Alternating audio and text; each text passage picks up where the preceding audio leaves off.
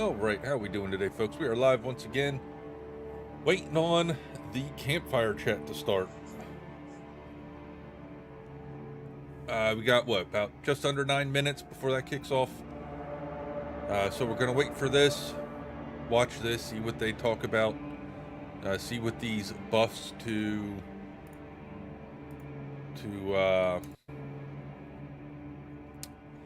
the Barbarian and Sorcerer are going to be. And what else they're going to talk about with the 1.1.1 patch. As always, I am EMGWictincei. This is Intrinsically Mediocre Gaming. What's up, Mikey? How you doing? We're going to try, while we're waiting, still got 8 minutes, to figure out why I can't adjust my volumes on the Stream Deck individually. So I can't make it lower for you guys without lowering it for myself. So I'm going to play around with that real quick while we wait for this to kick off and while I keep an eye on chat. Looks like Mikey's in the Discord. Probably jump in there here in a minute. I don't understand why this is not letting me delink these.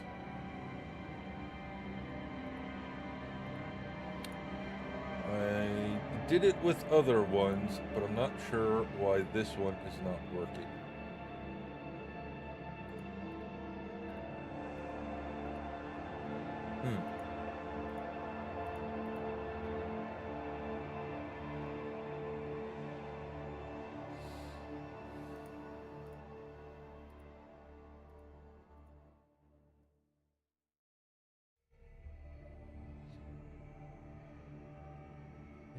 I don't understand it. Let me pull it up in this. I think it's in here. Yep, it's in here. That's why. God.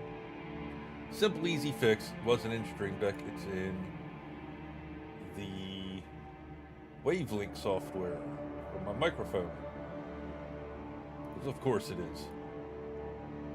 Now I can turn this up for me so I can hear it. And adjust it for you guys so it's not blasting out everyone else. Awesome. Alright, let's jump into the Discord here, see what Mikey's up to. What's up, Mikey? I did not want to pause that. Mikey. Oh, hold on, I don't think I have this set up with the right sound. No, I don't.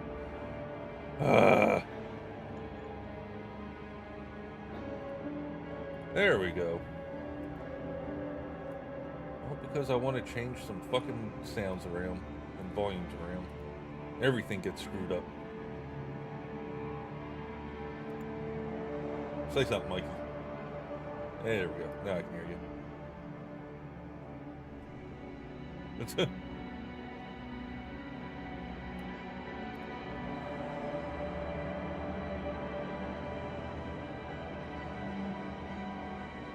Yeah, I was in the game for a little bit. I was going to go live around 1, like an hour ago, but I'm like, yeah, no. I'll just wait for their live stream to start, and then I'll go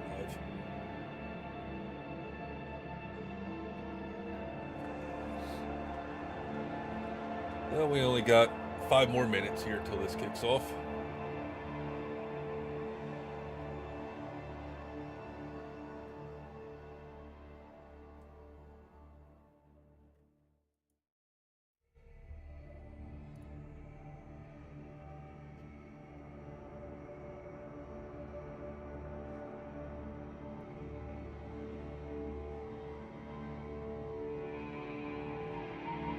Hopefully, they don't announce more nerfs with this patch. I don't think they're going to, but... Oh, I guarantee you. Guarantee you. No, they know they said they knew they fucked up with the last patch where they nerfed everything. And that they nerfed the game too hard, so hopefully they're not planning any new nerfs anytime soon. But you never know.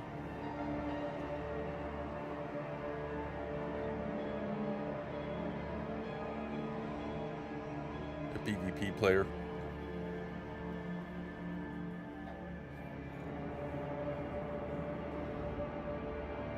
Might as well get 10 grand. That's what you need for the last one. I was thinking of jumping into doing that once this is over with. I saw that. I'm like, God damn it.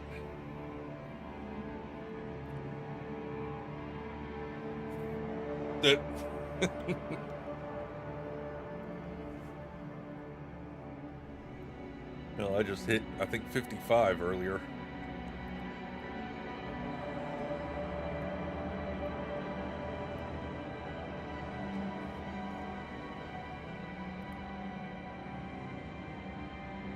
They say you would hear from them today.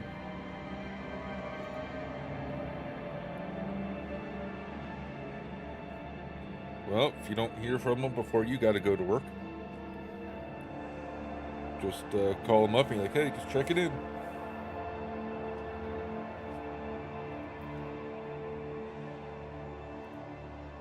Yep, that's all you got to say.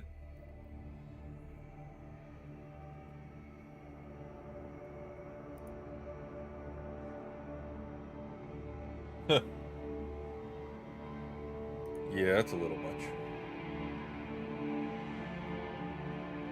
Ah, okay.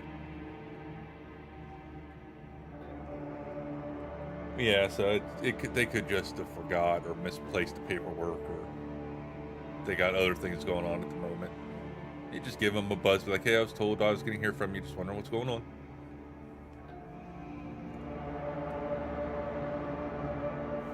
Don't call them every day doing that, but...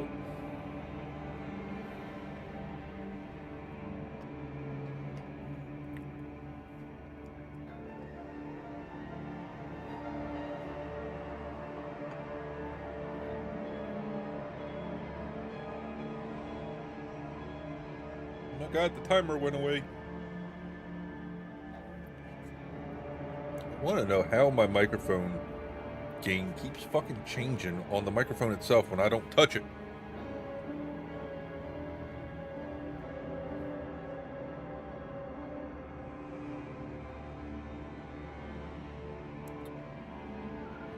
I would believe ghosts before I believed magic.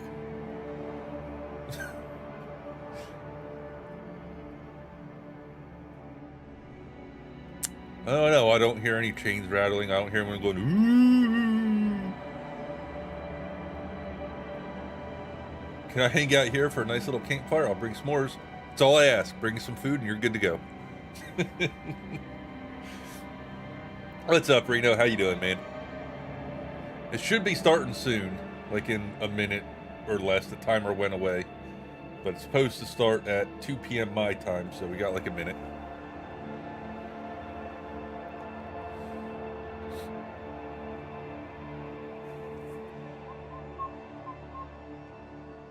Finishing the work week out.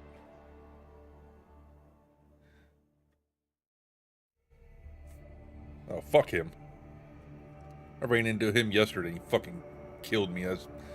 Just as I almost killed him, I ran out of potions and he fucking slaughtered me.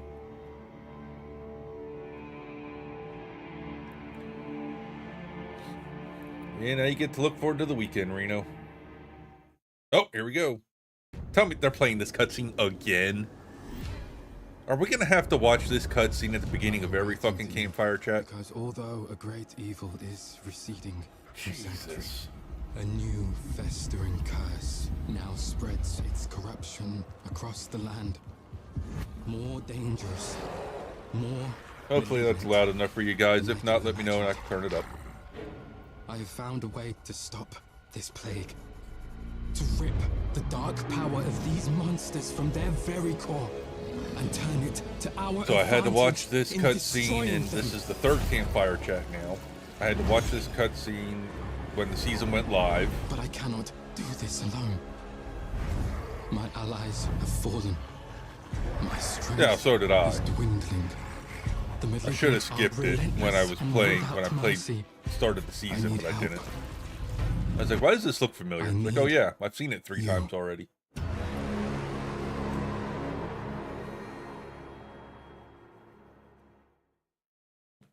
All right, here we go. Happy Friday, everyone. Welcome to another Diablo 4 Campfire Chat. My name is Adam Fletcher. I am the Associate Director of Community here on Diablo. Joined here by Joe Shelley, Game Director for Diablo 4, Mr. Joe Pipora, which you guys know of, and Joe as well, I guess. So, I mean, familiar faces. Associate Director for Diablo 4, and of course, Adam Jackson. Brand new face here. He is our lead class designer for Diablo 4. We have a lot to talk about today. Yes. In fact, just note, there's two Adams, two Joes, so this is going to get really confusing here. And we were thinking about, like, maybe we do like a battle royale or something like that to, determine who talks next. I like how the game directors are both in gray shirts. We actually do have a lot to talk about. And the other two were in black shirts. I would almost say this is like dev update. So you got the Joes wearing the same crap, and the Adams wearing the same color. Campfire Plus, yeah. Easily. Plus. Yeah. It was like New Game Plus or whatever. Okay. But we do have a lot to talk about, specifically around patch 1.1.1. Did I say enough ones? Yeah, you did. 1.1.1? 1.1.1, patch 1.1.1. We did. We are going to talk about some balance changes that are going to be coming to that patch. And of course, we're also going to be talking about the dates of when that patch is actually going to be hitting. Tomorrow. Along with when players will be seeing the patch notes, which will be well before the actual patch does actually hit. But we'll talk about that here in a second. That would be nice, seeing as how we didn't see the patch notes for the other patches until they got released. To talk about. Even when you said you were going to release the patch notes ahead of time. I will actually throw it over here to Adam Jackson, because I know he wants to talk a little bit about kind of like the class balance and what we're thinking about for 1.1.1. Yeah, totally. Glad to be here. We have a lot to talk about. Yeah. So first I want to kind of frame this in our goals and what we're going to be doing in this patch in the immediate future, and then talking a little bit about kind of how the class team feels about classes and kind of what we're thinking in a more mid to long-term space. So for this patch, we've got a lot going on. One of our goals is kind of, I think, obvious to the community. We want to kind of improve the effectiveness and the fun of the Sorcerer and the Barbarian. So we've got a lot of changes coming in there, and I think I want to frame this in two ways of kind of what we're thinking about the Sorcerer and then what we're thinking about with the Barbarian. Because they both have, kind of different things going on. For the Sorcerer in this patch, we're focusing on reducing something that we call Kiss Curse mechanics, which is kind of, I know, a very designery term.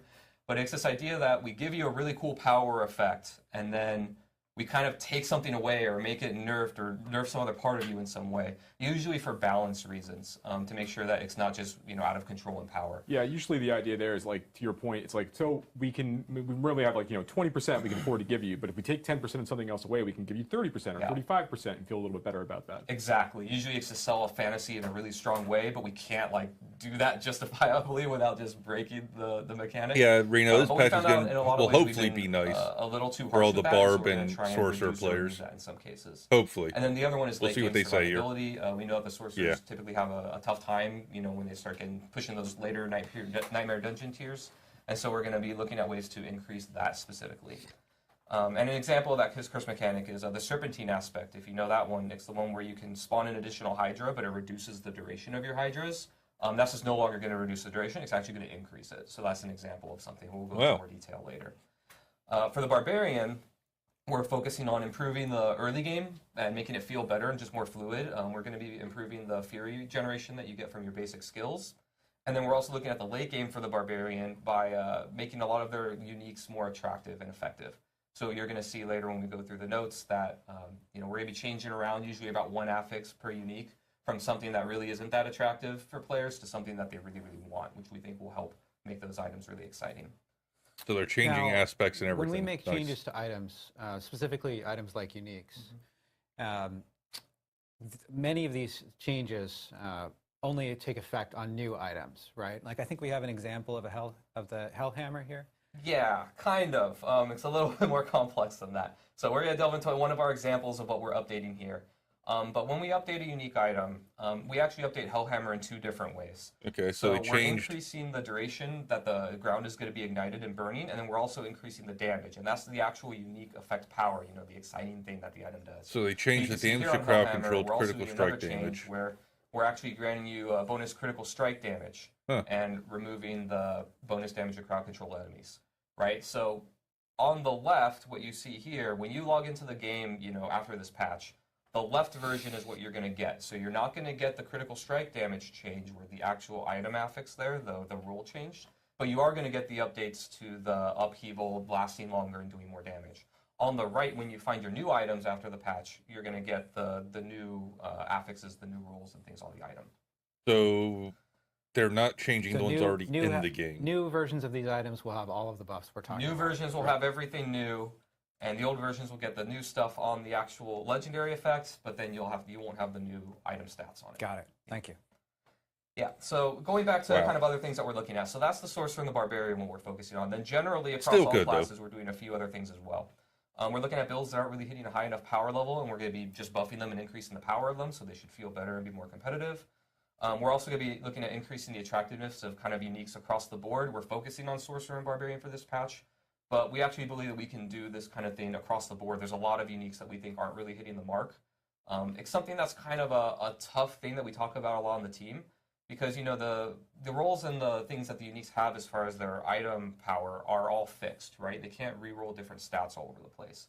So we could very easily just make all uniques really good by putting all the best stats on the items, right? That's an easy thing to do for us.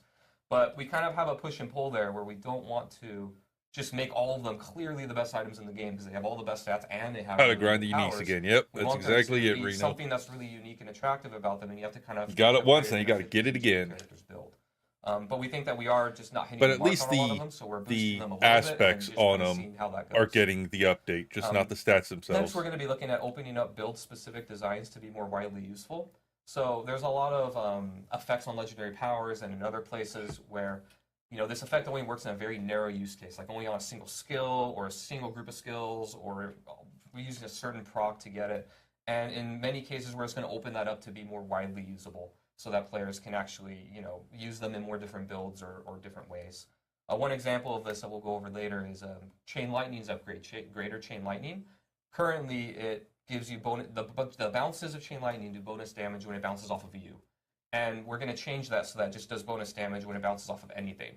So instead of being kind of a narrow use case where you're only using it like on a boss or a single target enemy and getting value, you'll just get it a lot more often. Nice. Now. Yeah, it feels like a much better lightning range skill now in that way. It's easier for me to clear packs. That's good. I like that. Yeah. So Chain Lightning might be that's kind of viable what we're looking again at for this patch. Okay, so we talked last week about sort of our things that we want to do, like going forward in the game, other things we want to do. Not all of that stuff is in this patch. Yeah, right? No, we have a lot of talks on our team. We have a lot of things that we're thinking about and going on. I thought it'd be really good also to kind of talk a little bit about how we feel about more longer term goals and things about the game. So these aren't coming in this patch, but things that we're thinking about that'll come in the future that the team's kind of focus on. The first one is kind of finding ways to bring different types of damage closer together. As I'm sure many of you in the community know, vulnerable and crit are really, really strong right now. Kind of a lot of the meta is about, you make an enemy vulnerable and then you do bonus damage to them. Used to be the meta. Ain't the fucking meta anymore for vulnerable. As you can, and then you blow them up, right? Our game actually was foundationally made with other types of builds that aren't only those in mind, right? We have like damage over time or dot damage, things like Firewall or Shadow Necro does a lot of this.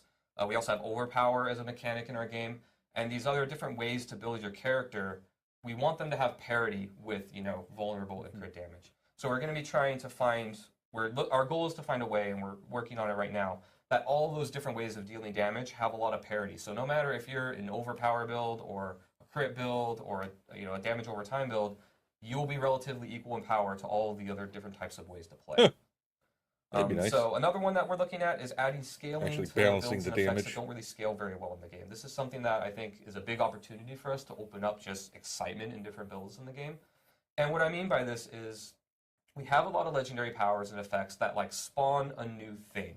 An example of this is on the Barbarian. There's some legendary powers that spawn earthquakes or dust devils. Another one is the Necromancer has things that leave shadow trails on the ground that deal damage. And these things, they deal what we call flat damage, which is we give it a damage number, and then that's how much it does, and then that damage number kind of scales with player level. But what we find is that a lot of these things are really good in the early and mid game when they drop, but then when you get to the really late game, they kind of fall off really hard. And what we want to do is find ways to add scaling so that the player can opt into making a build out of these things. So if I want to be an Earthquake Barbarian or a Dust Devil Barbarian, I can actually do that, and it's supported by the game. So that's something that we're really excited about. Yeah, I'm hoping Overall, Bleed what we've gets built a also rework, Reno. Ultimates are kind of It's in this nice, range but as it's well, not as a where more it needs to long-term be. goal. But similarly, a So lot I'm of hoping ultimates when are they're really with strong him in the talking early about and mid game balancing to the take, and it blows damage up the like screen, that, feels great. I'm And in the hoping late it'll game, bring it up. a lot of ultimates that we see that are used because they buff the player in some way. Yeah, or they don't blow up the screen the same way anymore. Yeah, right. I want you to be excited to use Bone Storm because Bone Storm is awesome, not Yeah. because it gives you a buff, right? Or Yeah. Grizzly Rage or other ones, right? So that's kind of something that we're thinking about in the mid to long term to make the game kind of open up and have more builds available. So we've been talking here a little bit about sort of our philosophy here. We're about to get into patch notes. We're about to talk about Sorcerer.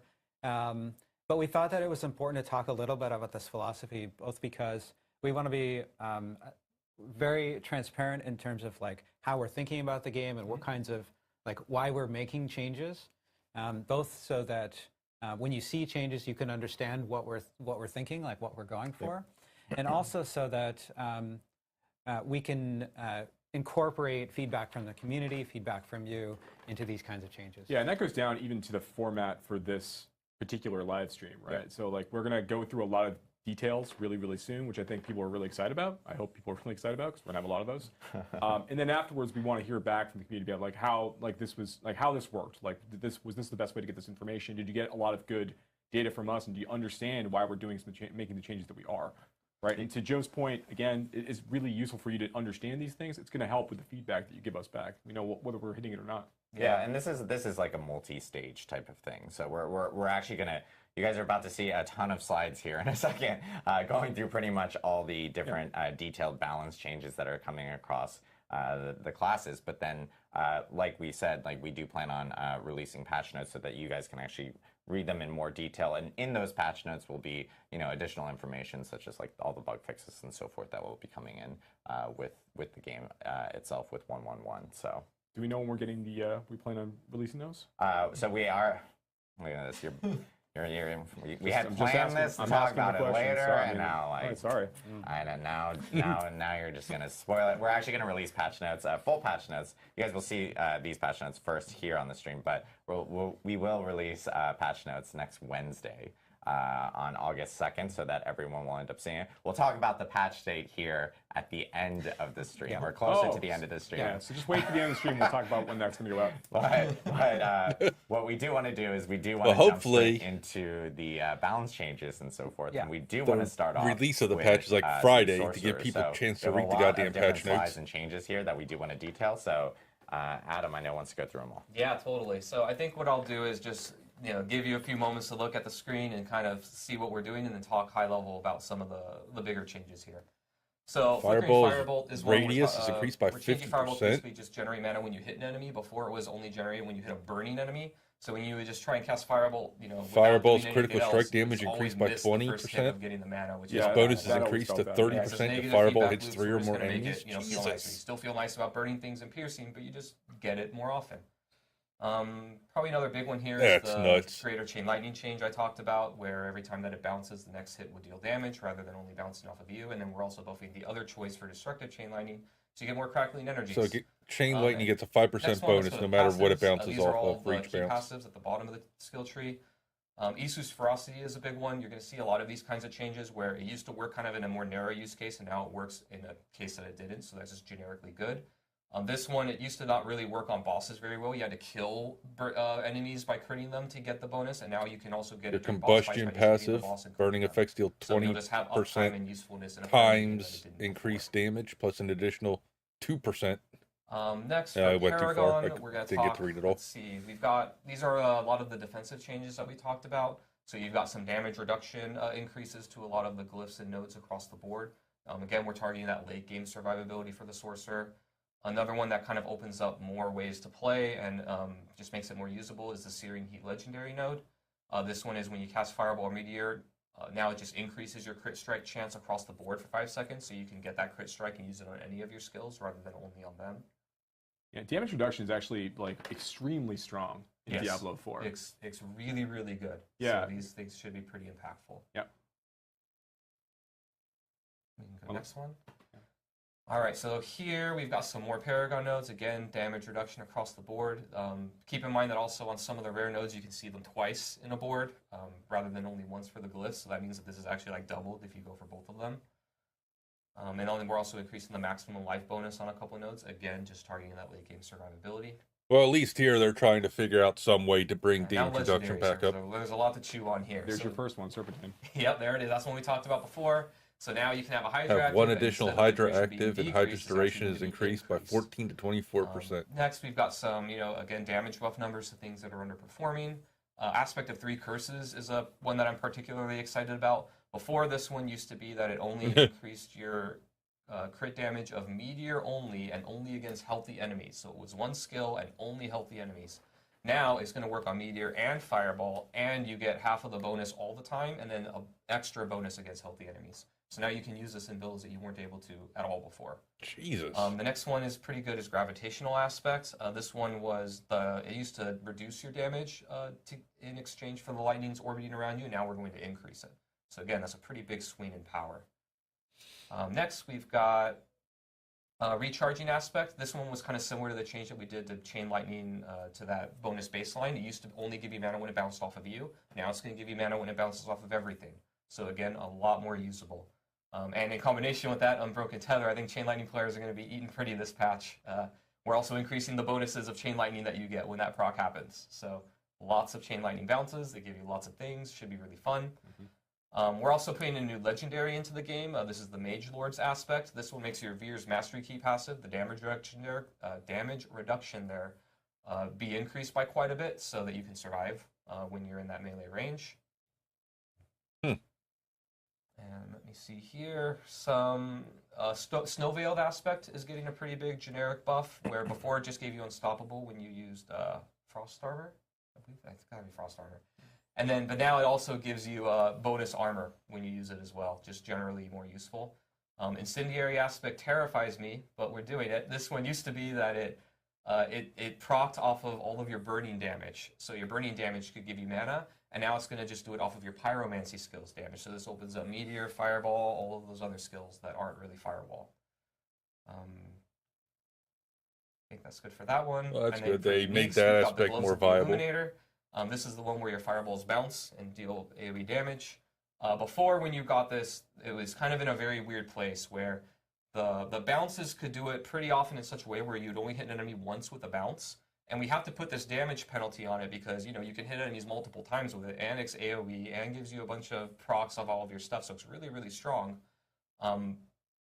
But because you could only hit an enemy once, a lot of times this was just a damage nerf for your character. Yeah, you'd bounce it one time on a monster, and Yep. that was that. And now you got nerfed for getting unique, right? That's That never right. feels good. So we reduced the distance that it bounces a little bit, so it should be more easier to consistently hit an enemy twice. And then we also reduced that damage penalty, so now no matter what, if you hit an enemy twice, it's a damage bonus.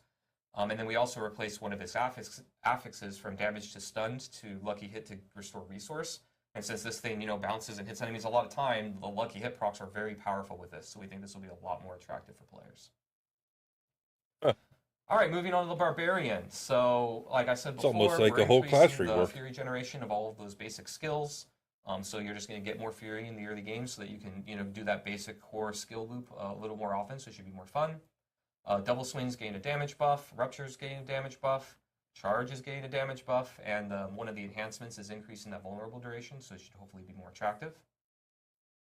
One thing I do want to note is even on if we go back to the other slide, Sure. a lot of people are going Fury gain 11 to 13 and 10 to 13, and they're always noting well, that doesn't feel like a big number and so forth. But I think By players, percentage, it's really big. Yeah, by percentage, it also it's actually scales really with a big. whole lot of other stuff. It gets spooky when we do too much in a percent wise. exactly. So I just think because of how everything works in our game. I think You do a people rupture build, Reno? are Nice. seeing some of the smaller Well, you numbers. just and not got a hell of realizing a that, damage other buff. Things obviously, it scales with other things. Well, and you other, will when the release gets and it put out, mixes the in with patch. whether you other gear that you have and so forth. So this is just the baseline number, and you have to remember that obviously when that number gets tweaked, everything else gets tweaked. That gets. Want to point that out too when we do damage increases where it might seem small because it's increasing the base that everything else multiplies and scales on. It can be a bit. I mean, sometimes it's not as much. We can go and do it again, right? But it's scary and risky. So we have to think about that because it's very easy to be like, oh, just make it 20. And now, late game, you're just You're getting a bashing 25% buff there, Reno. back or something, right? Right. So, All right, so Violent Upheaval. This one gives you Berserking, and it used to be that you had to damage 2 or more enemies or 3 or more enemies to get a better buff, and now we're adding bosses to that. So when you're in a boss fight, you're just going to be able to get and chain that Berserking. Again, making it usable in a part of the game where it didn't used to be. We've also got Gushing Wounds is one I think worth calling out. This is the key passive. We're increasing the scaling of your bleed to crit damage. Oh, and then wow. also Well, your there bleed you go damage for when your you roll to bleed. power an enemy is going up significantly. Yeah, that's huge. Getting a Yeah, 15% so now when you bonus overpowering that damage AoE to your Bloodburst, it's actually crit. going to do quite a bit of chunky damage, we're hoping. Walking Arsenal is another one worth calling out here. We heard some feedback that it's really hard to keep up all 3 of your weapon types when you're doing Walking Arsenal. Usually 2 is fairly easy. You can have a basic and a core that are different weapons, but getting that 3rd one to consistently happen, especially if you're using a cooldown skill like Charge or Leap or something like that, it can be hard to maintain that. So we're just increasing it to make it more forgiving, which should also increase all of those legendaries and other powers and uniques and stuff. That was possible for me when I had Deathblow charges, but whenever I was only running like 1 Deathblow charge at a time, like that build just didn't. Yeah, really come Deathblow's online. probably one of the more one of the easier ones to get, and even then it can be a little hard, right? Yeah, for sure. This is great. It opens up a lot. Yeah. So next, let's talk legendaries. Let me see. One of them, the aspect of Unrelenting Fury here, is one worth calling out, where again, you're going to get a benefit when hitting bosses, so now it's useful in a part of the game that it wasn't used in at all. Another one is the aspect of, or 2 Earthquake aspects there at the bottom, Bulkathos and Earthquake. We're increasing the amount of damage reduction and damage bonus, so if you want to do that Earthquake build, like I said before, we want those Earthquakes to do damage and be meaningful, but in the meantime, while you're standing in them, those buffs on you are going to be a little bit more powerful, so hopefully we can incentivize people to go through that fantasy. All right, next, so uniques. We've got a lot of stuff here with Barbarian uniques. Again, the high-level goal here is we're generally improving just the base thing the unique does, and then also trying to replace an item stat that wasn't very attractive or not as attractive with one that we know players really, really like to make these meaningful for them. So Fields of Crimson, this is the one where you do blood pools when you rupture enemies. I don't know how I feel about We're this increasing magnum the opus. damage. We're increasing the damage that enemies Physical take standing damage in pools, which is a pretty It has good to buff. do more damage And then than we're also vulnerable, since they changing nerf rupture cooldown vulnerable to hell reduction and with back. bonus crit strike damage. And again, combine that with the bonus in the key passive where the From bleed 11 to damage, 70, right? yep, where that scales better. That'll just be quite a bit more damage across That's awesome. the board. Hmm. Hellhammer we talked about. Ramalandi's Magnum Opus, we're replacing the physical damage affix with vulnerable damage. 100,000 steps. The base affix of the boots, we're replacing the evade cooldown affix with just more evade charges.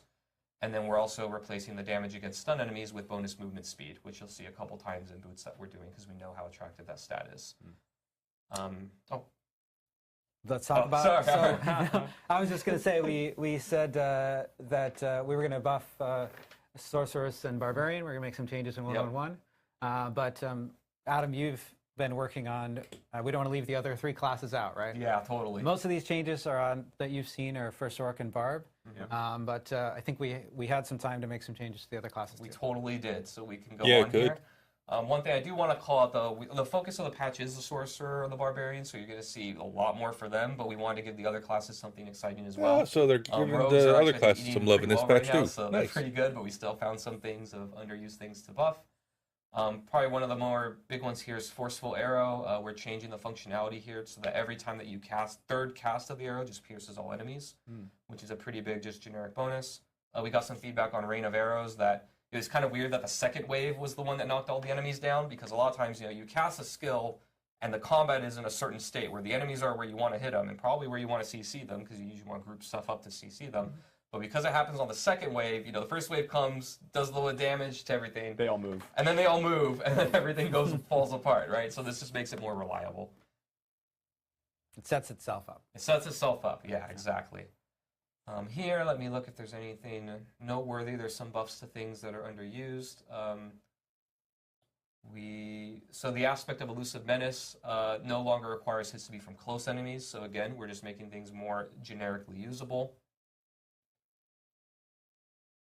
And then for uniques, kind of similar to Barbarian, we found some room here to make a couple stats replaced with things that we know are really, really attractive. So in Wind Force, we replaced the all Place with stats cooldown affix with reduction. bonus vulnerable damage.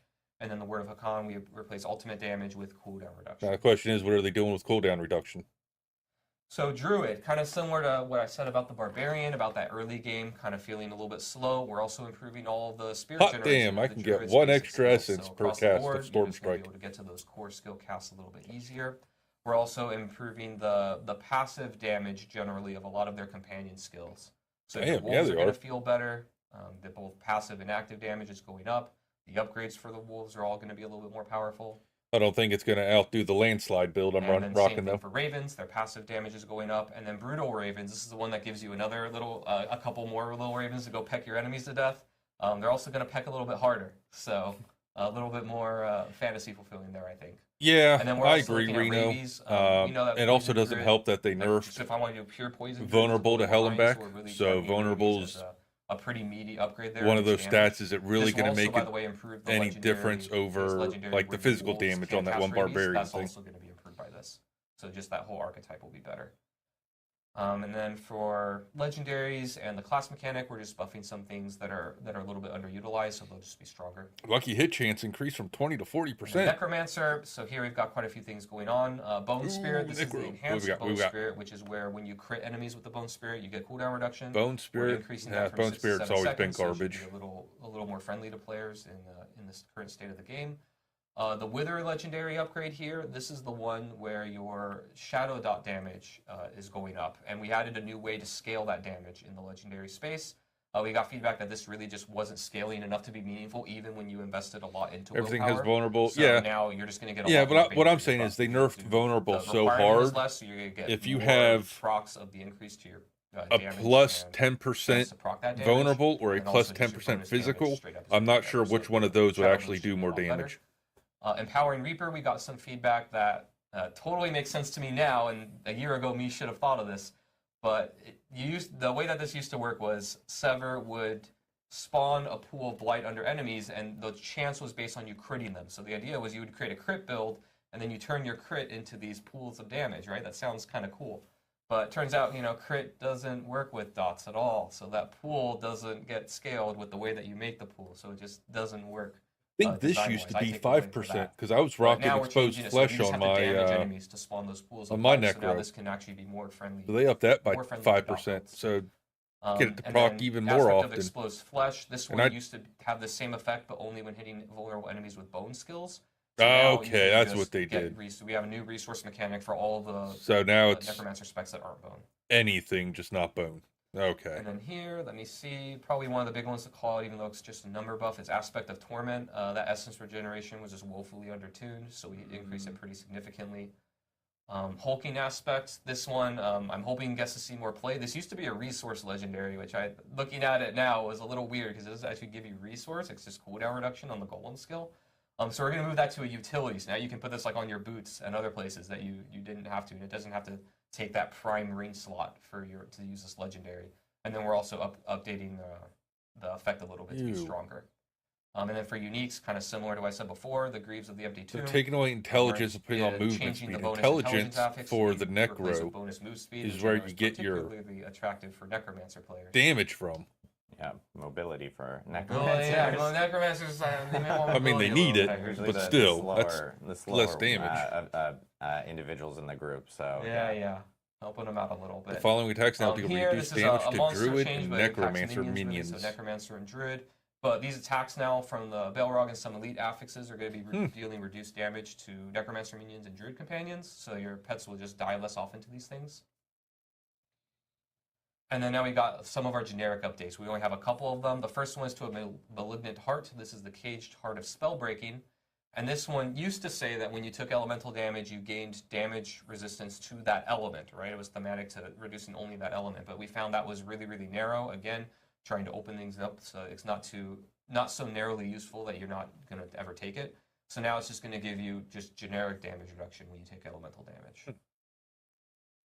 Any And then damage our reduction's last one nice. here Temerity. for item updates is Temerity. So we got a lot of feedback on this one. It's funny because when we launched the game, we thought that this item was crazy and going to be really, really good. But then we realized due to the stats on it that it just wasn't hitting the attractiveness that we wanted. So even though this terrifies me, we're going to bump it up and see how it goes. But we're going to replace the all stats affix with bonus max life. The barrier is now also going to be scaling with your maximum life. and it'll properly be working with other barrier legendaries where you need a barrier to do certain procs and things. This will now proc with that as well. So we think this is going to be a pretty big buff to this item, and hopefully Hell you'll see yeah. it in your like max life and increase of healing. It's a hell of a buff to temerity. Yeah, so we have a ton of updates coming to the classes. Yeah, a lot of that stuff. We literally lot of just went stuff. through. It's quite an almost like an encyclopedia of stuff that, especially on the barb and sorcerer classes. But I will say that it's nice that we got some stuff in for the rogue, necromancer, and druid players as well. Making sure that we kind of like buffed up some of the more undertuned stuff that we had Actually, seen. Temerity, one yeah, more it's gonna be a caveat hell of a to all nice that. buff, I should have you said know. this at the beginning. It's not final yet. Not final This yet. is That's why planned. you probably saw the little the watermark odds are animal. very high. We do 90% of it or most of it, maybe even all. But as we get into the weeds of things and we're updating things, some things may change. So this is our plan. It's very likely it'll be at least most of it, if not all of it. But it's not completely in the game yet. So There might be Well, some number it's- tweaks, basically. Yeah, we always add a small caveat just because things are still going through testing right now on our side. correct. And we It's want to going make through sure. testing, all that stuff. Yeah, so. we want to make sure we're not completely. I'm very careful. I always caveat, not final until you see it in the Adam's, game. Adam's but- being very cautious about Yes. it. I am It's, very it's cautious not of going to it. be, you're not going to experience something that's totally different from what you just That's saw. right. That's No. why. That's also It'll why we're be not most releasing of it. patch notes today, and we're going to actually discuss when patch notes will be released We will. later on Yeah. the stream. Yes. We'll reveal that. And one thing I do want to Fucking note is, Joe, like, screwing the- everything up. I'm seeing this like a little bit in chat, and people are Yeah. going like, "Hey, you guys are adjusting some tweaks with, like, for instance, like druid summons and their minions." Same thing with like there's a lot of questions about like, hey, what's the overall plan on like minion builds and so forth in the future? Is that something boy. you guys are still going to want to work on, look at in the future? I This can is talk not about just this a- for a very long time. Better. Yes. Druid and Necromancer are a little bit different, so I guess I'll talk Necromancer first. So Necromancer minions is absolutely a core fantasy of Necromancer players, that minions are cool and awesome, and that you can raise the dead and have the dead fight for you. That is core. Minions, it turns out, in all games, not just ours, or summons or all that, are very complicated and hard to make work. They have a lot of moving parts that are different than every other class and build archetype in many games. They have AI, they have a passive and active component to them typically. There's a lot going on. So in this patch, we're not touching the Necromancer stuff a lot. It is on the team's radar of looking at the ways that they scale, looking at the ways that things proc with them, looking at just the combination of passive versus active activity that we want the player to do there.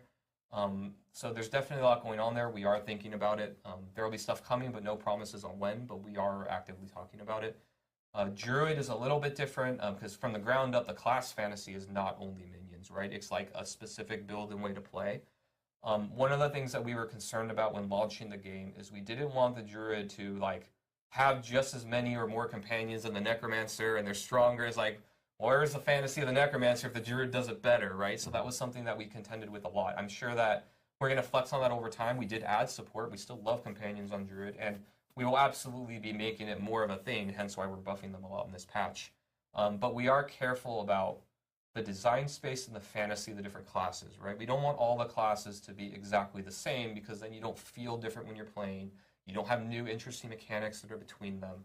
We talk about that a lot on the team. It's very easy to be like, hey, just this class doesn't have this and it's fun, give it to all the others, right? I think Necromancer and move speed is part of that, where we overcorrected a little bit, where like we didn't want them to have a teleport or dash, right, like a rogue. If Necromancers are dashing around everywhere, that's a weird fantasy, right? But not giving them enough movement speed options at all, I think, is something that we're coming back on. Yeah. So, but it's a push and pull, Yeah, right? that's It's on a good. spectrum of Necromancer how far do we go had, into like, another class's 0 fantasy movement or an speed archetype that crap doesn't that make they could sense spec into. fantasy-wise versus keeping true to the core and finding clever ways to fix it, or we can't fix it and we do need to bend a little bit. And Yeah, it's it's- always a conversation. It's also interesting to see that the feedback, particularly on Druid companions, like we knew that they were really cool, but like the number of Druid players who are looking for more ways to kind of make more companion-focused builds is maybe a little bit higher than we expected. Yes. So this is one of those situations where, like, kind of in response to the fact that players are really hoping, like, Druid players are looking to go after this fantasy of, like, I am the master of the animal kingdom, and I'm going to have all these and nature, right? I'm going to have all these buddies with me. I think it's kind of like moving our hand a little bit. It's like, oh yeah, actually, there is something really cool here. There is fantasy here for us to really latch onto, and more that we can do. But to Adam's Absolutely. point, it's still very important we make sure that the Necromancer feels distinct and the Druid feels distinct after these changes go in. Correct. It's the eternal struggle for us on class design. Yeah. We also have a lot of like quality of life items that we wanted to talk about that we actually kind of hit on last week when we were talking on the Campfire chat that would be coming in 1.1.1. And I know we wanted to talk a little bit more about those here. I know we have some changes coming for like monster density, for instance. Yeah, I want to talk about monster density.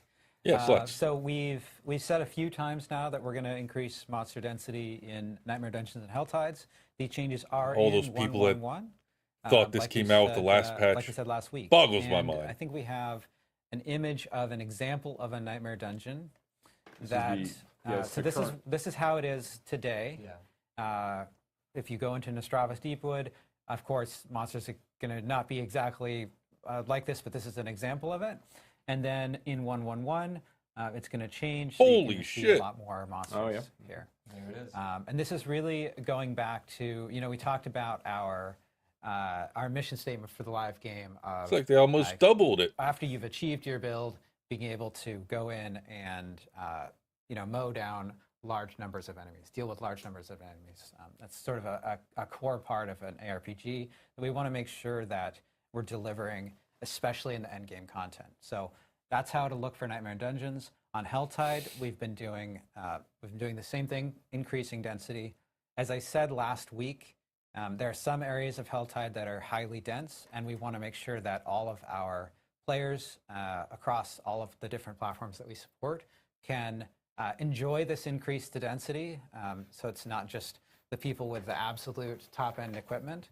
So we've also been making sure that as we bump up these densities, that we're doing it in a way that performance stays reasonable. So you can actually, like, if we bump up density and then the game turns into a slideshow, we didn't actually make the game more fun. Even though there are a lot of monsters, so it needs to stay performant at the same time. So we've been working on that at the same time so that we can really hit that target. And this is something too that when 1.1 comes, 1.1. 1.1.1. We gotta have like Triple one. We gotta have a different name for these patches. For these patches, it's fine. It's fine. When that comes out, we're going to be looking at the density there and seeing how close it comes to this mission statement, this goal, right? And if it's not hitting this goal, then we're going to keep working toward that goal. So we really want to make sure that it's capturing that fantasy of mowing Hope down. they eventually Yeah, it's a great goal for us to line ourselves around too. Right? talk So once about we're able to why capture the data hell from, players when online I'm and see next how to players with someone different, like, PC specs does or my what game need to interacts load with their spaces. stash when I It's gonna have continue to inform us and let us do, nothing to do with more, their stash. More and more double down some of these decisions as we go. That's just a performance and then hit I that know doesn't we need to have, be there. some changes coming in regards to bosses and so forth as well. That's right. So we didn't talk about this last week, but we have gotten a lot of feedback before about the about players, particularly like in World Tiers 3 and 4, fighting like dungeon bosses and world bosses, and being able to go in there with their enhanced power. Now they've got like some uniques online. Their build has really come online, and they've got like a lot of like damage to vulnerable targets. You know, like they're mowing through some of these bosses faster than we expect, right? So, or rather, fast enough that's not really challenging and not really engaging. So we are boosting the health of bosses in World Tiers 3 and 4. At brackets as you're kind of going up the experience. But in exchange for this, in exchange for making some of these pieces just a little bit harder as players are going through them, we are also going to be making a change to the rewards that you get going through these. Yeah. So now, like after 1.1.1 goes live, dungeon bosses starting at level 35 even. So this is before you even get into World Tiers 3, 4, and 4. And then it's the so once you've done that, or once you've killed those, you're going to have a guaranteed legendary item drop in that space. And that's going to carry up as well into World Tiers 3 and 4. When you complete a Legion event, that's going to also give you a guaranteed legendary drop starting at level 35. There's a chance before 35, but there's guaranteed at level 35. You're going to have one pop in. And then another Butcher has a 100% chance to drop a legendary as well, because he's a boss, of course. And then another really big one is we got, and this is funny, I did it.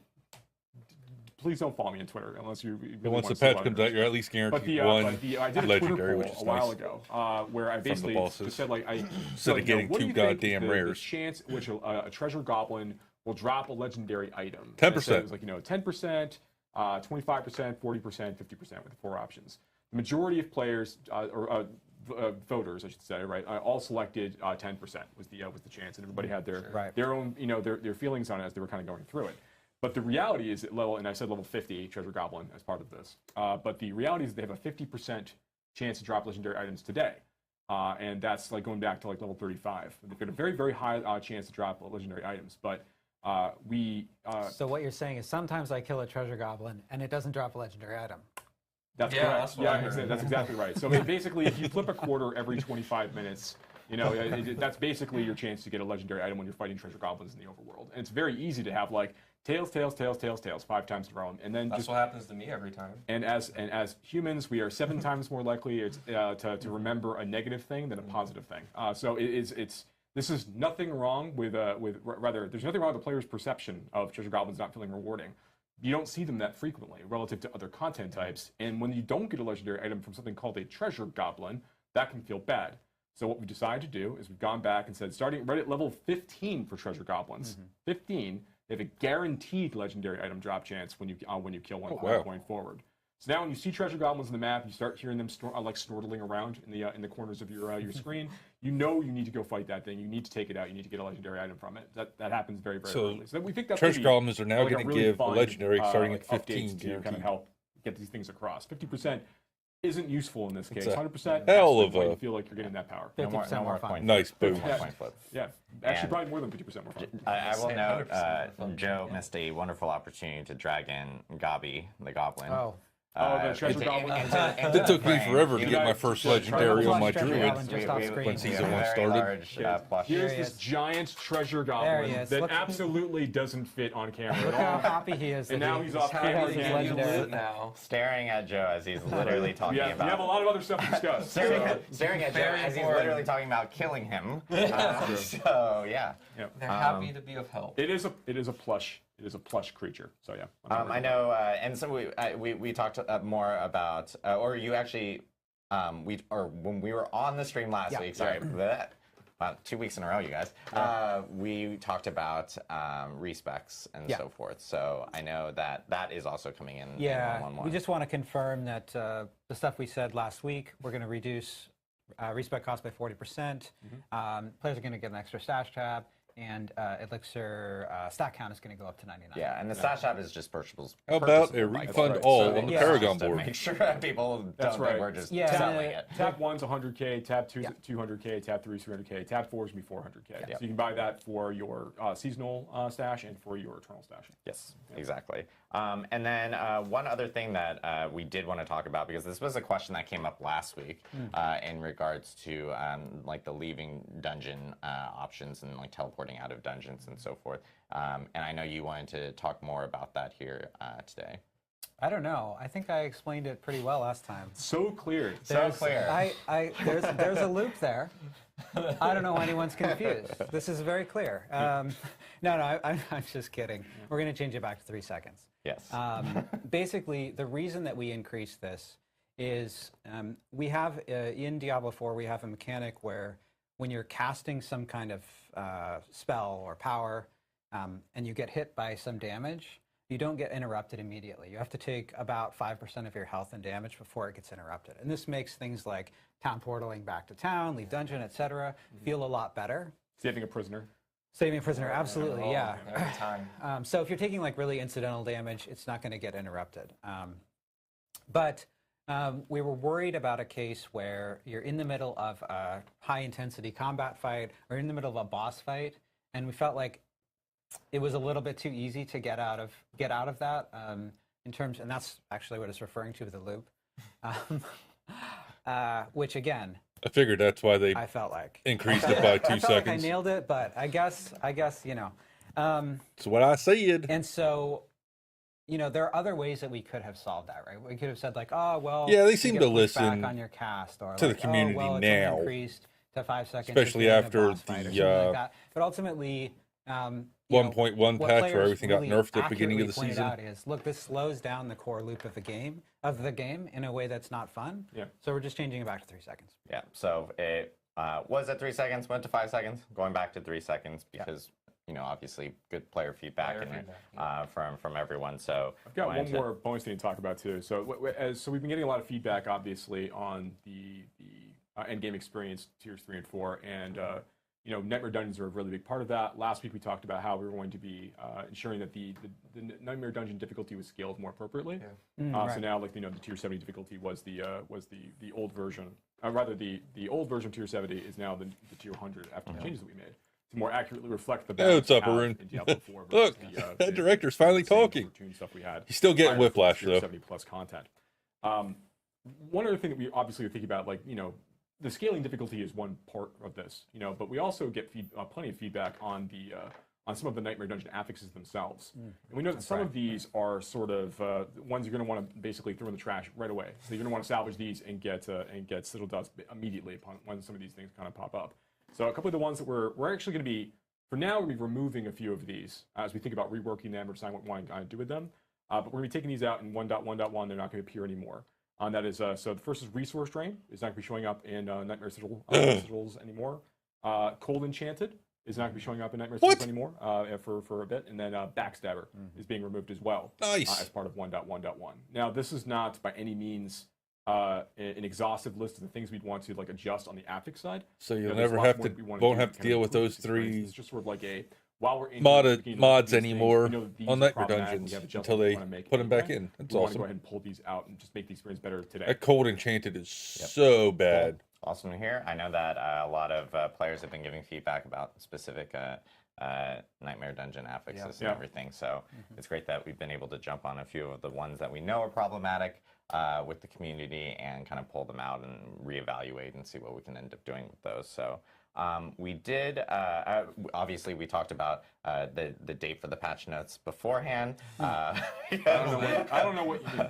But we I don't do know want what to you mean. specify that we are going to be releasing patch notes, full patch notes next week. It's actually going to be on August 2nd next week on Wednesday. We'll be releasing full patch notes. And then 1.1.1 is going to be coming out on August 12th, which is Tuesday. So players will... Did I get those dates right? Yes. I'm doing this by memory. I'm doing it by memory. No idea. So. I've seen so many calendars in the last day. Tuesday after. Oh, sorry. It is. No, I lied. think it's It not is the August 8th. Yeah. See, this is dates. Just Everything's flying a through blur my right head. now. August 8th. Sorry, August 2nd is when the patch notes will be coming out Yeah. in full, and then August 8th is when the patch will Tuesday actually after, hit. yeah. Sorry, I apologize. Okay, so I've not had a next lot of week, dates the week in my head after. over the past couple of weeks. Sorry, we so, buffed the date. Yeah, buff the Buff date. the dates.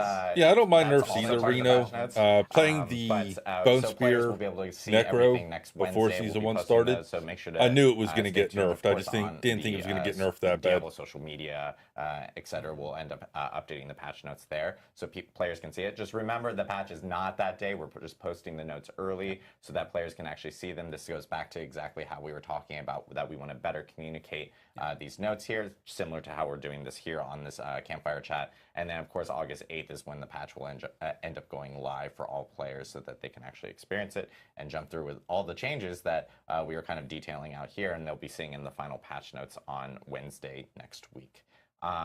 We do want to jump into Q&A because we just went through a whole bunch of stuff right here. I know one question that, as we start to populate questions, feel free to ask them in chat on Twitch, by the way, because we have chat enabled there. But I know one question, and something that we talked about last week, as we're waiting for questions to kind of come in, was about XP in later game, or for late game players and stuff like that. Do we have any update and in regards to that specific topic? Yeah, I can talk about that. So we did talk about this last week, and what we said then was that we are not looking to make the game feel slower across the board. We're not looking to slow down the players' XP gain rate in response to feedback about some of the other changes that we had made.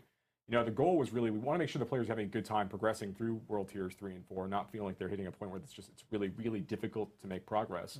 So in Well, response I'll to just some of put a this stuff, question we had gone Twitch. We'll through see if it and gets we had, responded to or not. raised the That amount of chat's moving experience so you gain fucking quick. from before the You only died to the 1.1 Cold patch. Enchanted on higher levels on your druid? Yeah. Cold Enchanted was horrible. Backstabbers was Nightmare okay. Dungeon completion from The Helltide Path resource opening, burn one on my from Necro Whisper sucked, Confusion, we went and because did when a I good had buff no on those actions to make them essence, feel, I juicier couldn't as do part of anything that. and I would just But now die. we're going through and we're updating density inside the Nightmare Dungeons and in It's Helltide going to areas increase as well. experience. Yeah, so all of all this to say, we are committed to increasing the speed at which the players been progressing through these later world tiers. We're not happy with the speed at which players are getting through some of this content and the kinds of behavior incentivizing as a result of that, right? We want to make sure that players feel that they can play the way that they want and they can progress at a decent pace. Saw a post on Now that Reddit. a number of these Someone changes, we do finished want off to the see the impact's season gonna be on the overall, and got, XP I think gain they rate said like across the 2 or board for players 3 and just see how rares different kinds of players are as their progressing. reward, So that when we and go they were through all and we make garbage, changes, so they which we'll salvaged make, them all right away. Soon, I think probably It's like likely that for, shouldn't happen. Season 2. When we go through and we make these changes, that's going to be informed by what we see players going through and what their experience is like now. Yeah, So it's really just a question of like how much are we going to make adjustments, like what's going to feel right, and that's going to be based on like what we see from players. We have 2 people actually asking pretty similar questions, but one was specifically calling out Adam Jackson and his thoughts on this, but but they both are very similar questions. One is from Febzilla, the other one's from Karnaga. I'm so sorry. Can I just jump in really quick? Can I ask chat a question?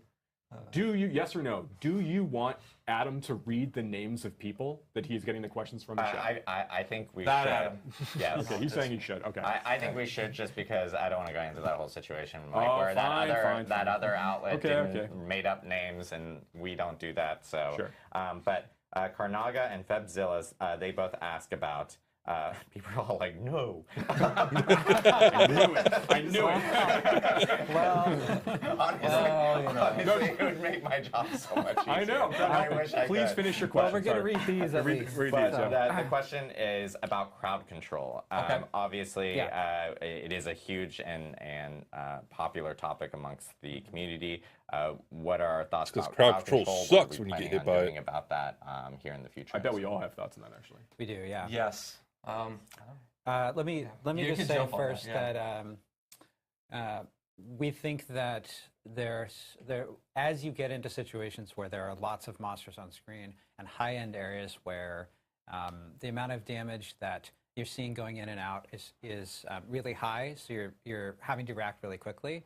Situations where you're being hard CC'd, or like stun or freeze or something like that, can be much more impactful than they are when the intensity and the pace of combat is lower. And so we want to make changes to CC to make that experience more fun. We want to do that. It's not in 1.1.1, but those are changes that we're looking at right now. Yeah. There's larger CC stuff that we're discussing internally that we want to kind of pair with a few of the big changes we have planned in the future. In fact, we're working on stuff like that for that right now. Yeah. There is a question here regarding. It's my favorite question because I always get this. It's from Cookie Drops. So, are you guys planning on addressing the issues related to like the imperfectly balanced on Necromancer, the decrep aura on Necromancer, and those are addressed in 1.1.1. Yeah, we fixed it. Those are we just didn't list all the bug fixes and stuff There's like that. a whole lot of bug fixes. Yeah, so you guys will see those with the final notes and everything, but those are addressed in this specific update, and it's something that I know a lot of people have been asking, going like, well, I can only add 1 point, yet it says I can add 3, and so forth. So most definitely being addressed in that. We've actually just been getting a general decent amount of questions related to resistances and what the intent is going to be with resistances here in the future. There's a ton of questions. Yeah, they're supposed to be lots fixing of them at names. some point. But, Sure, I guess like what's the vision on resistances here in the future? I talked about it a little bit. The vision is kind of, I think, what the standard vision of most games is, which is everything is impactful and meaningful and feels good, and you invest and get rewarded for those things at all times. But reality is a little bit harder than that. But that is kind of the North Star and what we're trying to do. The idea is that when you invest in elemental resistances, you will notice a difference in the damage that you take.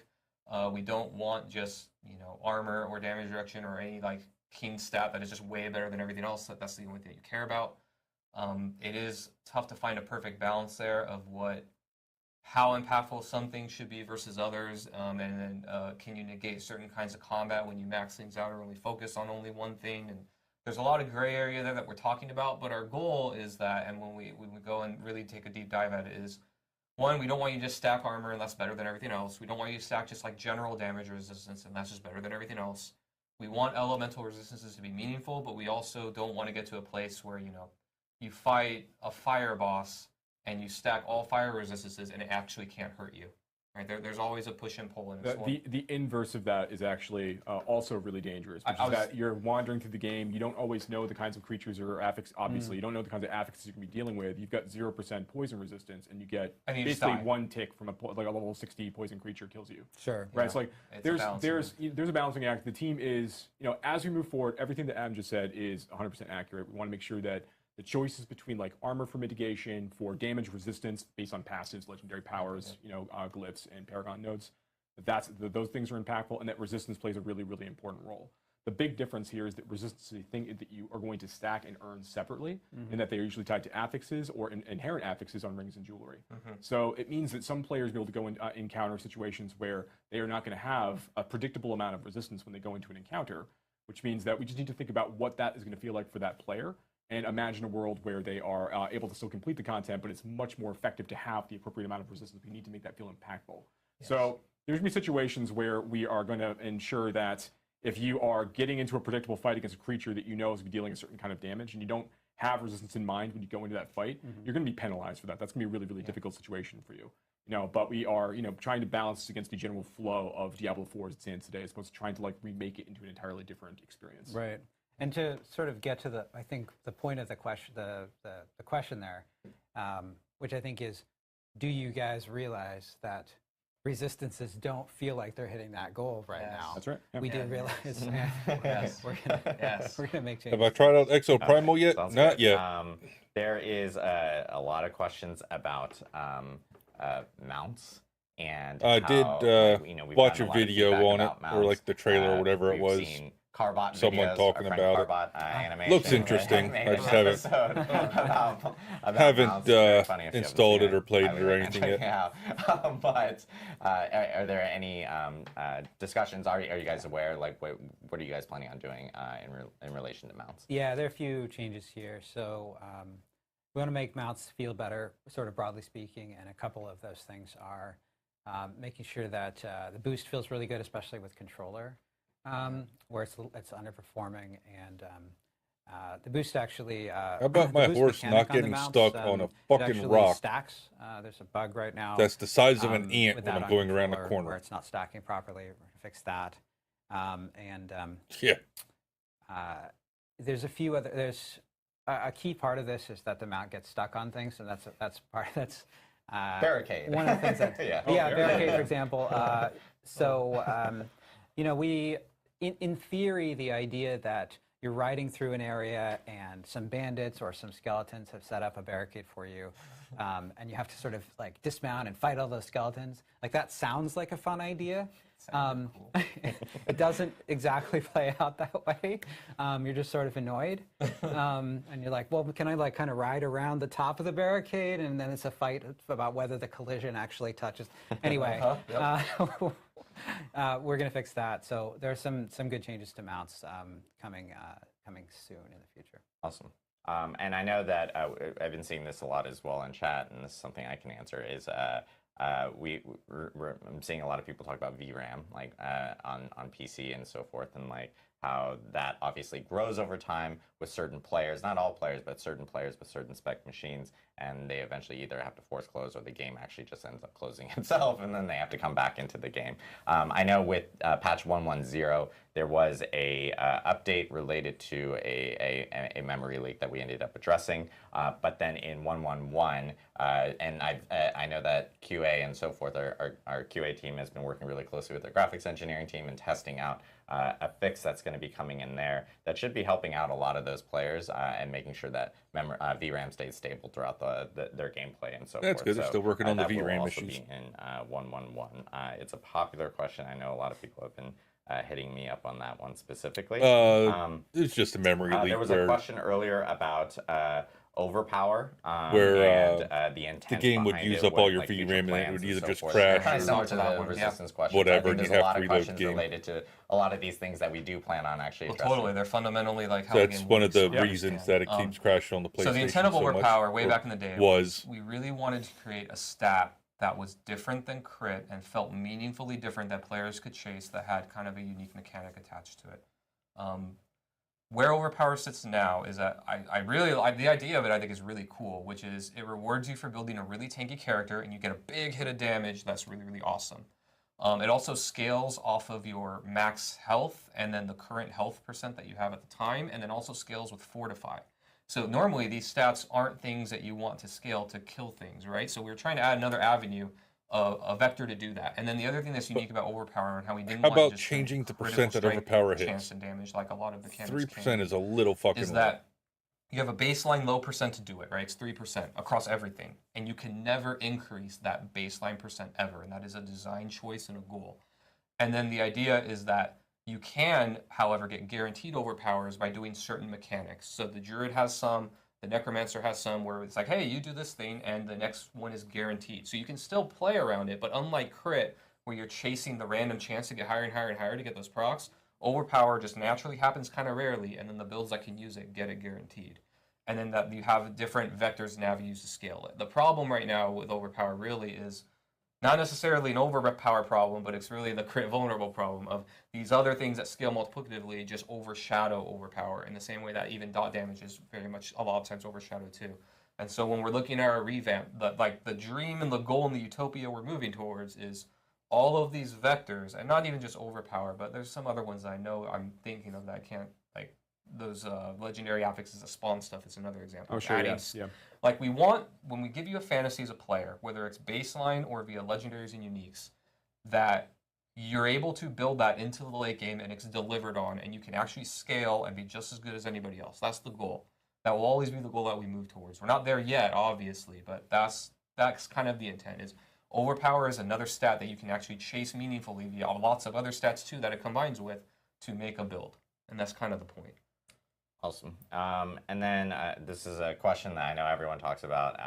I don't know if this group up here can fully answer it, but it's something that we can follow up on, which is the zooming in and zooming out on your character, getting a wider look of gameplay. God damn it! So Bring forth. up question about obviously there's like performance refund all for the implications Paragon to that, board. 'cause it increases the draw distance and so forth, and we have a ton of different platforms, so it has to be evaluated in any type of way if we were to make that type of change. Because even when it does zoom out on bosses and so forth, there's like some resolution or scaling and so forth that kind of occurs there. That's Please don't kill me, engineers, if I'm saying that wrong. But maybe that's another topic we can bring up during like another campfire chat with engineers, possibly to maybe clarify a little bit on that or so. Or we can just follow up separately after the campfire chat. But I know that's a question that a lot of people have been asking.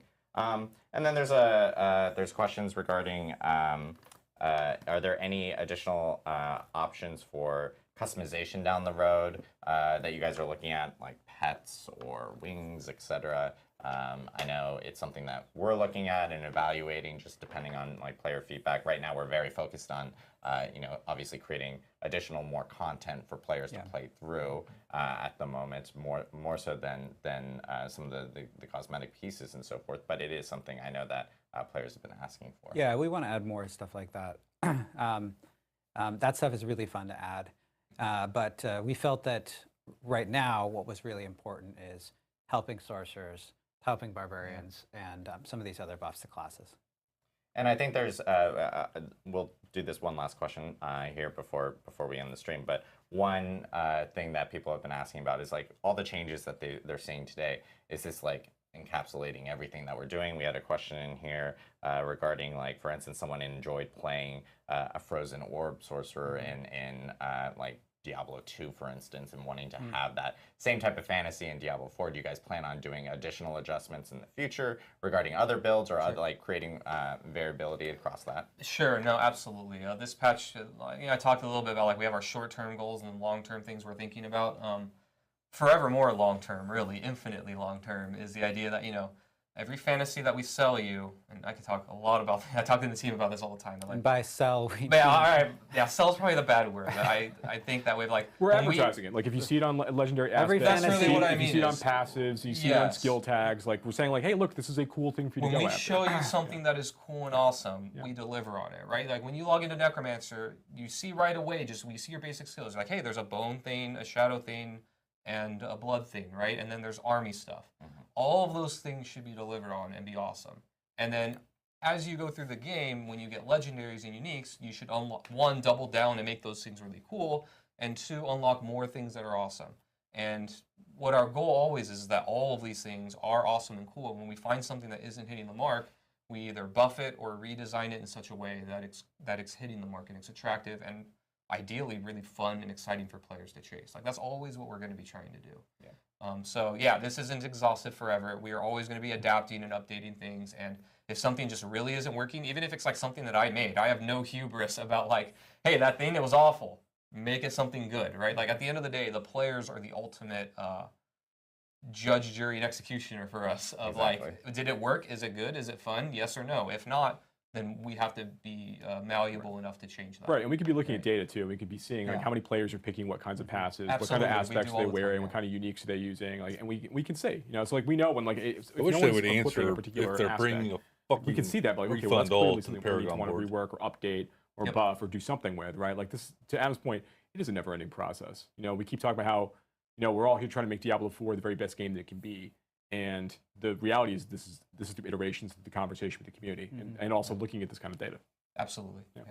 Awesome. Well, we have a ton of changes here coming up for 1.1.1 that you guys got to see here, especially for class changes. Thanks, Adam, for kind of walking us through totally. everything. Yeah.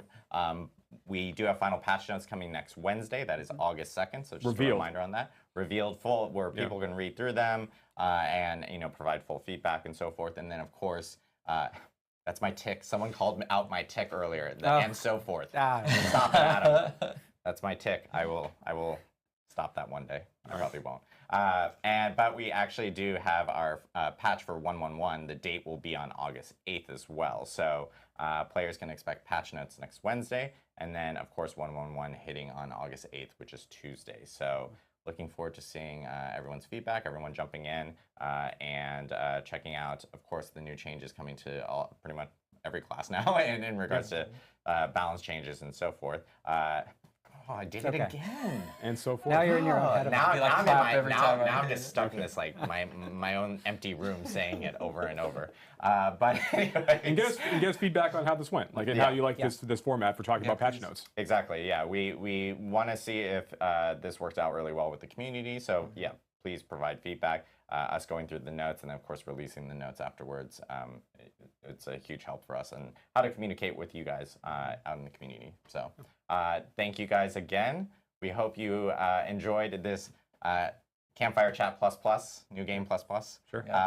And we will see you on our next stream, which we haven't announced on. We're thinking about doing some Campfire Chats with like maybe other teams here, whether it's our art, animation teams, audio teams, and so forth, just so you guys can see kind of a deeper look into some of the development within our seasons and Diablo 4 from other people. So we do plan on expanding these a little bit more, and of course, having Campfire Chats and dev update streams to talk more about the game, gameplay, and design, and so forth.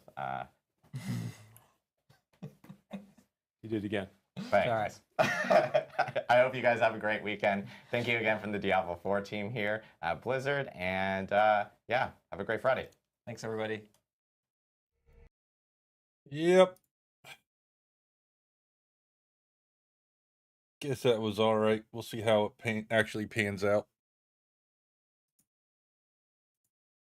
when the update's released.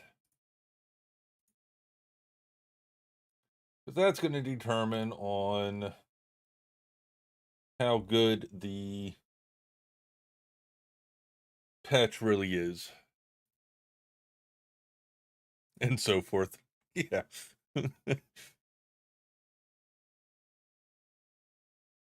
I'm interested in some of the changes, see how it actually plays. They really need to do a comment on if they're ever going to do a refund all option for the Paragon board. I know I'm not the only one requesting that feature. But we'll see what happens. This game is not being picked up for whatever reason. Oh, that's because it's not set right. Yeah, it is.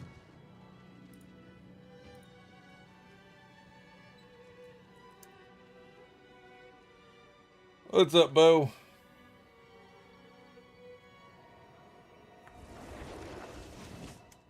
Yeah, it'll be interesting to see. Maybe I'll have to comment on Adam's next tweet and ask about it and see if I get a response. I think they're more focused on actual gameplay being boring, which is in my eyes. Yeah, I agree. Get the gameplay fixed, but it would be nice if they would say that, yeah, that's on their radar and something they're looking into.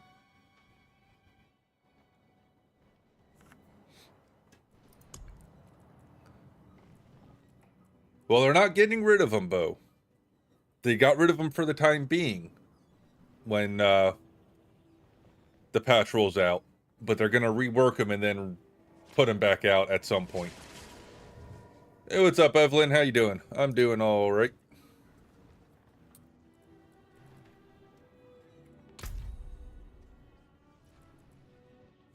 Look at you, Mr. I'm on world tier number 4.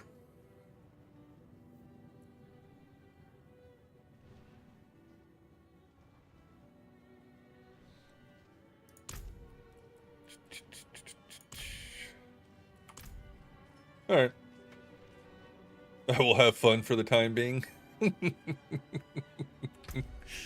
I'm hoping when they bring them back that they tweak them so they're not as bad as it currently stands. Because as of right now, thankfully on the Druid, the resource burn one's not bad. I can deal with it on the Druid. But the Cold Enchanted, when I see that sucker, like that one, I usually get rid of them right away. Because they're so, it's such a horrible affix to deal with that I usually don't hang on to them because I will not do them. How often do I stream? Every day if I can. Backstabber, you can't stand on Druid. See, I don't have a problem with it. With the Backstabber really on Druid. I blast them with my Poison Creeper for the landslide, and that usually that usually kills everything near me. What are my reviews on Kick? Yeah.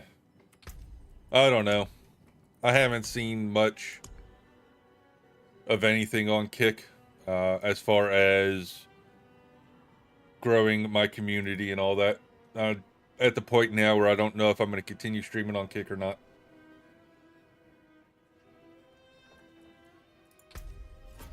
You like the hot tub? You like the hot tub bikini streams?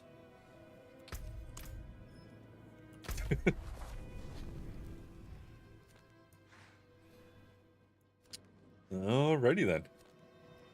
Because that's one way to do it.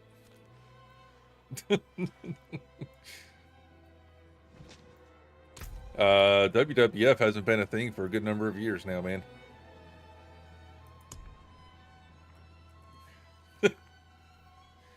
So now the WWE get it right.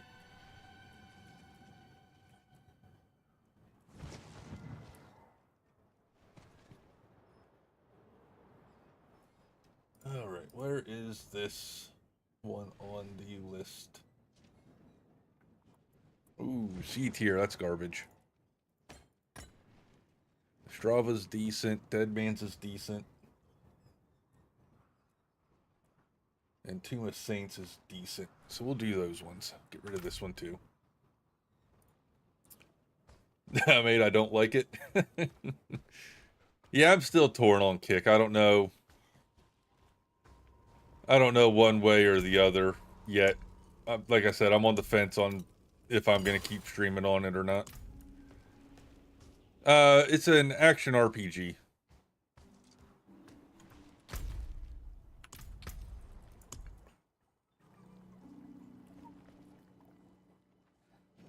Oh, let's do this one.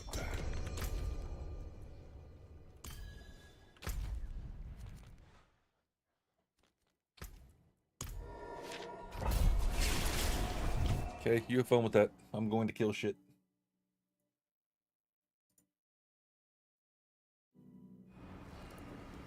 It's funny how money makes the real world turn and the game world.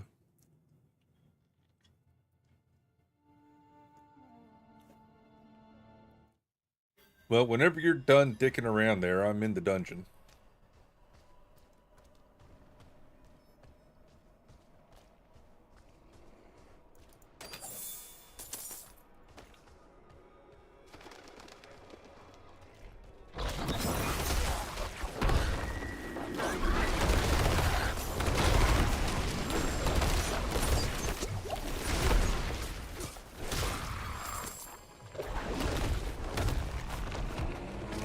Haven't seen this dungeon in a while. It's one of the new ones for the season.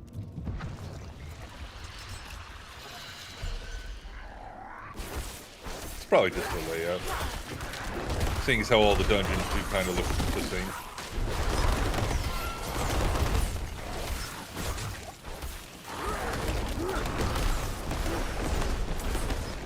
Yeah.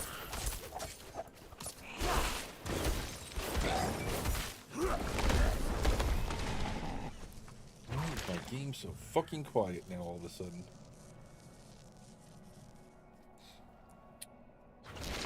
I am not an affiliate on Kick, no.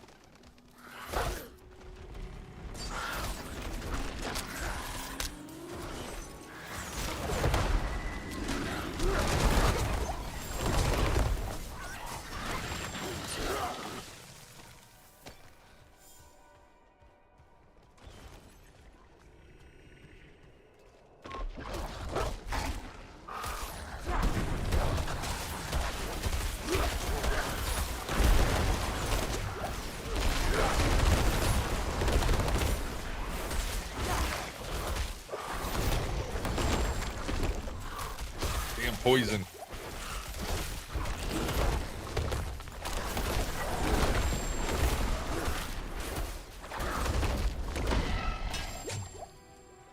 So what happens if you have a sigil with cold enchanted and resource burn when patch hits? I don't know, that's a good question.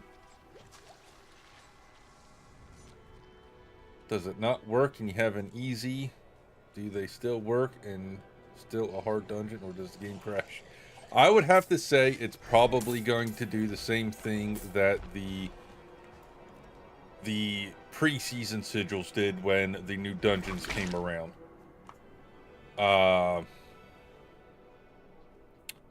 It'll probably work, and we'll still have those affixes for that dungeon. So you won't lose those affixes until you get the new sigils that won't have them anymore. Is how I'm assuming it's going to play like.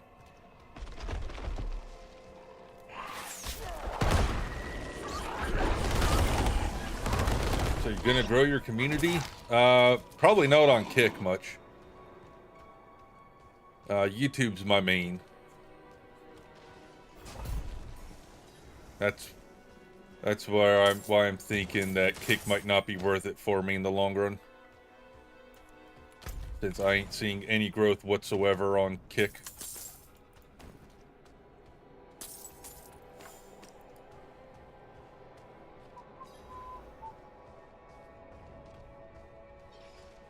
Okay, where? Oh, you're already in there. I was about to say, where the hell's the rest of it to get in here?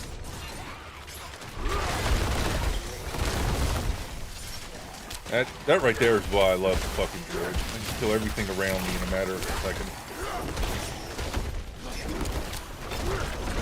Not as quick as the Bone Spear Necro did, but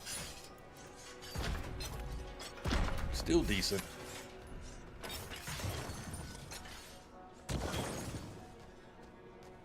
Well, Bo's right behind you.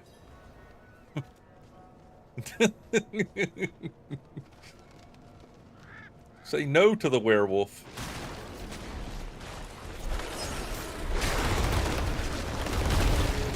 What big boy? Oh, you're over here. I know this guy. Okay.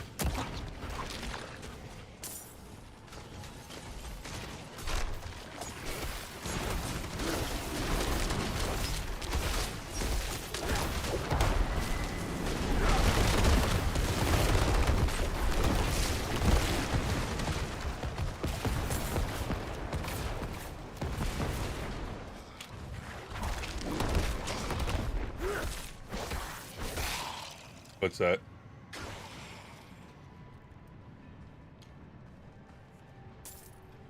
No. No, I'm pretty sure they don't.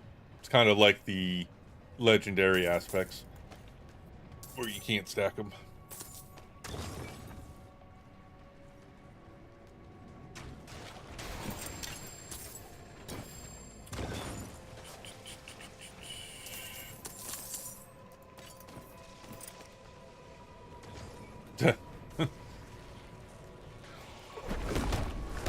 Well, I did just cast my blade slide on that guy you just pulled away from me. It's fine, I didn't want to kill him.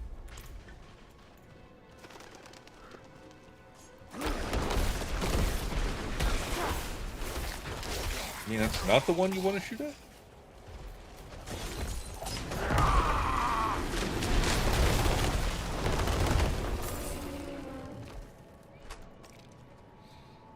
By the way, I can help you grow your channel, grow your community. Mind I share some ideas.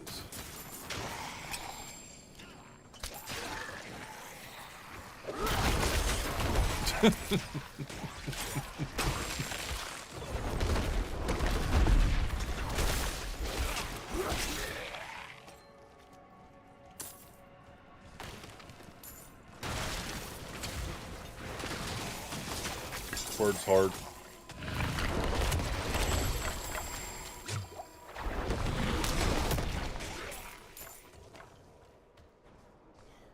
Does Evelyn do art? Just wondering. I don't know. We're about to find out.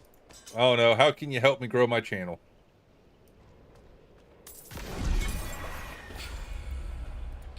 Oh my god. I got a unique staff, or legendary staff. Earth spike launches spikes in a line. I have what?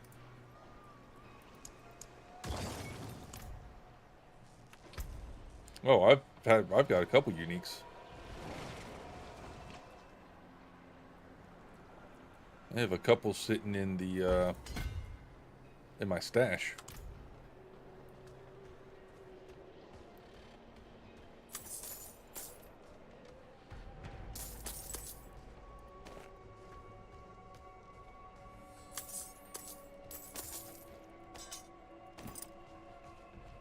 Can I have your Discord?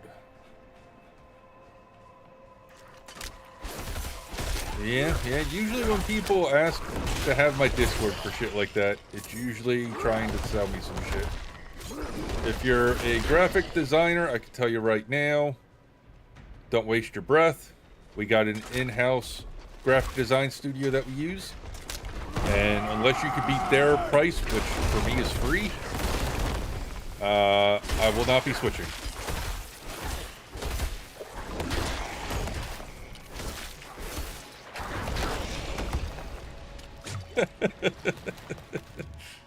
Free! What's up, Matt? How you been, man?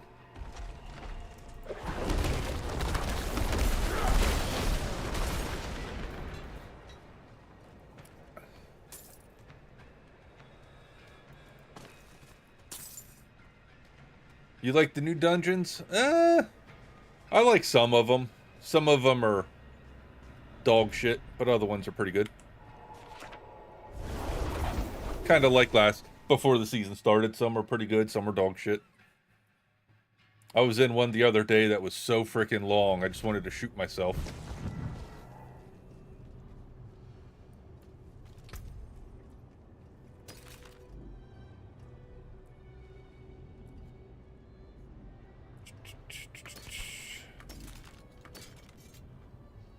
Yeah, it gets rough, some of these dungeons.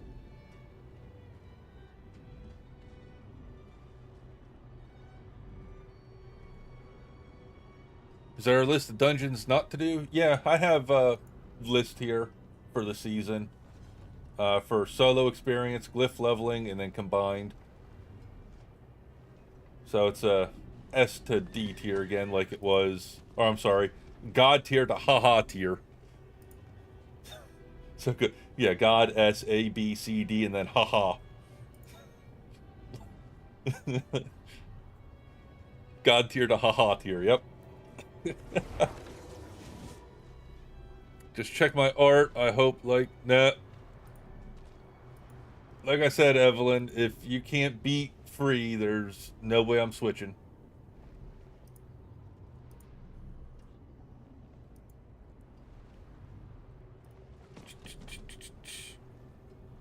Can't stick around, gotta hit the shop, can probably run one dungeon or whatever you want. Alright, Bo. No worries, man. We'll run another dungeon here. That's all I'm gonna be doing today is running dungeons, trying to get leveled. I don't have any crazy high level dungeons, so I'm stuck with like tier 5 and lower at the moment.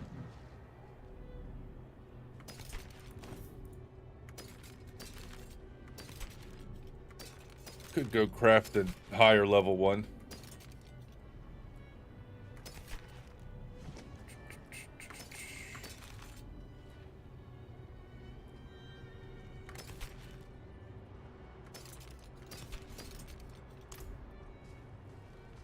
He's level 70. He should be fine in that.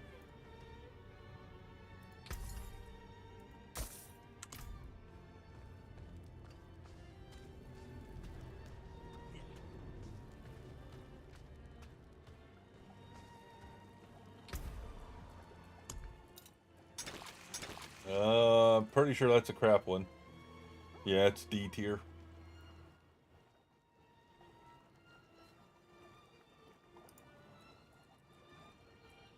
Yeah, I'll go craft one. See what I get. I just move in some salvaging crap and stuff. Craft. Well, I can only craft one. That's a good omen. What'd I get? What'd I get? Garen Hold. Where's that at? Well, at least that one's better than the one you got.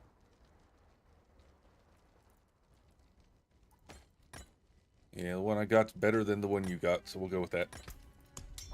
I didn't even look to see what was on it. Oh, fuck. I think it said Cold Enchanted.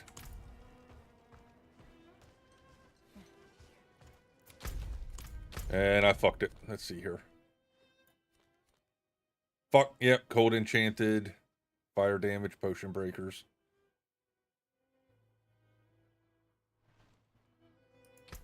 Oh, well, we should be alright.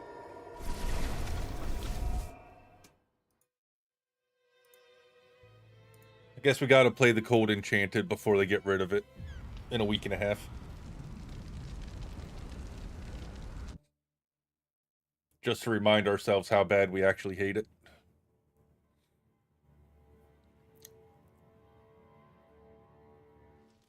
Yeah, I'm in it. I'll tell you right now, there ain't no way in hell I'm gonna be able to do this dungeon.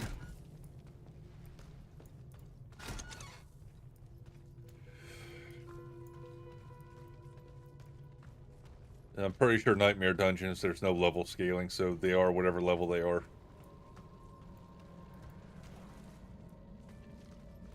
Yeah, 69.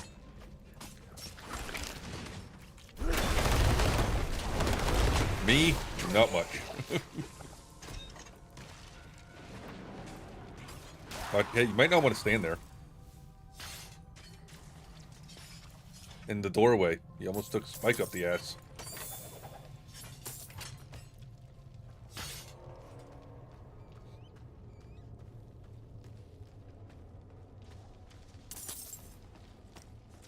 No. Cold Enchanted, the soreness of our hearts.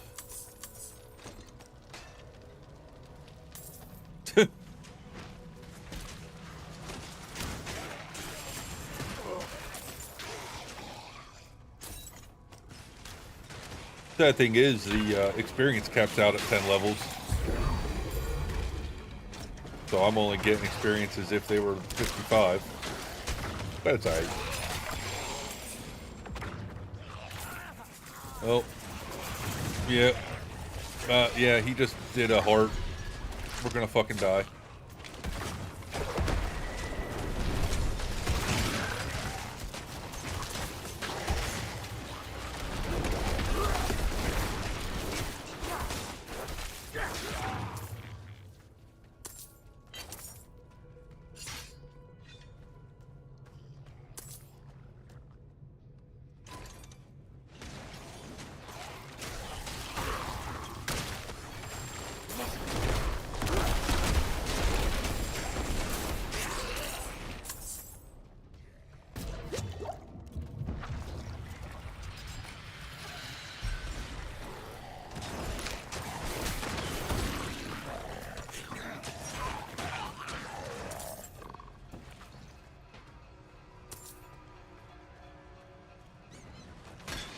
Oh my god, popcorn fucks.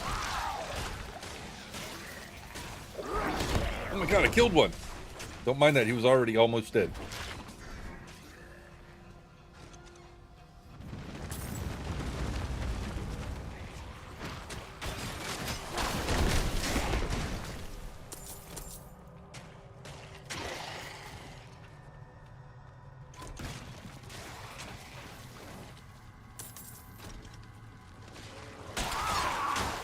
Yep.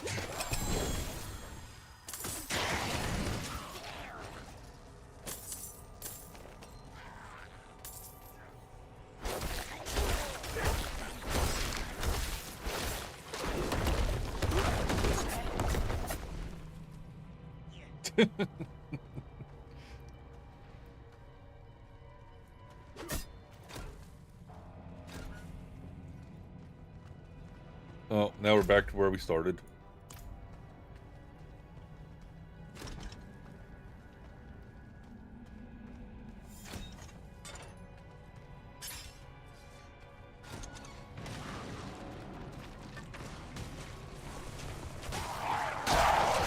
Ow.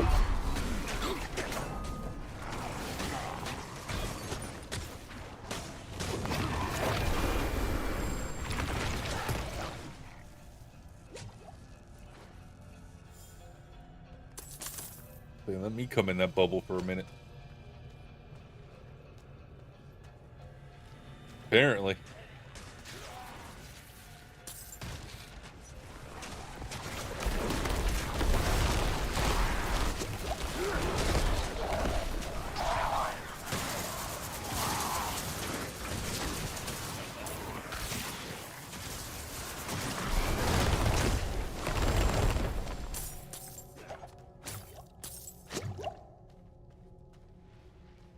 Garbage.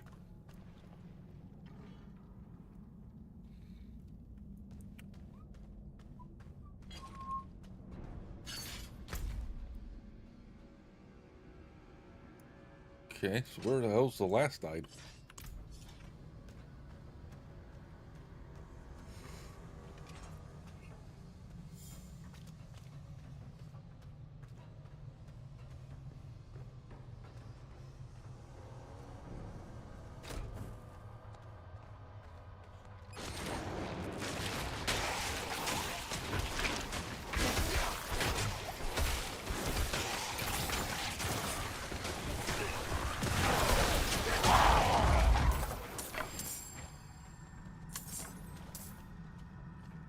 Because it probably is.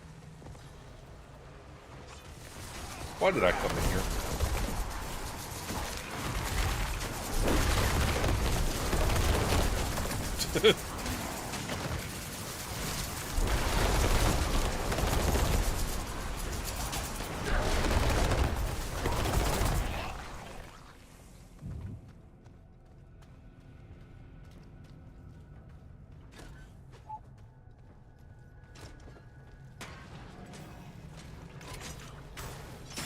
Okay.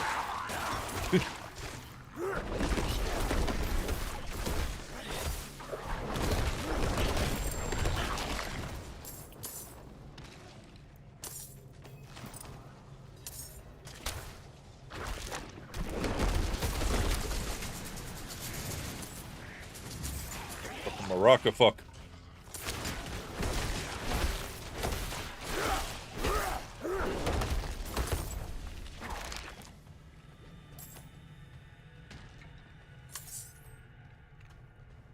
I'm a coming.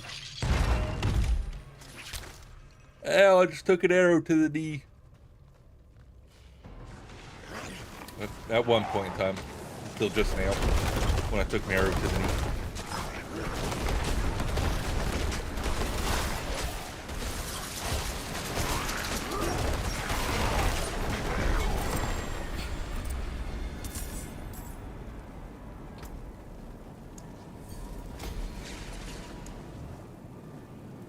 That's what happens when you can do the higher difficulty ones.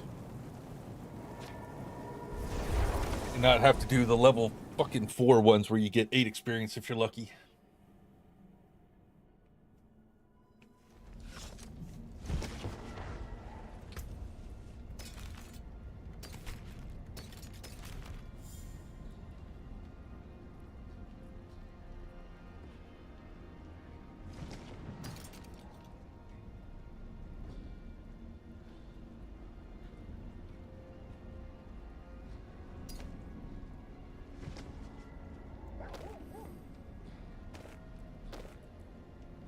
Hmm.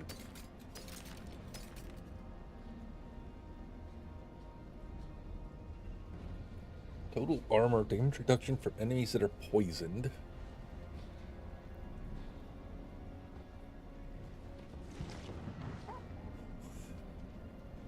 Yeah, we'll swap her out.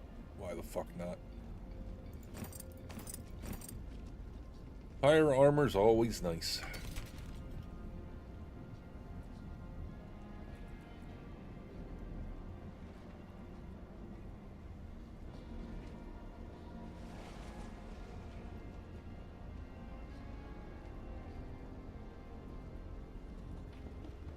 Life on kill or plus to all stats. Which one is more beneficial? Hmm.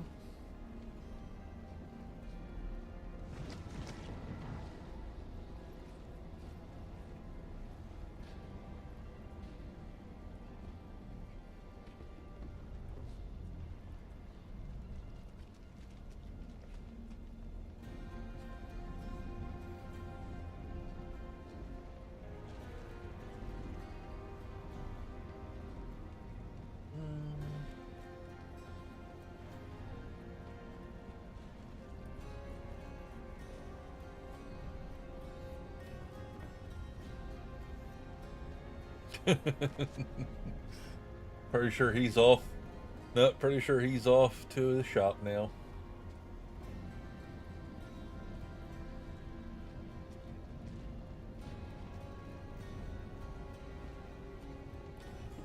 That's not the build I'm looking for.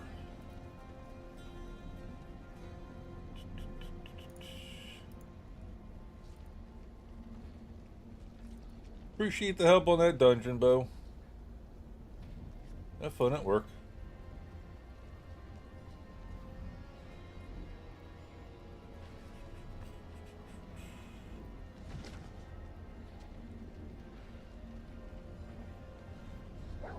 History.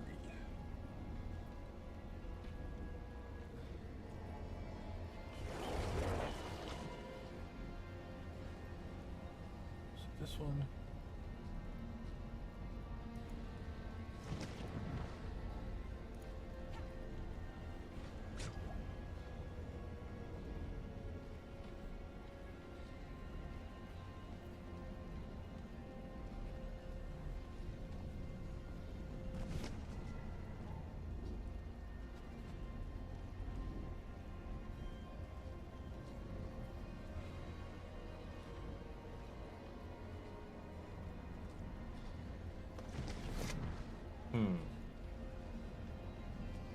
That's not what I'm looking for.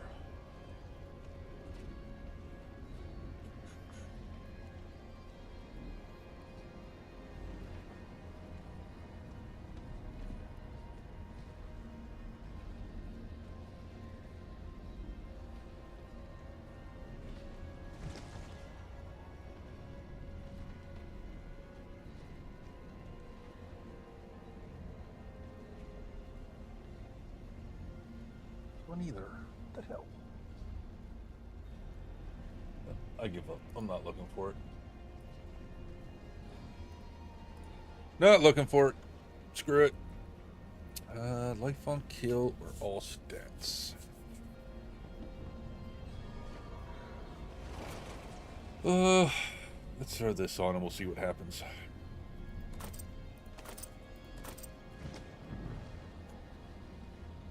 Cooldown reduction.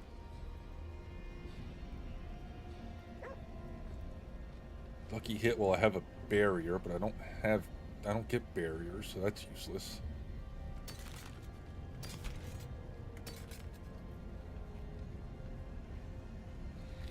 There's cooldown reduction, total armor, and all stats.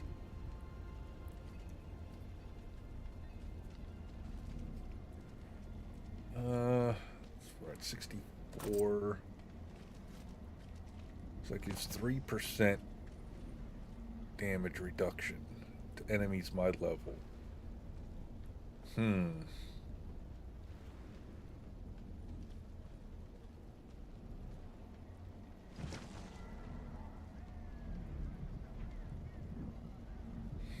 Yeah, we'll go with that. That's what we're going with.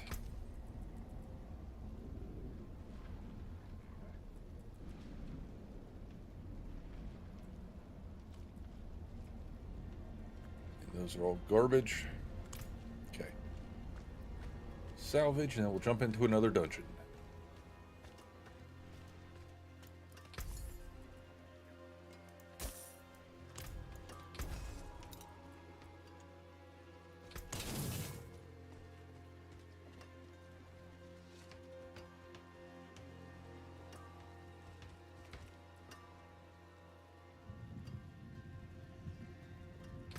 What's still got some good in it?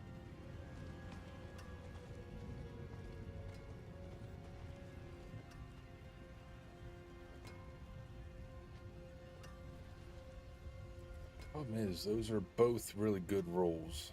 Probably should keep them. My hammer sings on your return.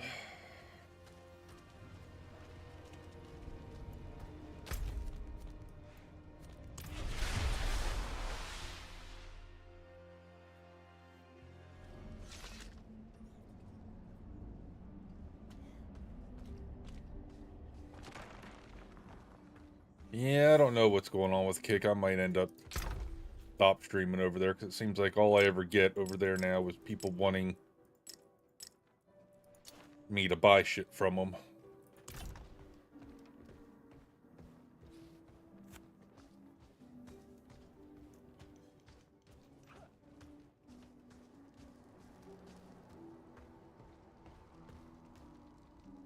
Hello, can I help you grow your community? Yeah, it's, I would say in the last what, week, that's probably like the third one that's come in off of Kick. It's really getting annoying.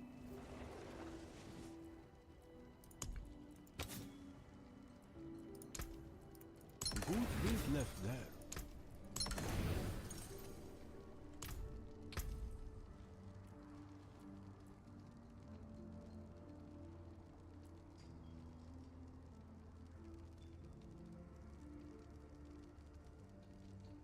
Okay.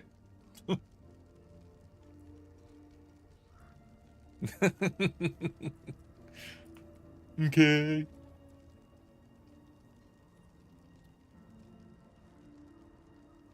I don't know why I pulled that over here. I'm not putting that on my gloves again because I don't use pulverize.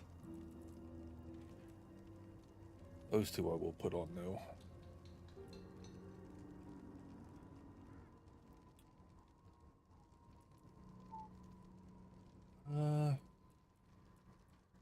Let's put disobedience on the helmet. No witchcraft here. Only honest No witchcraft here.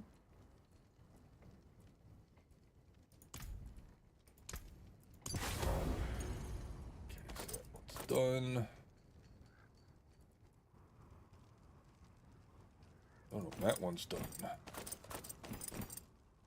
Basic skills for 20% damage reduction. I'll put that on the pants.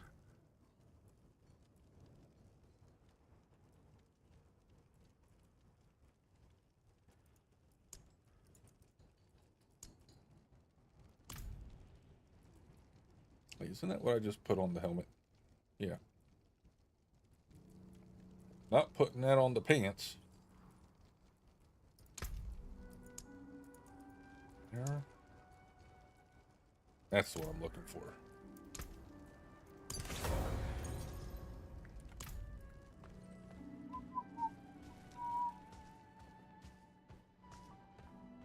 I carry the best shards of the heavens.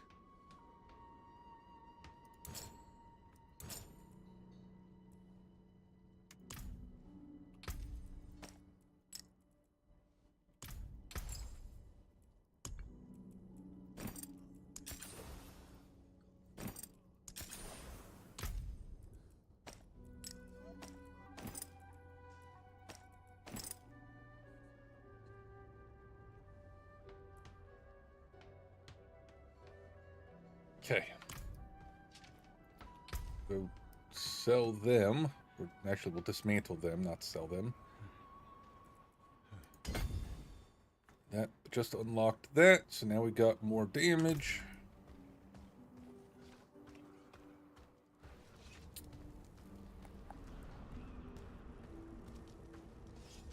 Not that vulnerable damage is anything I need. What's that?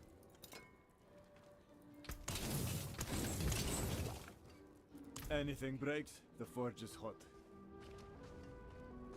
No, I did not see that.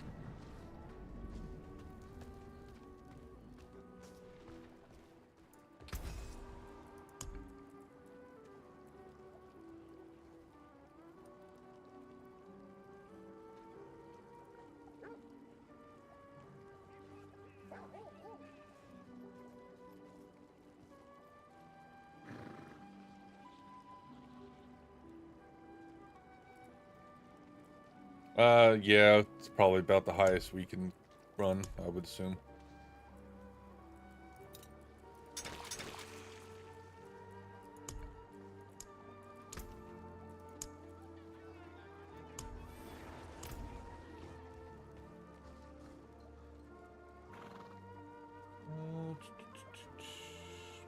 Don't see that one. It's on that list. Why is it not on this list? Oh, there it is. It's a mediocre one.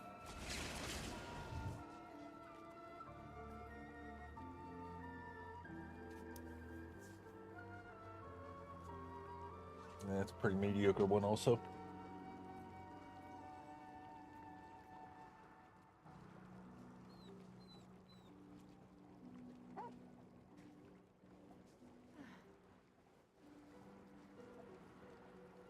And one's a little bit better than the other two, but not by much.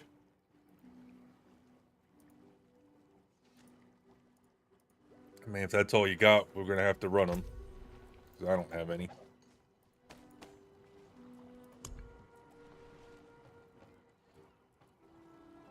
Yeah, I don't have any sigil dust. I wasted it all crafting that one.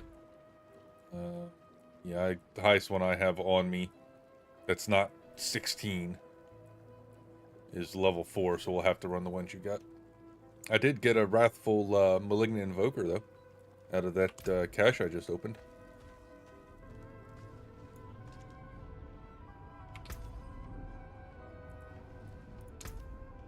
Nah, I'll do it later. Probably, like, later.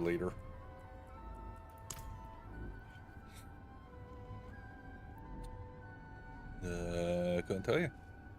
Because you're a rogue? I don't know.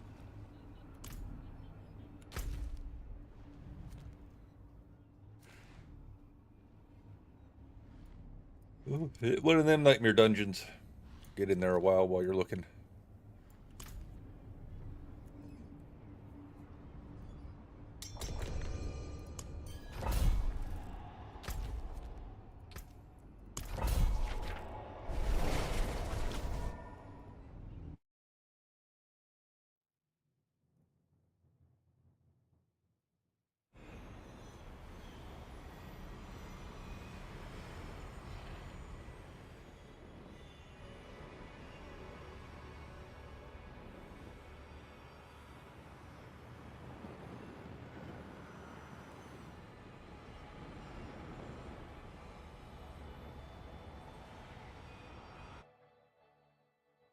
Maybe I need to set up a timer for the bot to spit out, if you're here to sell shit, I don't want any.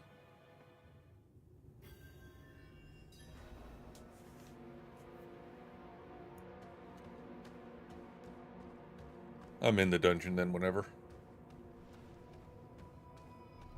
Yeah. Can't stand telemarketers. Didn't think I'd have telemarketers in a fucking game.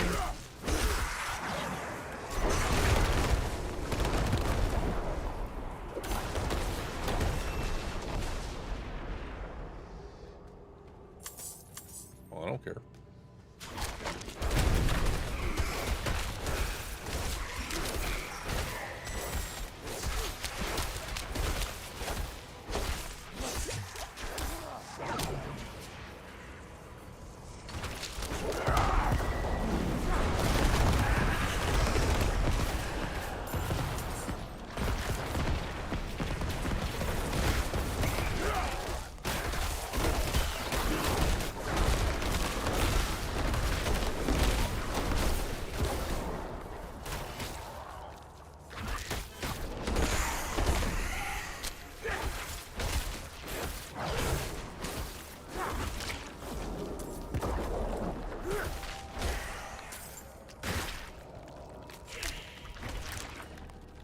Yeah, it's always a girl's name. Yep, I've noticed that too.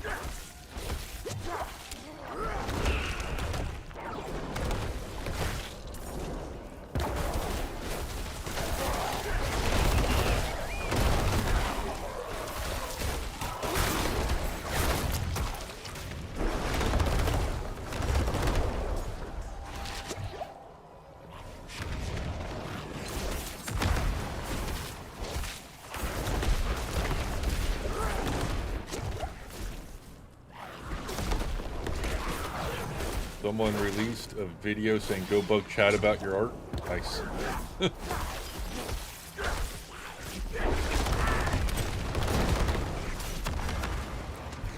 Well, I almost died there from being crowd controlled.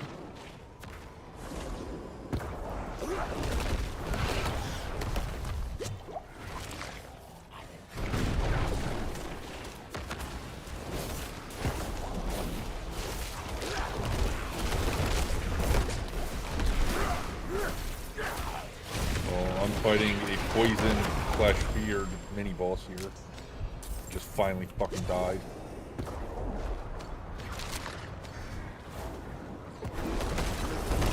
I don't want these problems. Same fucker I was fighting with earlier.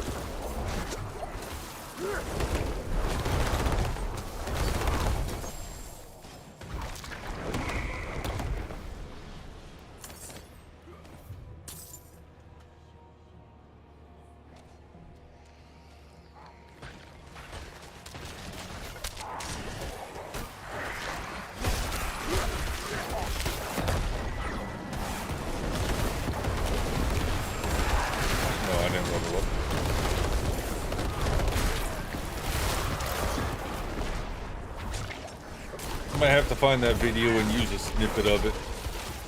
Hit a button when that shit happens and just fucking have it play on screen.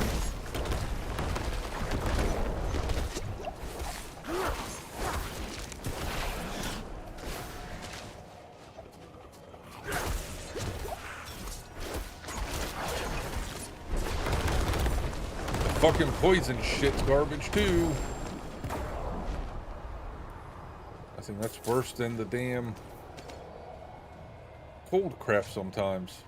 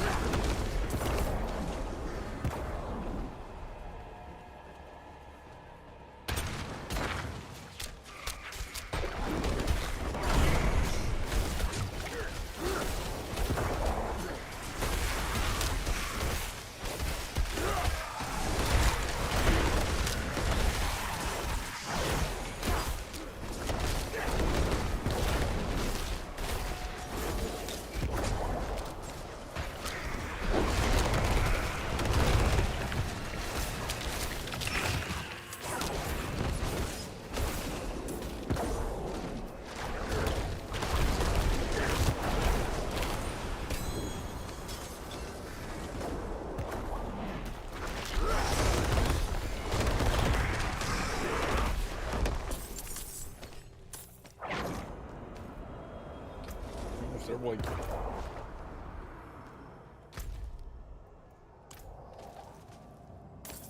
Sure we do.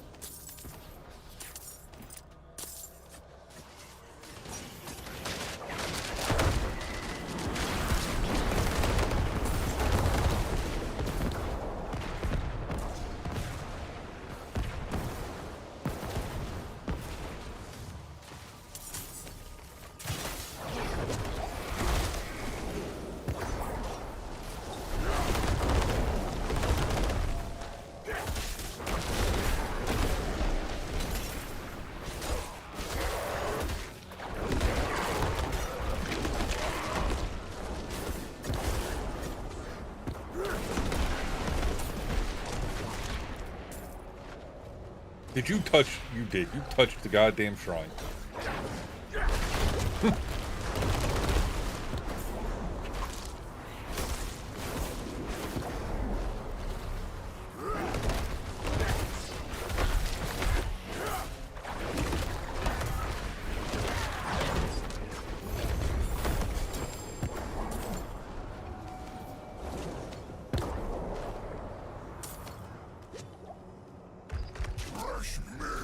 Oh, great.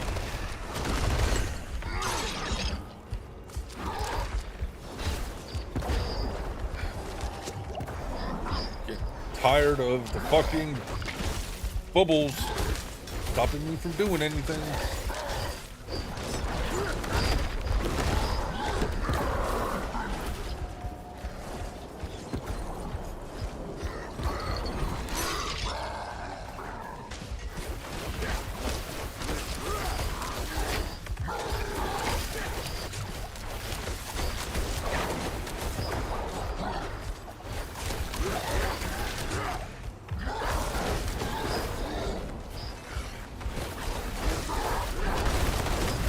Shades are so annoying.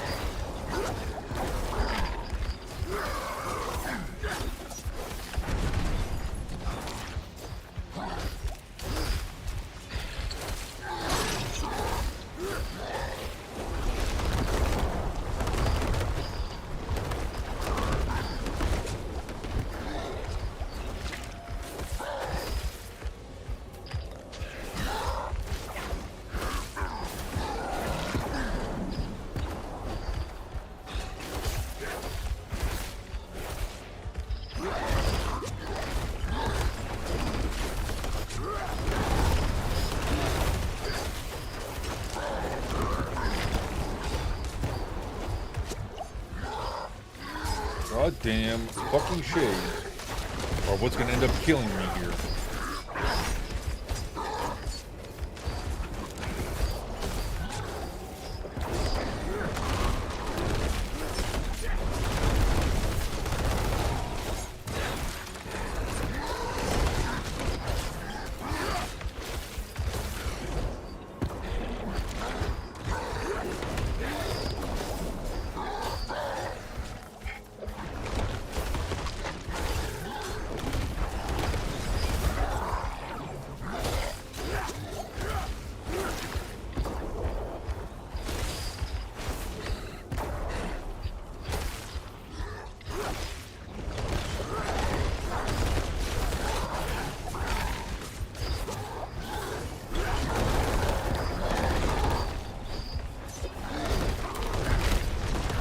No potions left.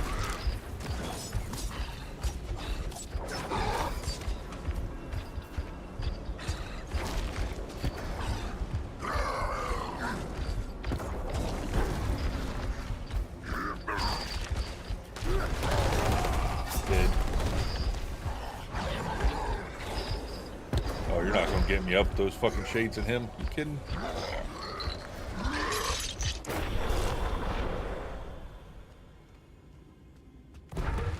I'm slowly on my way.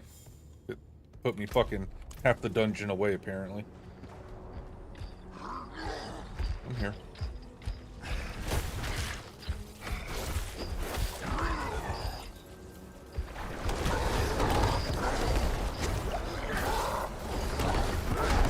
God, shades.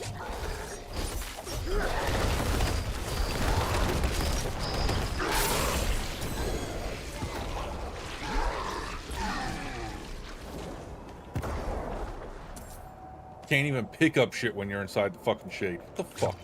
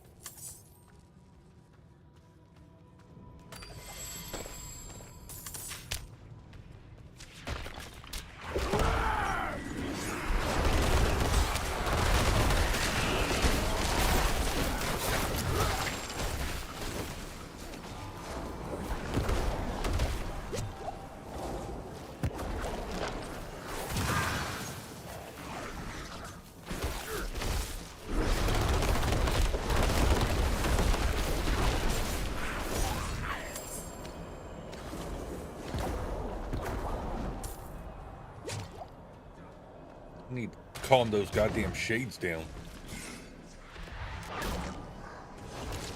Dad's getting crowd controlled sometimes, so I'll fucking don't let you do shit.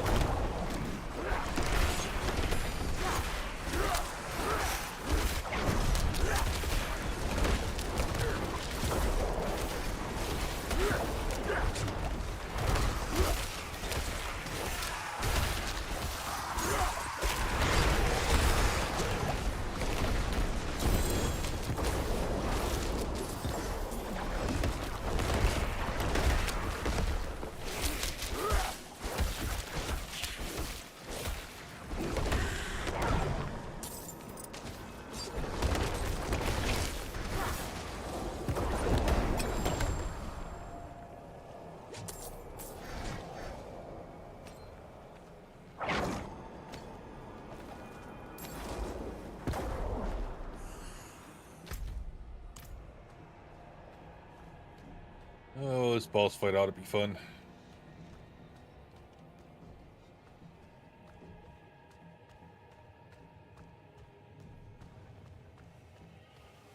Okay, this isn't a boss fight.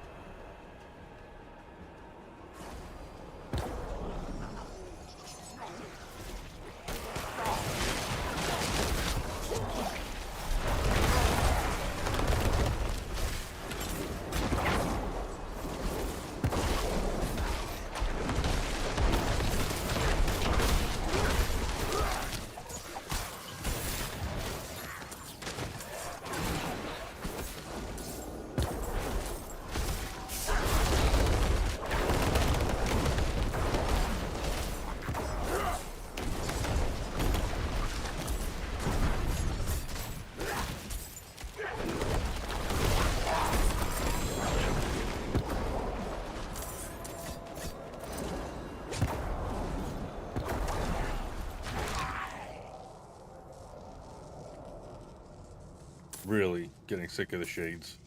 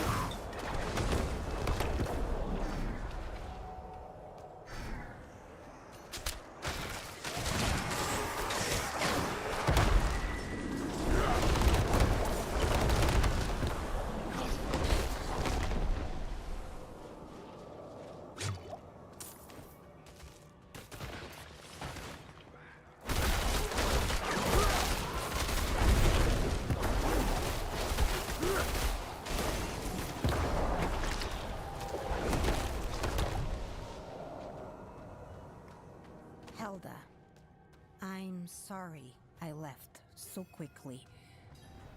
Father said such awful things, I couldn't bear it. Don't fret over me. You haven't dead yet?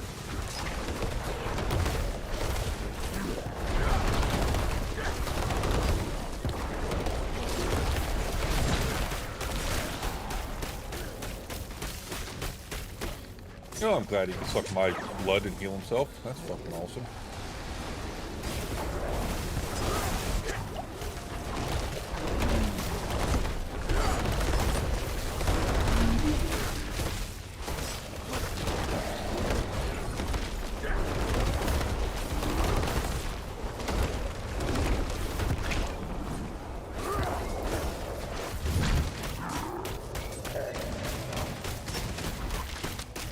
Yeah, well, when I get my blood sucked, I can't move.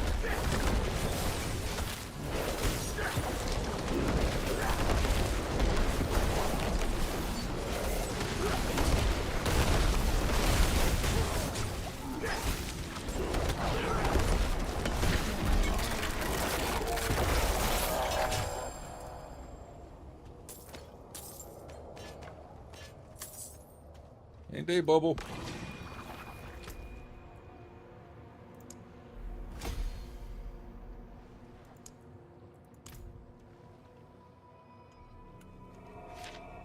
Oh, goodness gracious.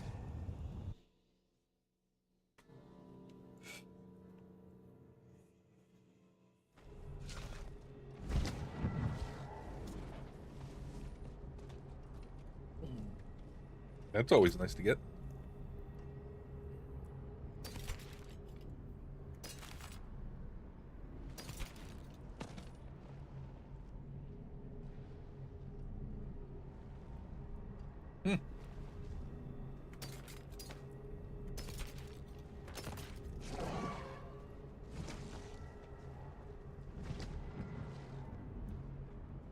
I don't know. It's a good question.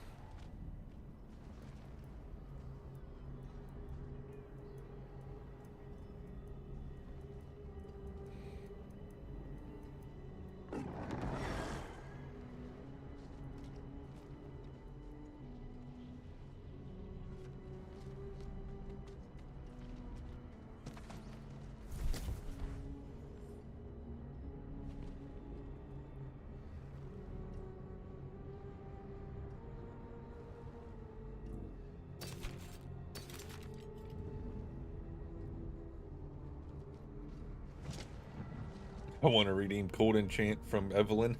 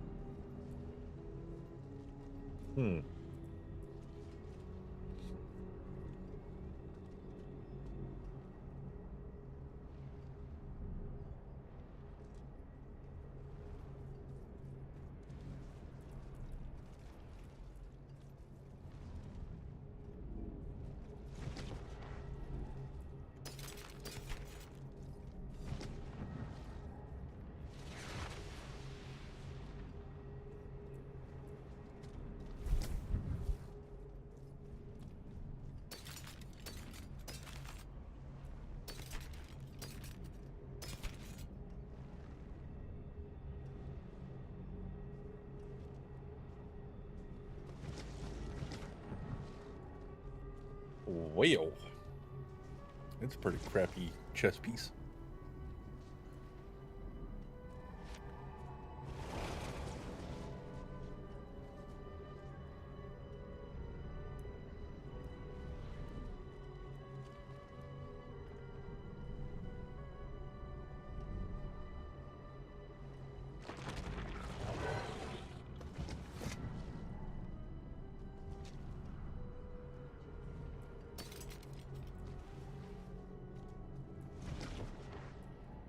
Getting what I think would be nice rolls on shit until I look further down and they're garbage.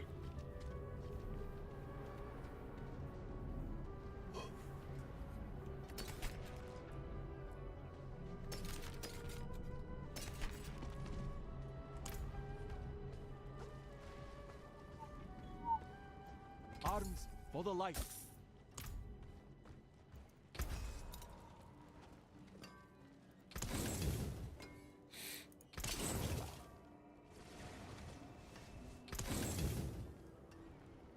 That's good salvage.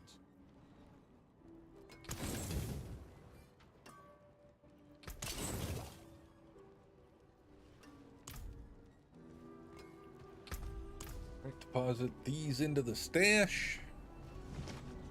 And I'm down for another dungeon.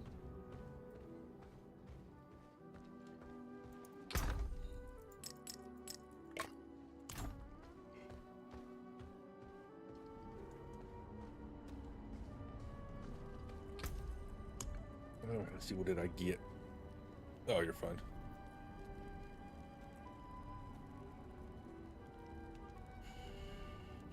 Bastion of Faith. Where's that on the list? Ooh, that's straight garbage.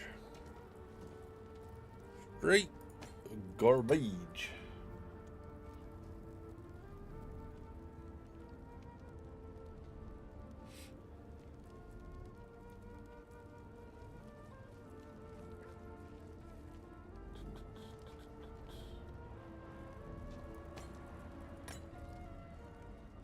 Low as fuck.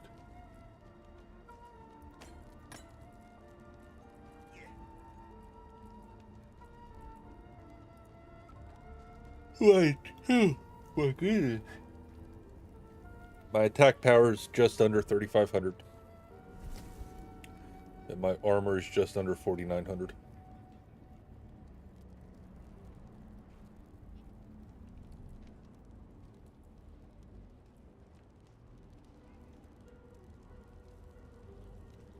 Yeah, you got a little bit more life than I do.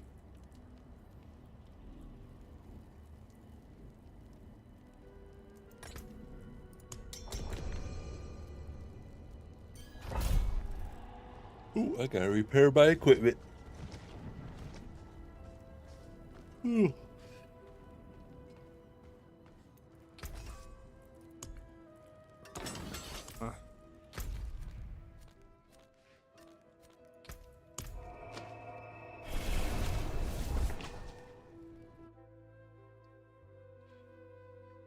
Yeah, I looked this up on YouTube. Pull this up all on the YouTube. Go bug chat about your art.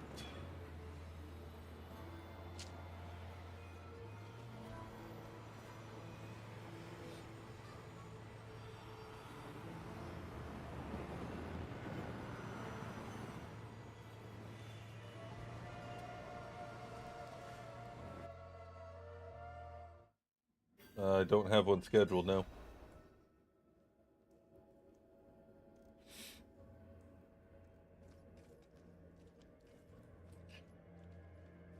Huh, I'm not seeing it, Matt.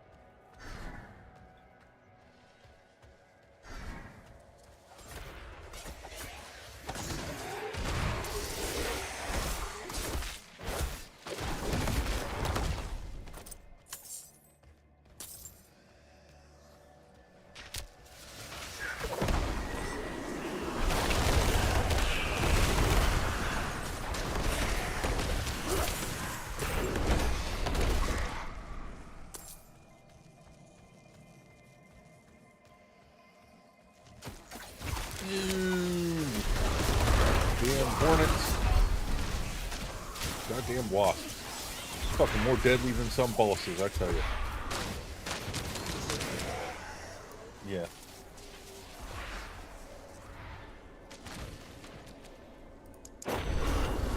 That's alright. We got 12 revives. I guess they upped the... that's fine. I guess they upped the revive count when the season went live. Oh, has it? Yeah, I thought it was always 4.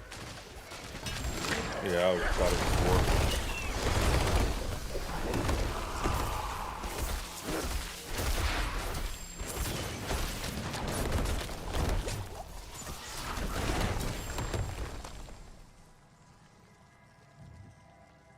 4. Alright, poison, go away.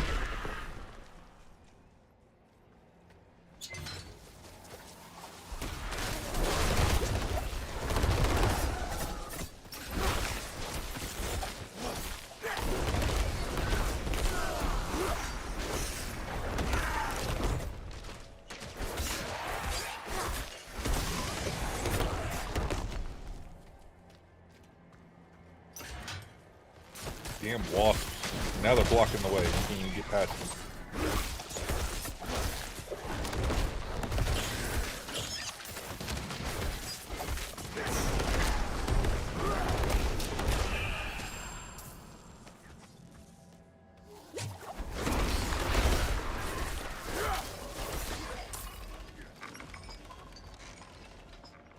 Yeah, I'm sure there's absolutely nothing else over here other than shit to kill.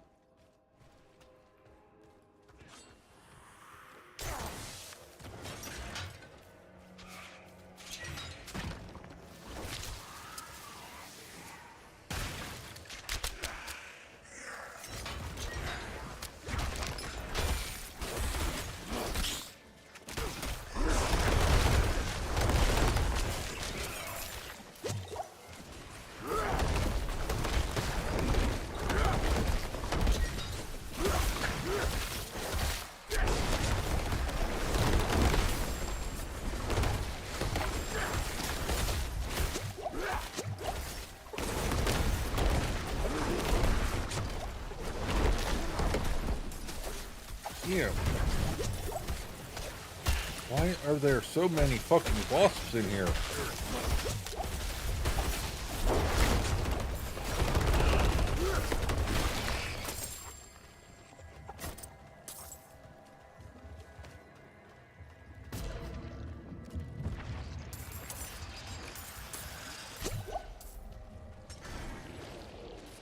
Did you get a mother's embrace?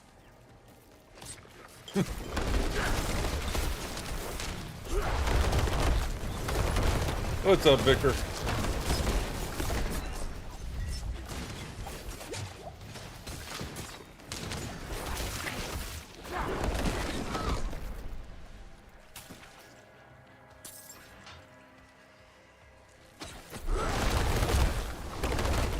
Fuck that ring.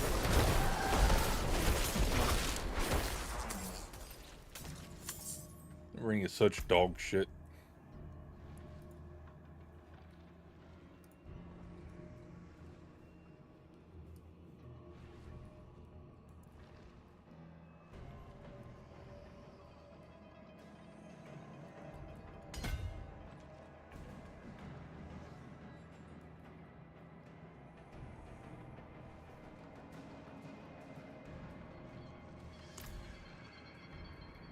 Nothing much, getting ready for work. Listen to a summary of the campfire chat. Yeah, I think the patch will bring some much needed changes.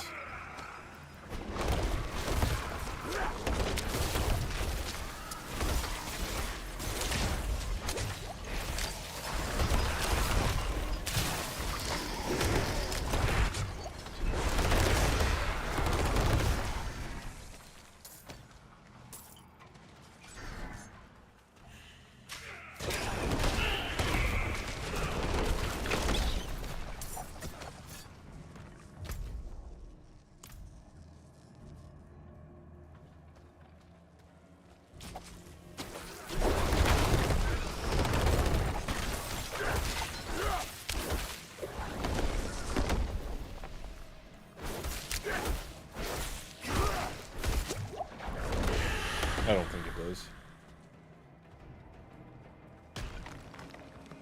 One should be grayed out or something along those lines.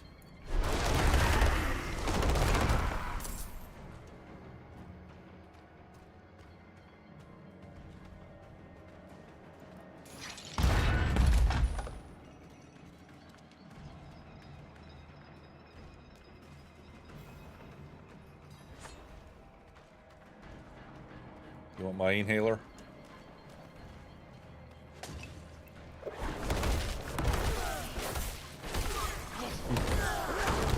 Sorry, I ain't giving that up.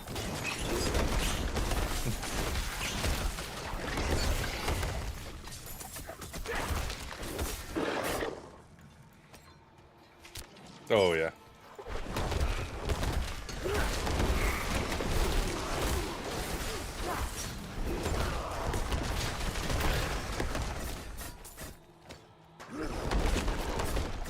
Speaking of my inhaler, I probably should have used it today and I haven't yet. Pretty sure I'm supposed to take 2 puffs 4 times a day and I haven't been. And I wonder why my breathing's so bad.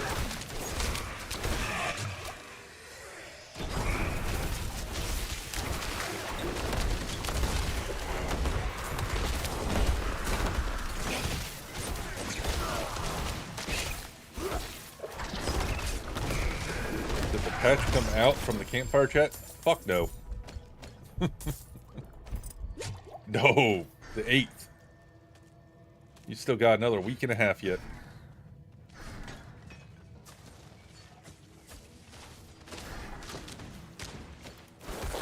No, the campfire chat was just to say, hey, this is what we're doing, what we're looking at doing, so they can be more transparent, if you will, since they got so much backlash with the 1.1 patch.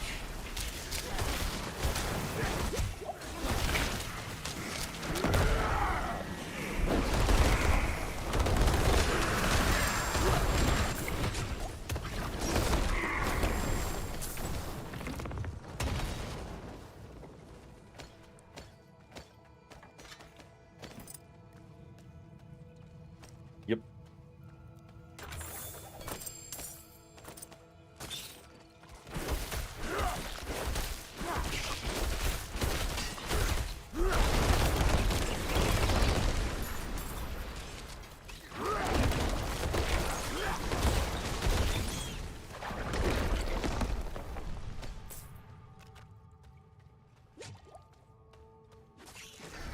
Yeah, patch notes, I think they said will be released on Tuesday or Wednesday. I think Wednesday. And then the update will come out that following week on the 8th. I want to know what happened with the patch yesterday that was supposed to bring the servers down that never did.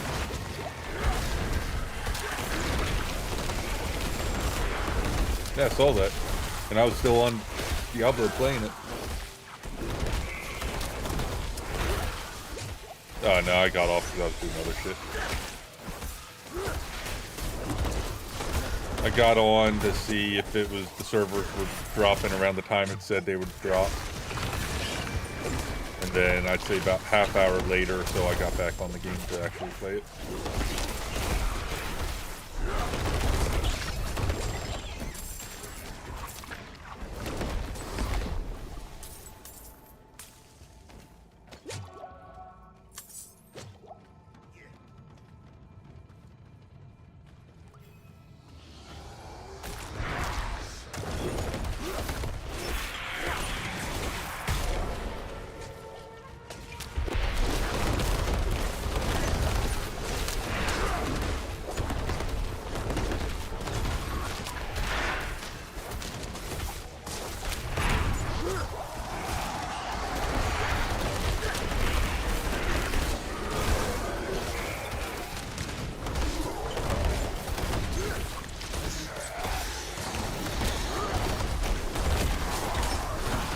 I forgot what class you're even playing as this season, Victor.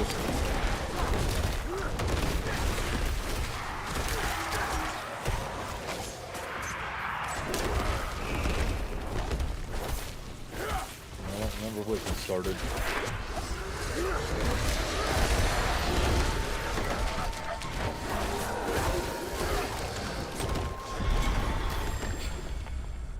It's because you had nothing else to do.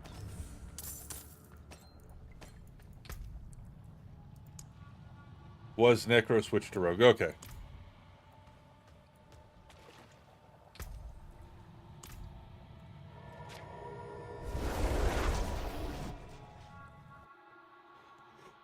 Oh, but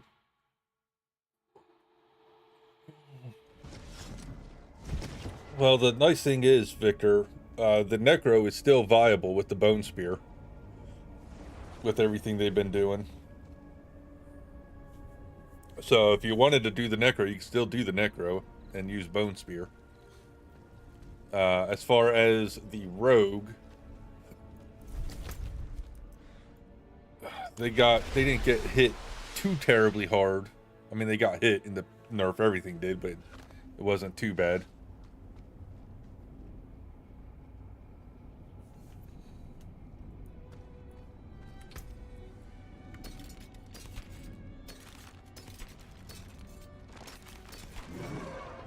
I tried playing the game solo, but that shit sucks. Yeah.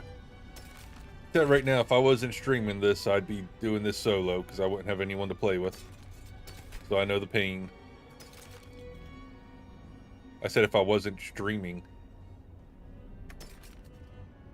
If I never got into streaming and met any of you fucks, I'd be still playing all these games solo.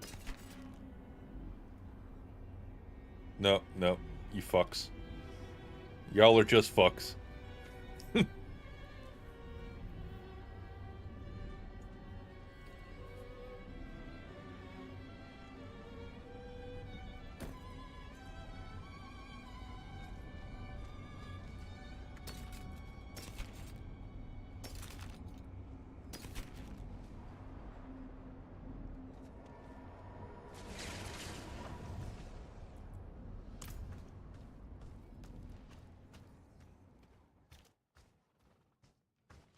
Also, sounds like you're talking to yourself. Can't hear whoever you got on. Whoa, shit.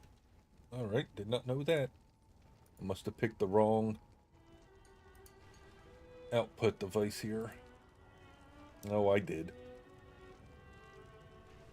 Where is it? I've been muted this entire time. Voice chat, there you go. Now you should be able to hear him. Ouch. Perfect here.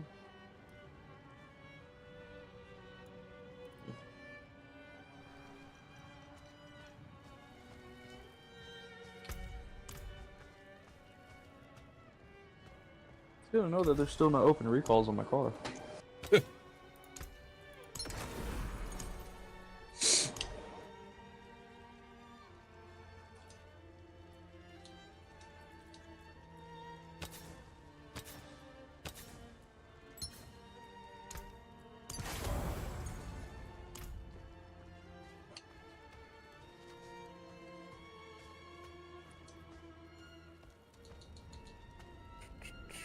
Yeah, I picked the wrong output for Discord.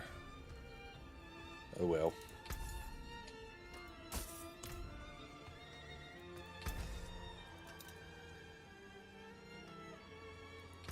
Let's put salvage.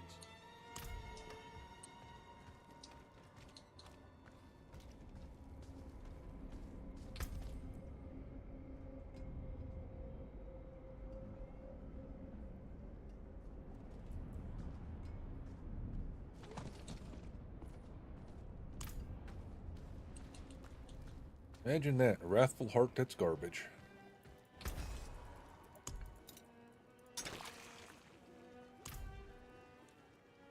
So bizarre. Da na na da na na da na. Oh, okay.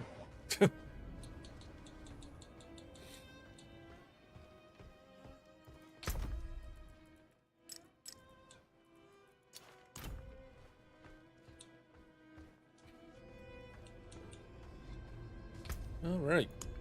Let's see here. I got a tier 7.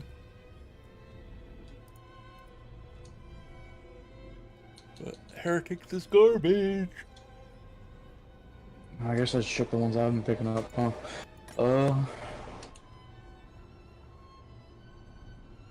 I got Tomb of the Saints. You want to deal with Cold Enchanted? Nope. I got Nostrava. Yeah, I mean, that's a decent one. And then I got 2 Stockades.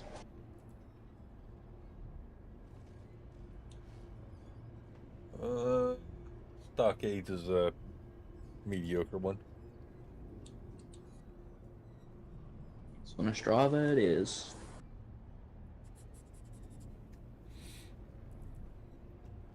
Oh shit, I got 2. Oh no, that's Invoker of Varshan. I'll say I got 2 Wrathful Invoke. No, I only got 1.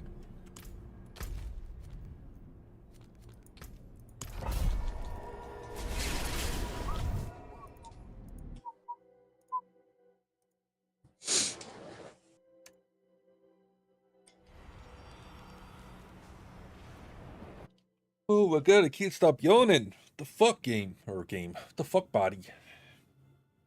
You too? I've been yawning all day. Shit. I'm in here. Ooh, lightning I was just storm. waiting on the... Yeah, you should be able to tank it. Ew, lightning storm. It'd be a good way to find out what we can and cannot tank, so... I'm about to find out.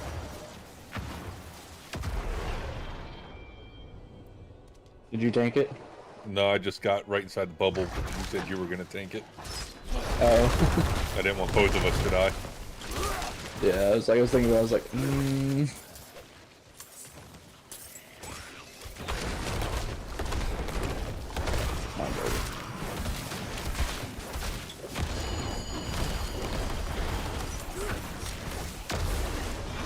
I can barely tank it.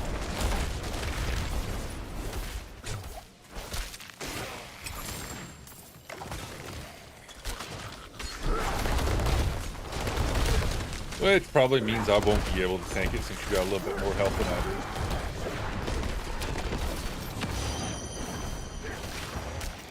do. Maybe not right now, with you being low health. Take that crossbow. That.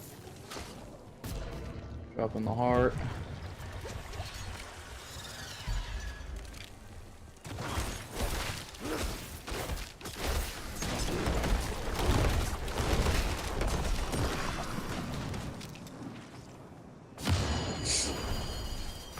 Go find out if you can take it.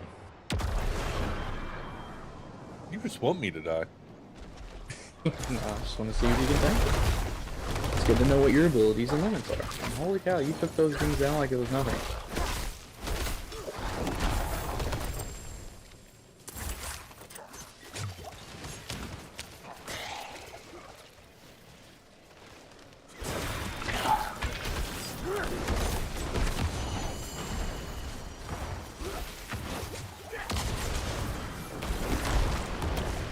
I think you tanked that way better than I did.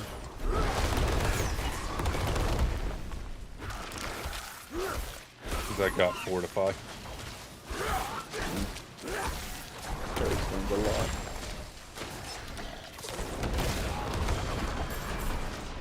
That's why they say the Druid has a lot of tanking ability because I can constantly keep Fortify up.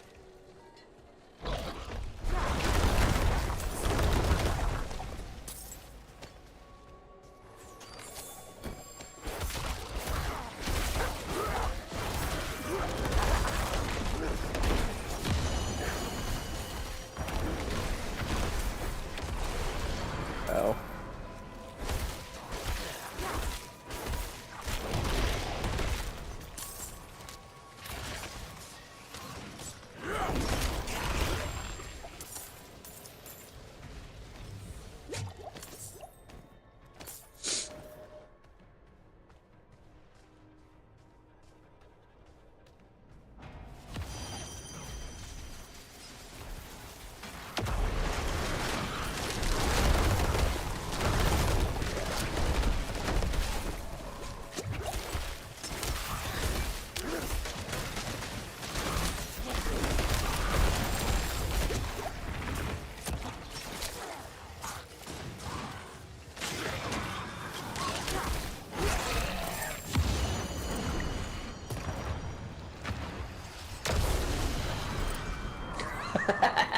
Well, I guess you didn't make it.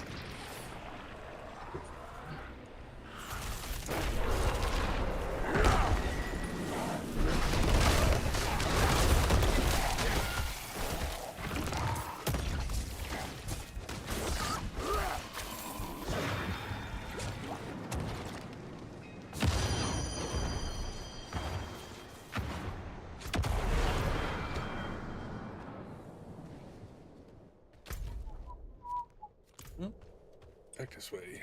Up to the door.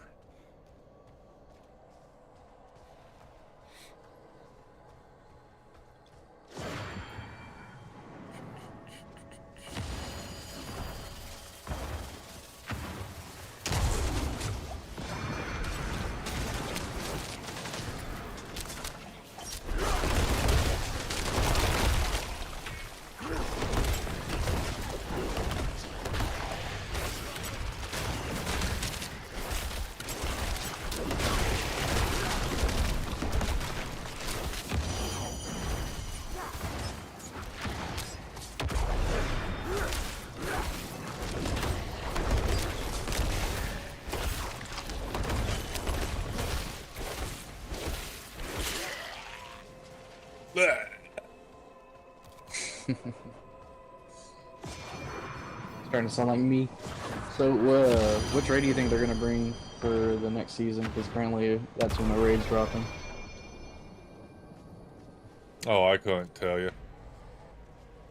There's only 2 that haven't been reprised yet from what I've read. Yeah.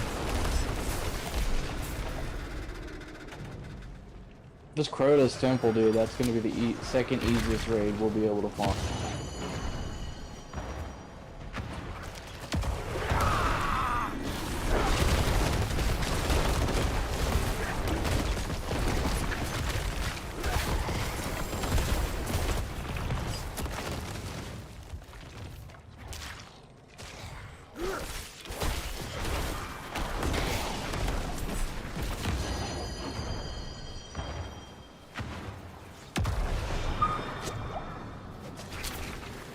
Well, then make it.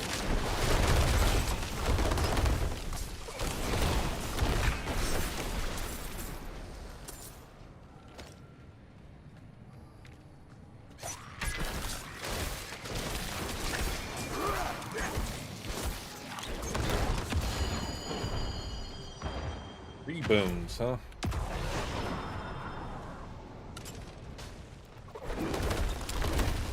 I found it. We're just gonna pull biscuit. Nope. Bad biscuit. Bad biscuit.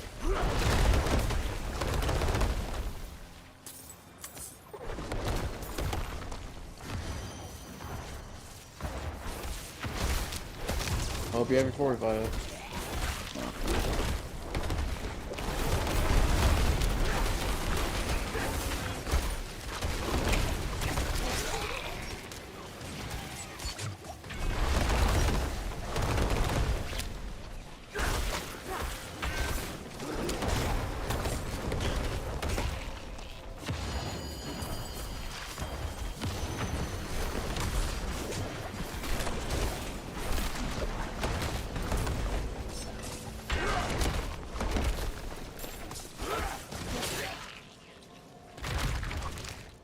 Seriously?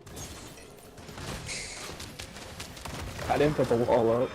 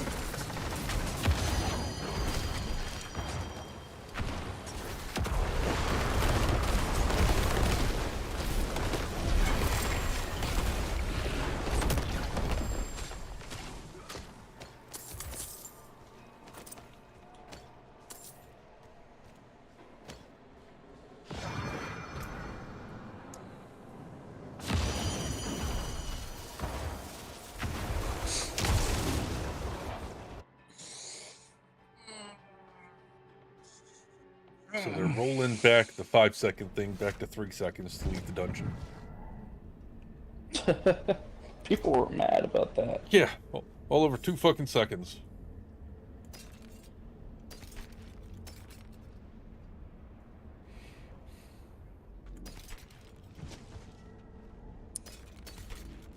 It's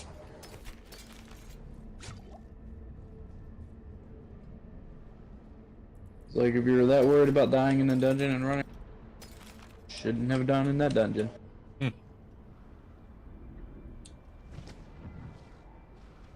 Makes sense. Oh, that's a smoke grenade one. Let me look at that. On taking damage surrounding enemies, you drop a smoke grenade and dodge the next 7 attacks. That's a max roll on that 7, by the way. That is going in the stash of maybe later Gator.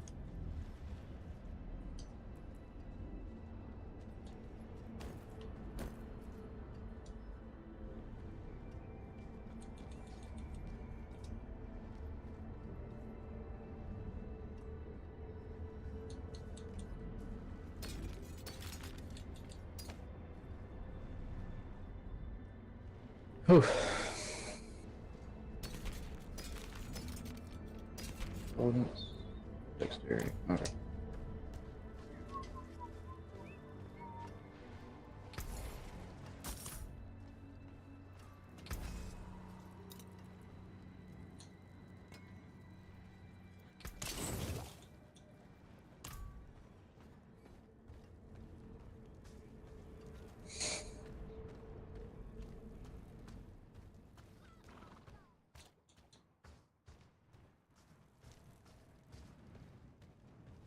All right, traveler. Like how people were complaining about the smothering ashes, and when they explained it, they're like, "Oh." Yeah. I was like, I could have told you that. Speaking of, you should be able to get your next smoldering ash 56. Yeah, I just haven't got it yet.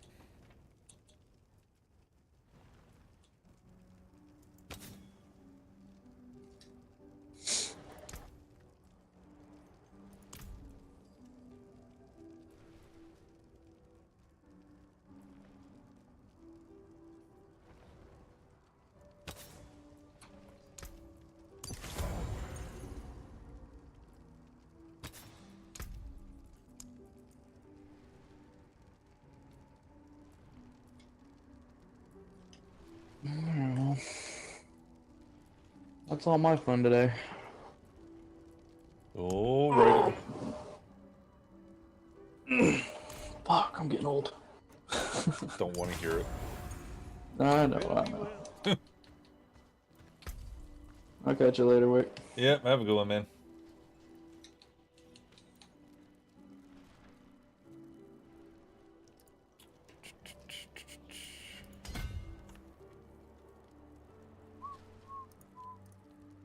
Okay. Sure both these hearts are garbage. Yep.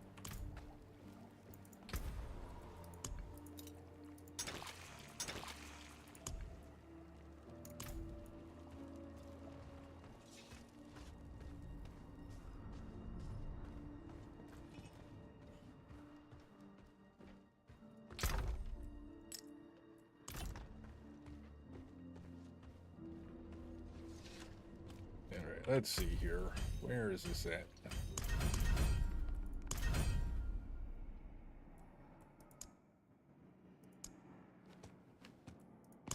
There it is. 62's the next one.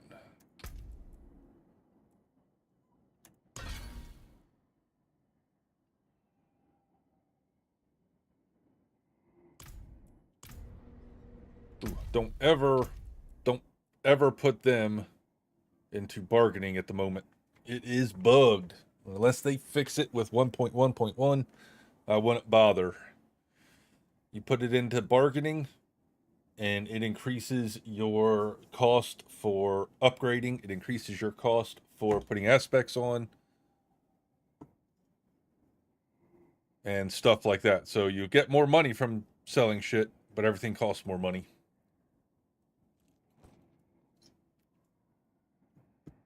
So don't use that one until they fix it.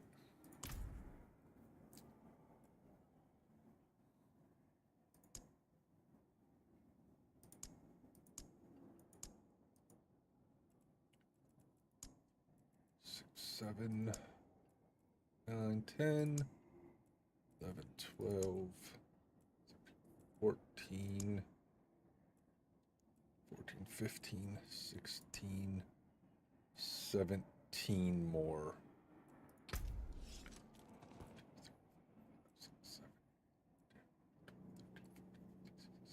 Okay, so by the time you max out or say by the time you hit level 100, when you hit level 100, you'll have them all maxed out anyway. It's not bad, I guess. Oh, what tier do I want to go do now? That's the main question here. What is... See, I'm 56.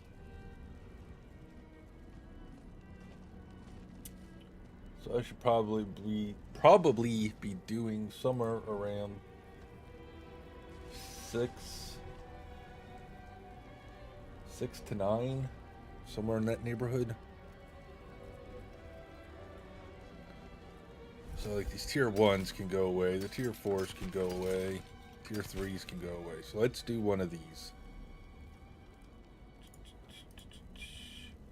Pretty sure Tomb is a decent one.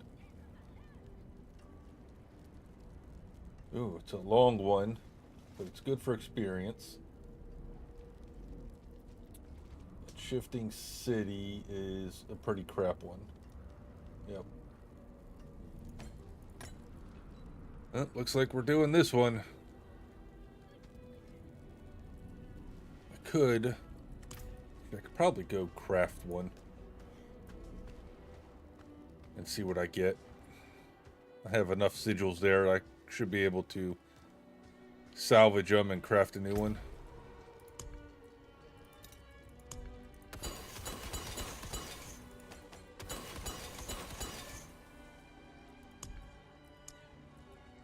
Oh, I can do 4 of them.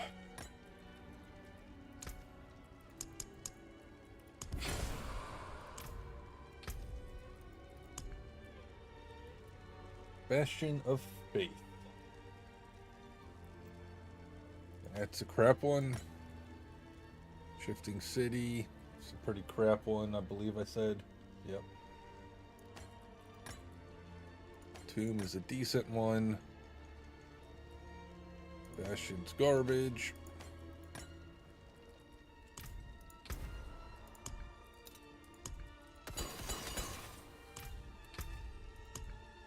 So we got 2 tombs to do. Crit strike chance increased by 6%. Or 10% more physical damage. Let's do this one first.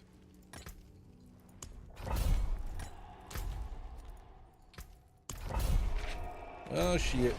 There's a Helltide going on.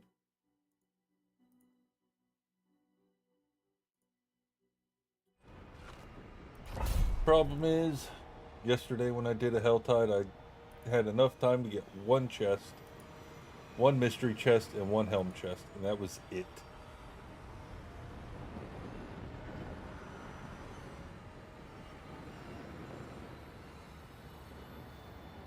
So we're not going to bother with that at the moment. We'll do this.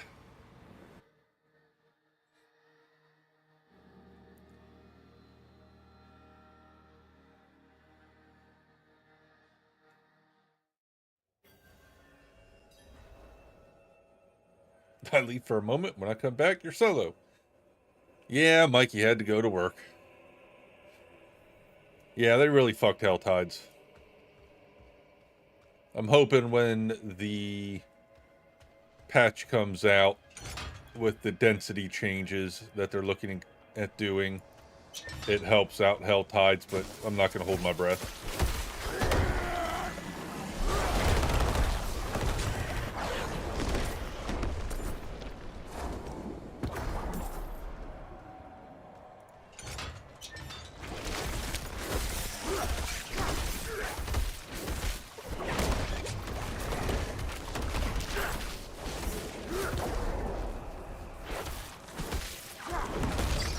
don't know, this drifting shade is starting to get really annoying today, too.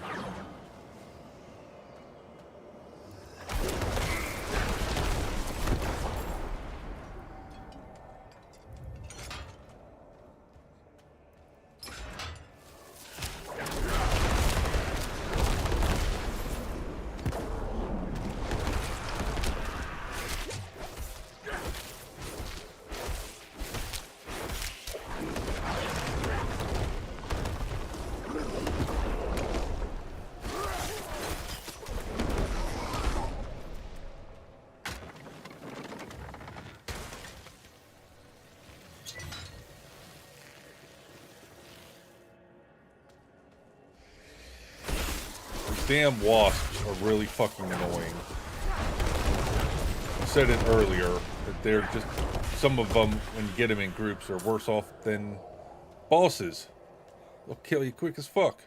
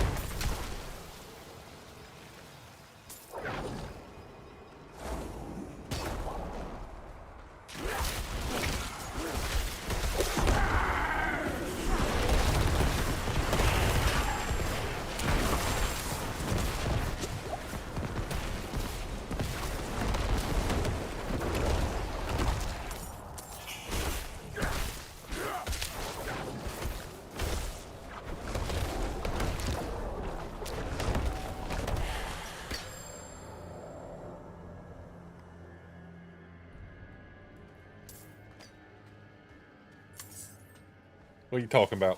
Adding more positive, adding more effects on screen.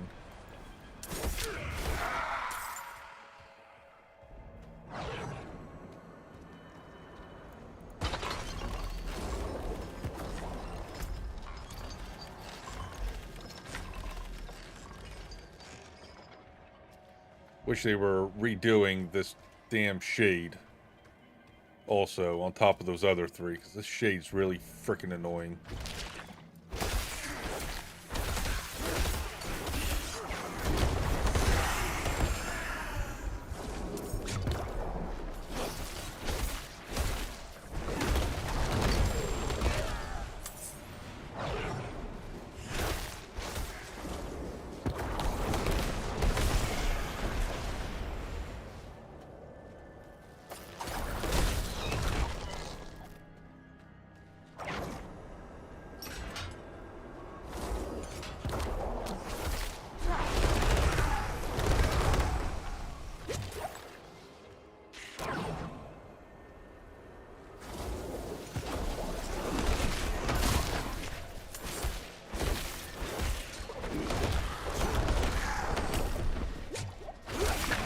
Oh, you're talking about the density.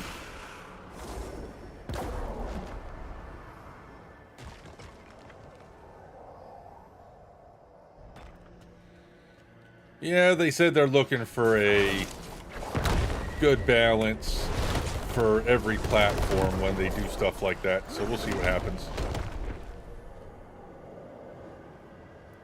And there's apparently more fixes coming down the line. So like in the next patch, 1.11, they're fixing another or more of the memory leak issues they've been having. So it should hopefully cause the game to crash less for people that don't have a beefy PC. So it should hopefully help out PlayStation and stuff like that.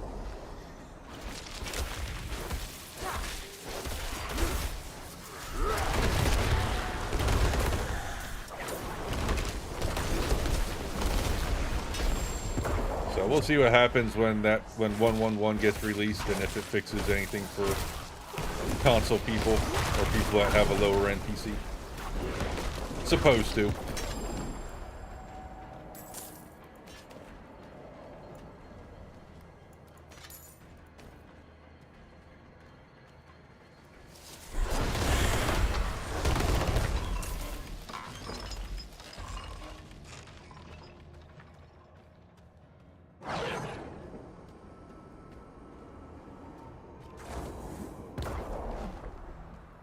It looked like, from the graphic they showed during the campfire chat, that the nightmare dungeons are going to get about double their current mob density, is what it looked like. If it's not double, it's pretty damn close to it.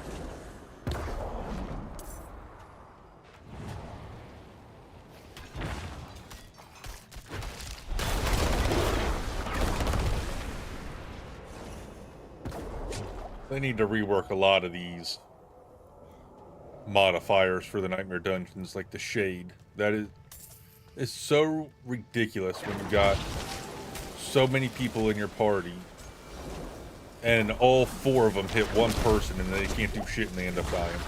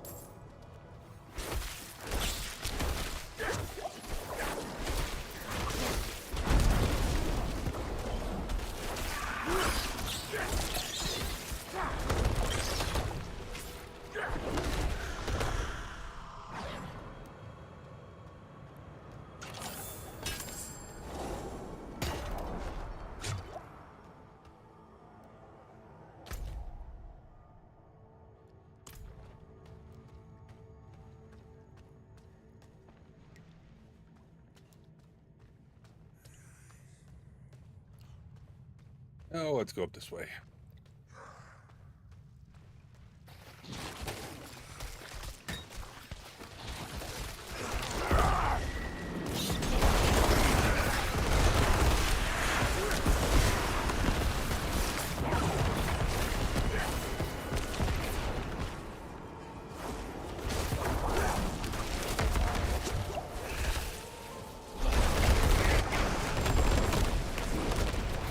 Not feeling ready today.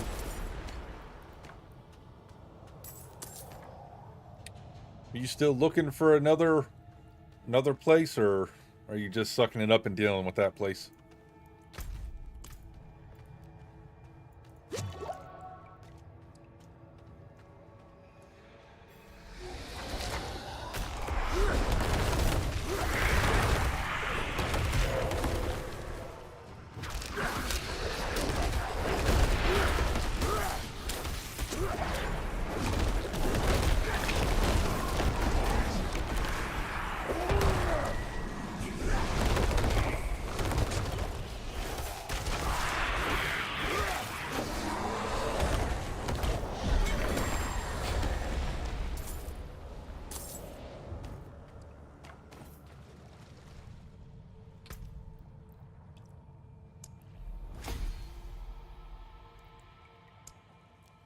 Stacking it up, and you got something lined up for when that fails? Okay.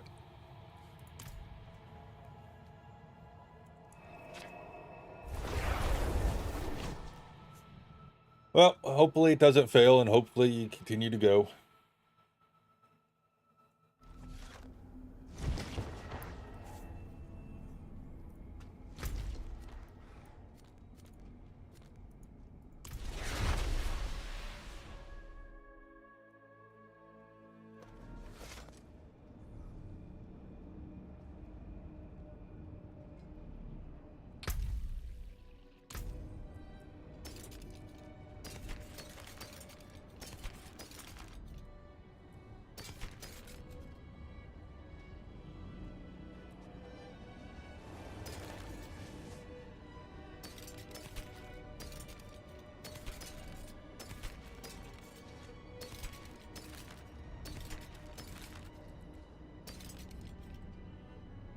Injured while crowd control grants you unstoppable. Yeah. We'll salvage that.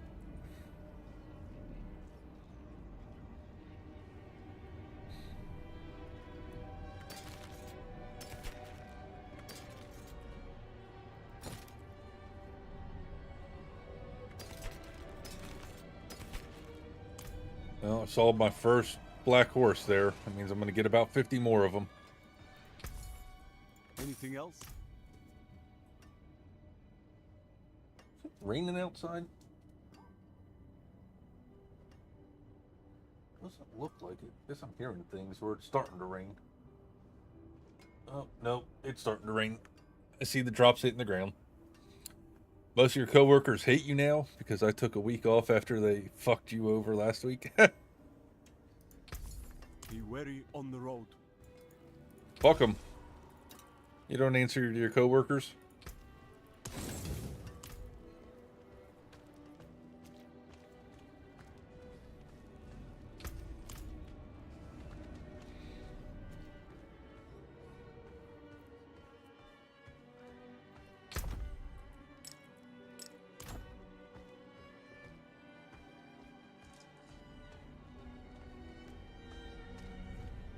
All right. Oh my goodness.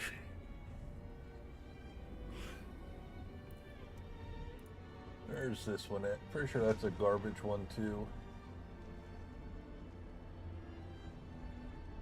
Yeah, that's a pretty garbage one. How long am I going to stream for? Oh, I don't know. If I soon don't wake up, probably not much longer.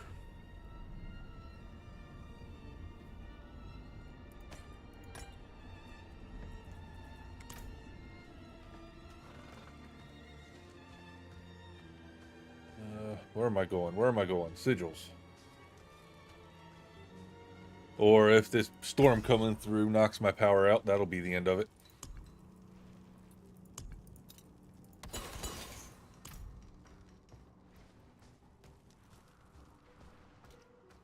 But for some reason, I just can't wake the fuck up. If I don't wake the fuck up, me. This guy.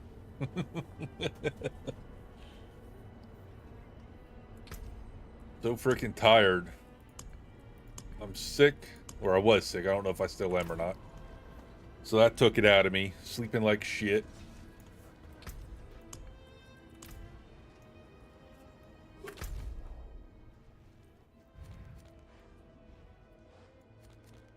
So if I soon don't wake up, I don't know how much longer I'll be streaming for, because I don't think people want to sit here and watch me yawn every 5 minutes.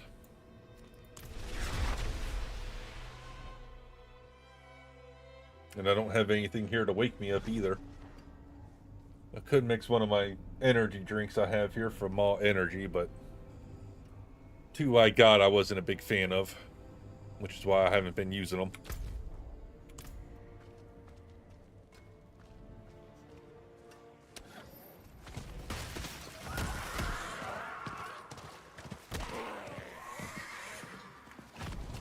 I'll have to order more different ones from them, and oh, that since they are, I do have an affiliate thing through their affiliate program. So we'll have to see how their new ones are. And they have one that was really good. Mythic Melon. It was really good. I'll pick that one up and probably try to see what else they got when I get paid on the 1st.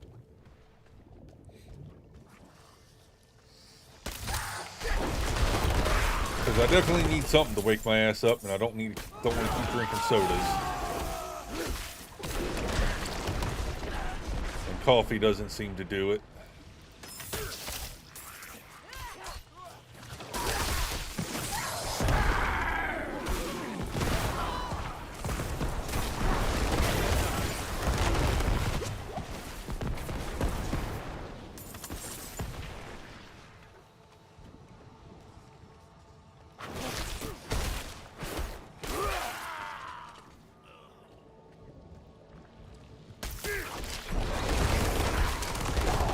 Maybe I'll go. Oh, it is 5 o'clock. I shouldn't make a coffee this late. It could be why I'm not sleeping too good. Keep making coffees late at night. Oh, I haven't had a coffee in a couple days. So that can't be the case. I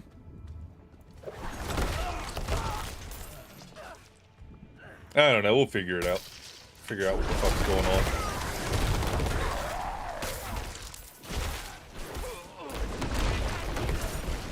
I even tried going to bed early last night. Probably an hour, 2 hours ago. I just couldn't stop yawning again.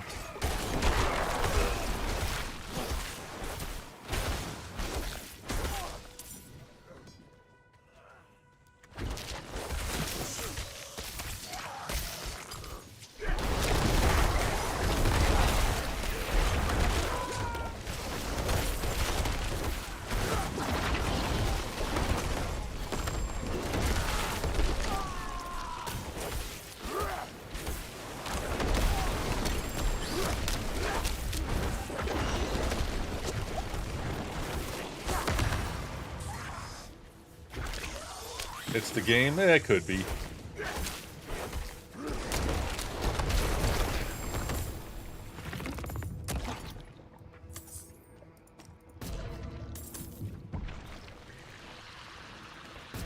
Yeah, it could be the game. Dark and dreary.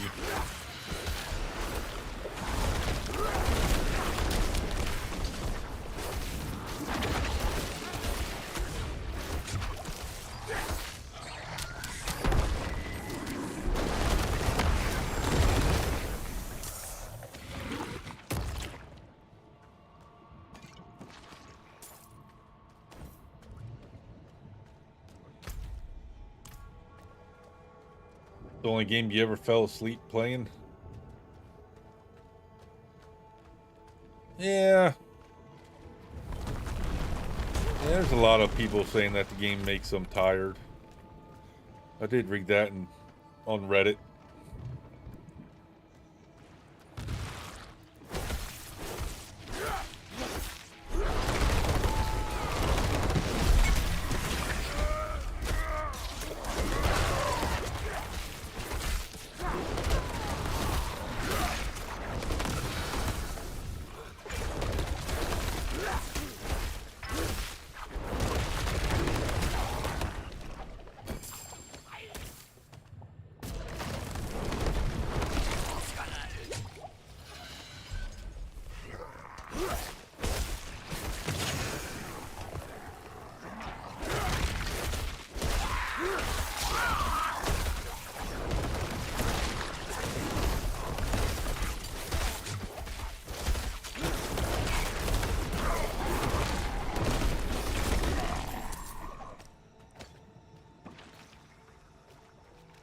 You weren't restless till this game came out? No, not necessarily. I do sleep like shit. I don't think this game has been helping matters with how dreary it is.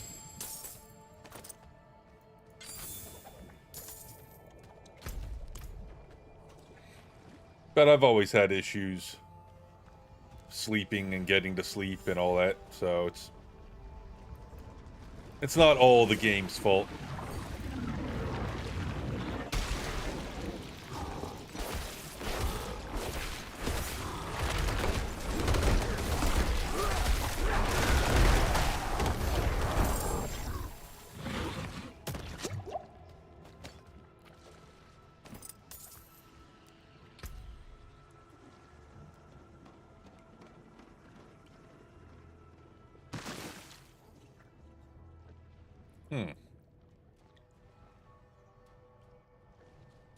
That one's giving me damage reduction because it suppresses 17.5%. Even though I don't cast a defensive skill to make use of the explosion.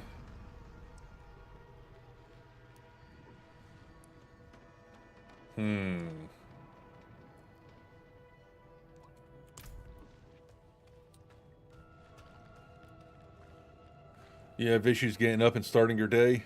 Once I get into work, I know I'll be fine, but the time before work is always... Yeah. I don't think it helps that most of my gaming now has been solo since he's been back to work full-time for the summer. So it's just me trying to entertain myself and everyone watching.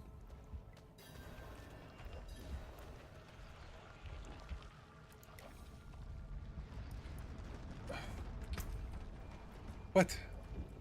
Oh, do I gotta use this on World Tier 2?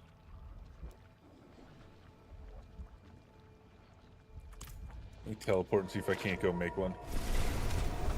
Let's go! Solo story games. Yeah, I have a few I can play. Besides this game. Maybe we'll have to do that. Change it up one or 2 days and see how I feel. I have there's a couple games I have that I never finished playing. What's that going to do? Oh, that's right. You gotta go to...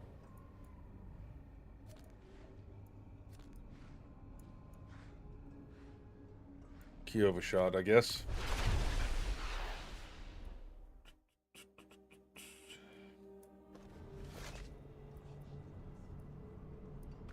Can I make this invoker?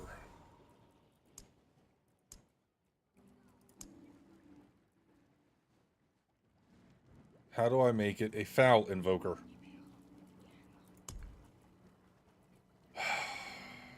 Gosh darn it.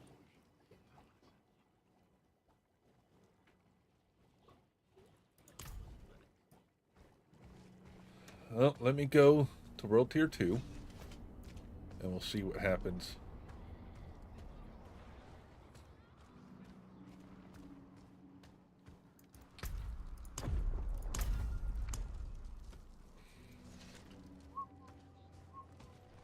I have to go back to that dungeon.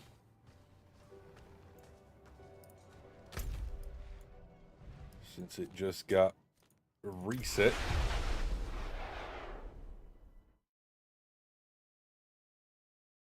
You're talking about that summoning pool thing, you have to complete that boss on every world tier to unlock the next world tier.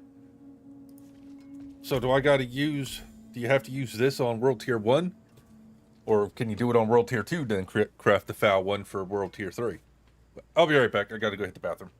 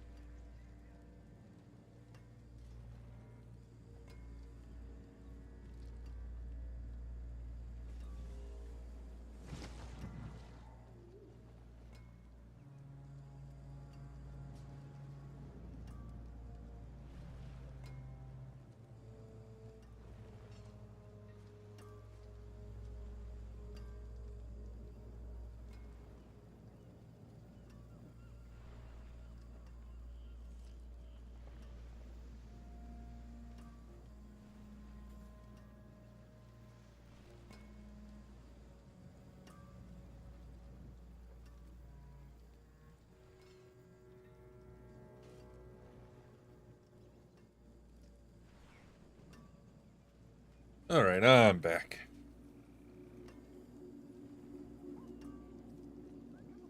I'd look it up just to be positive. We'll go do the dungeon and we'll see what happens.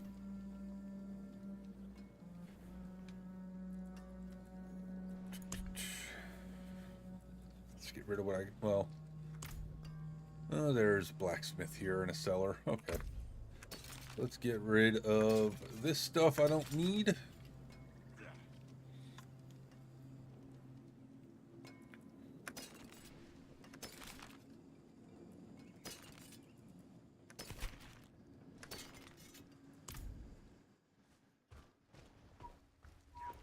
I got sharp.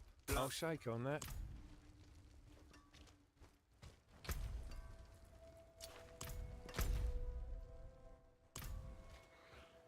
Yeah, it's a fairly quick dungeon and a fairly quick dungeon to get to, so we'll just run it and see what happens. Worst case scenario, we bop down to World Tier 1 and have it over with.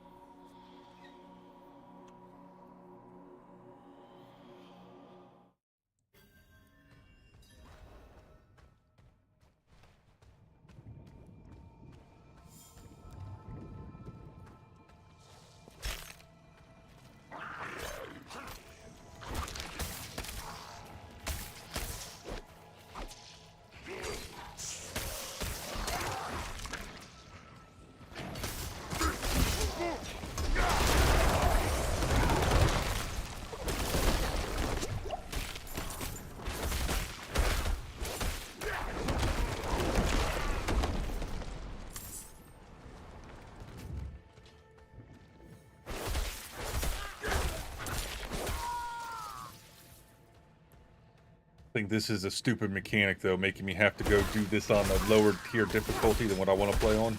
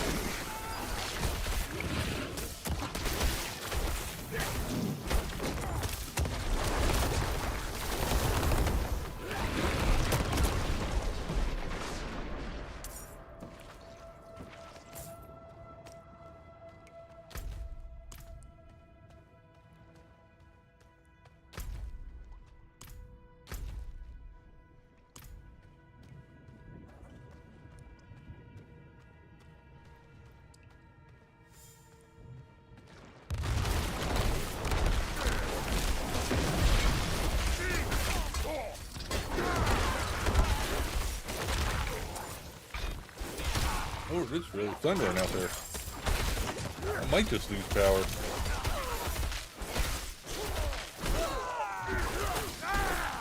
Well, if the stream dies, folks, for no apparent reason, that's probably what happened.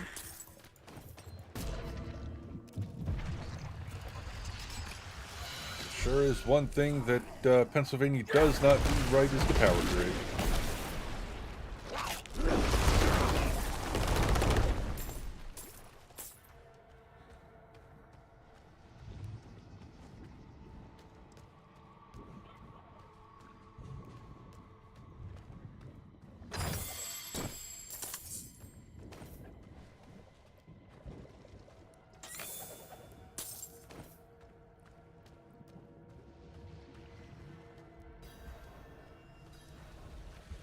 I definitely don't have another Wrathful Invoker. I'm not wasting one of my other ones, even though I have a fucking boatload of them. Oh, I got 21. We'll go use one. Screw it. That'll give me that just a little bit more of the stuff to make other invokers.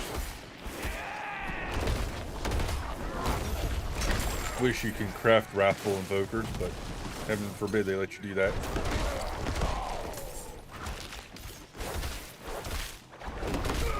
He's got to make him grind for everything.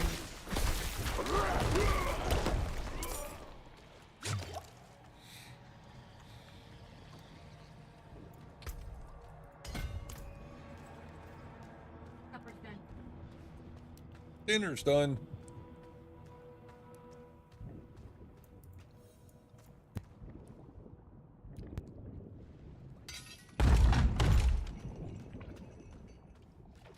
All right, let's see. Is it going to let me use it? Oh my god, it does. So then I got to kill this fucker. Then I can make a foul one?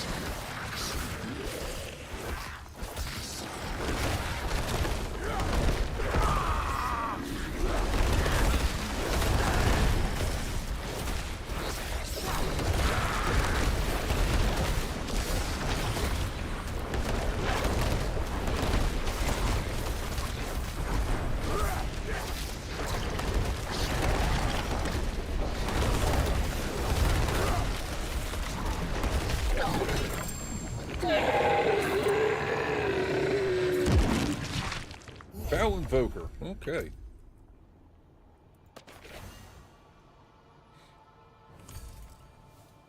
Think it's kind of stupid that you have to do that on each one. But whatever.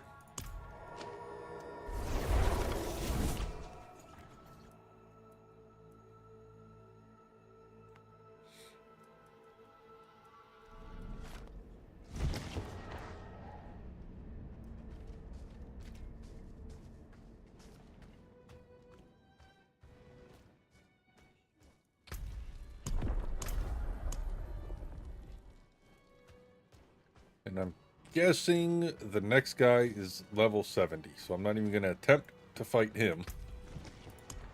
Now that I know there's a level cap.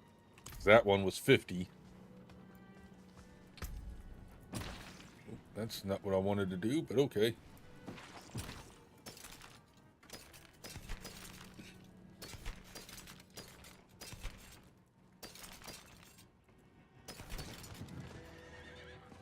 These are all level 1, level 2s. They're all garbage.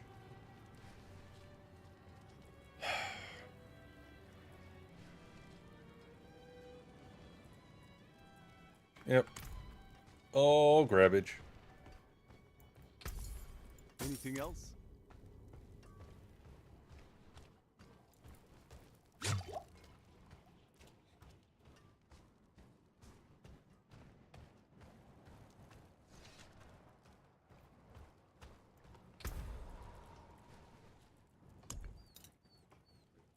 Actually, we'll just do them all. Oh, do I want to get rid of that one? Yeah, we'll get rid of them all.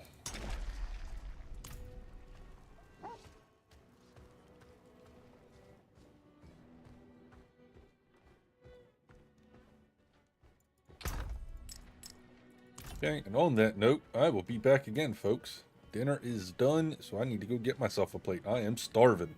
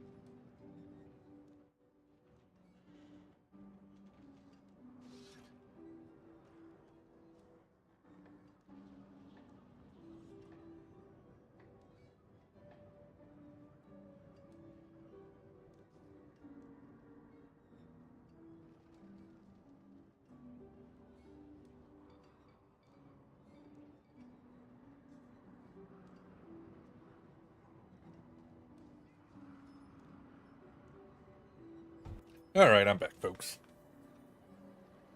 Alright, so back on World Tier 3.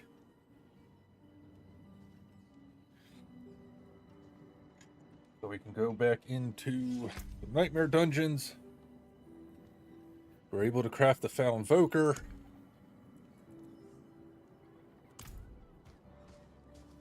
And the question is, do I need a normal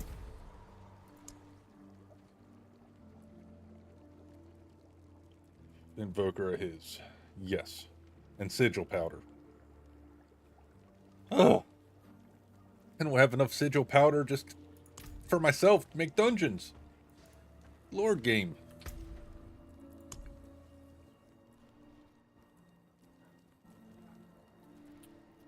Well, guess we're doing Tomb of the Saints again.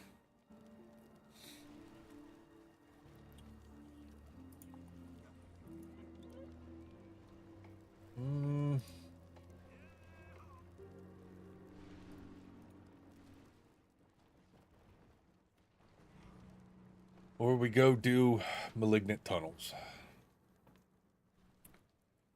Yeah, let's do the dungeon first.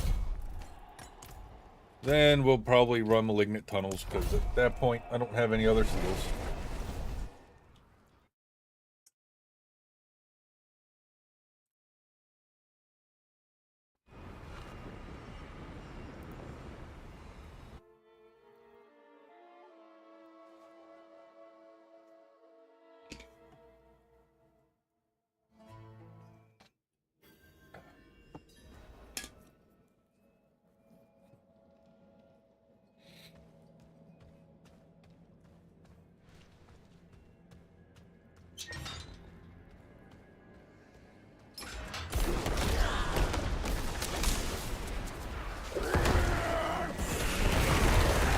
Here you go.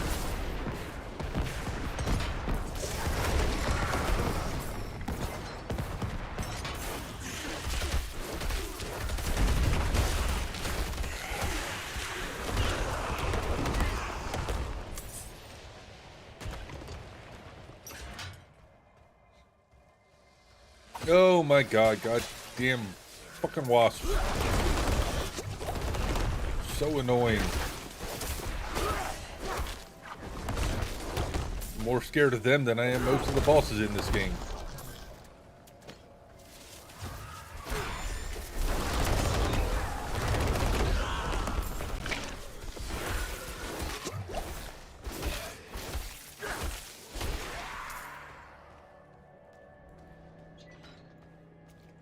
Hey, what's up, Leslie? Elf Lord. What, do you think I am, Elrond? I'm doing alright, I can't complain. Other than being tired. So that answers your next question. How are you doing, though?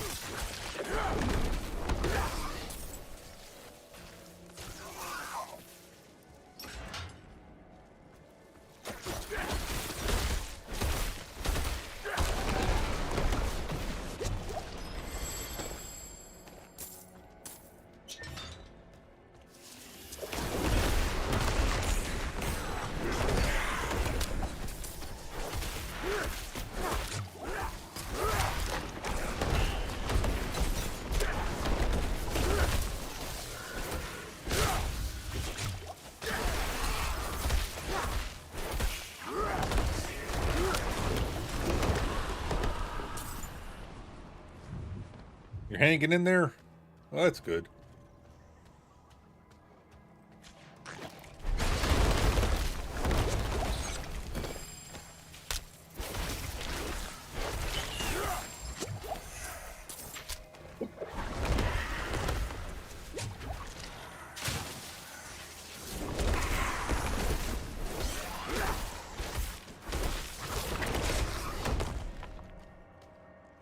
Am I at least feeling better? I believe so. I think I'm still sick, but not as bad as I was before.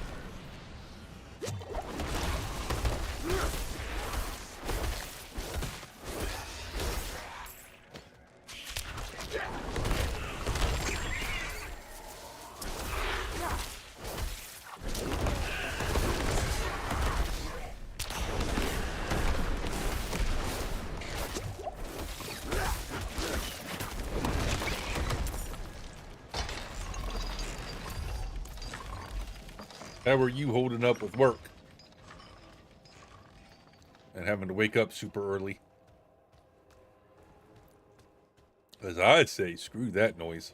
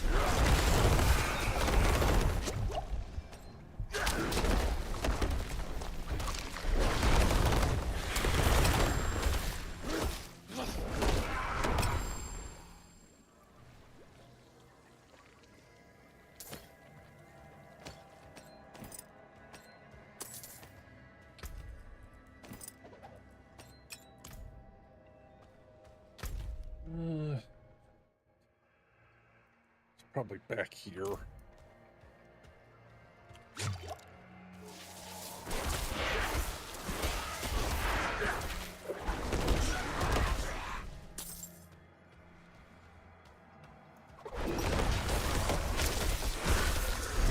shit.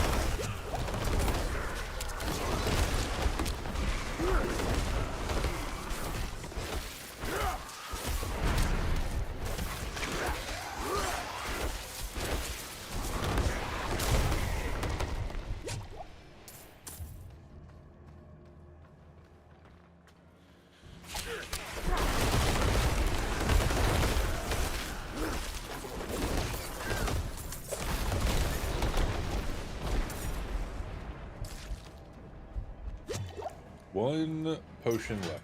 Lovely. Outstanding.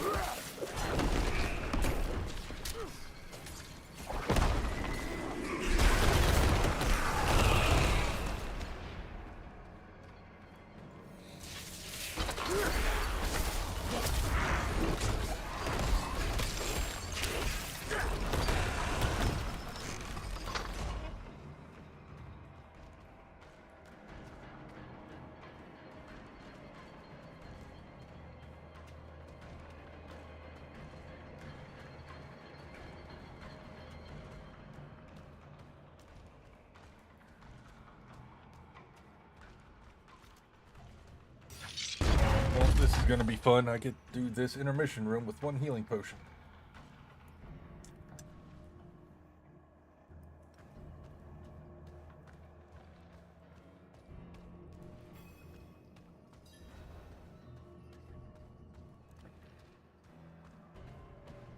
Yeah, maybe there is no intermission room.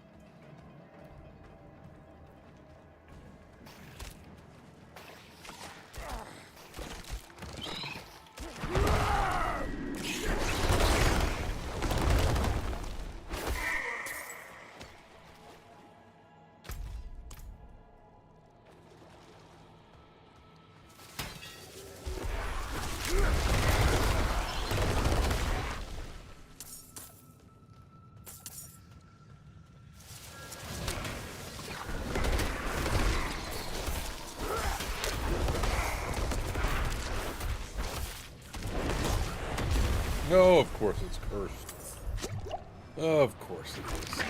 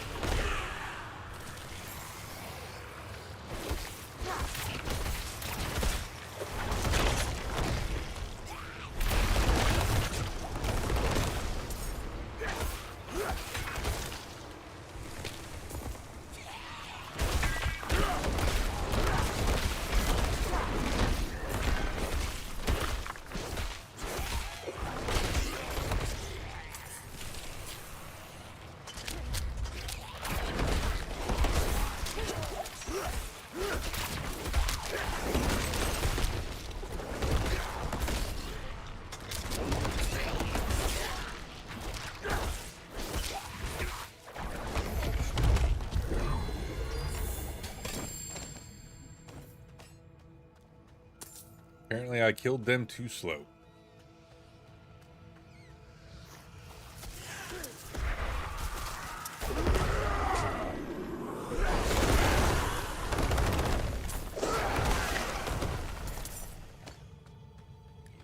Hey, at least I got almost all my healing potions back.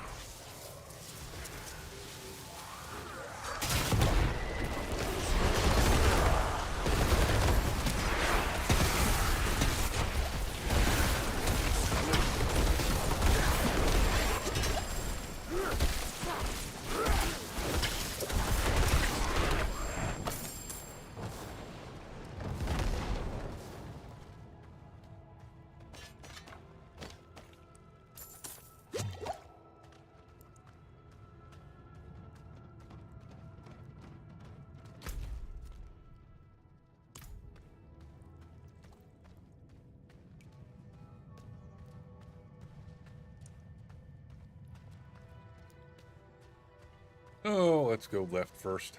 Why the hell not?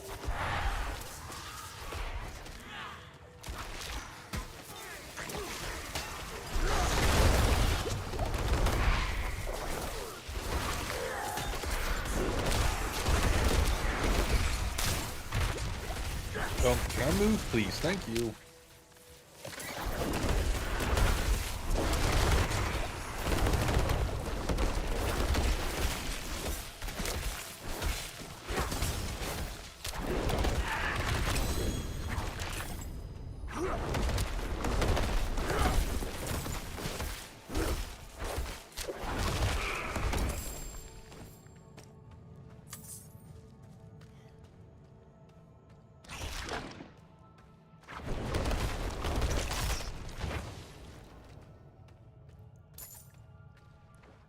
Alright, well that's the end of that section. Now we go to the boss.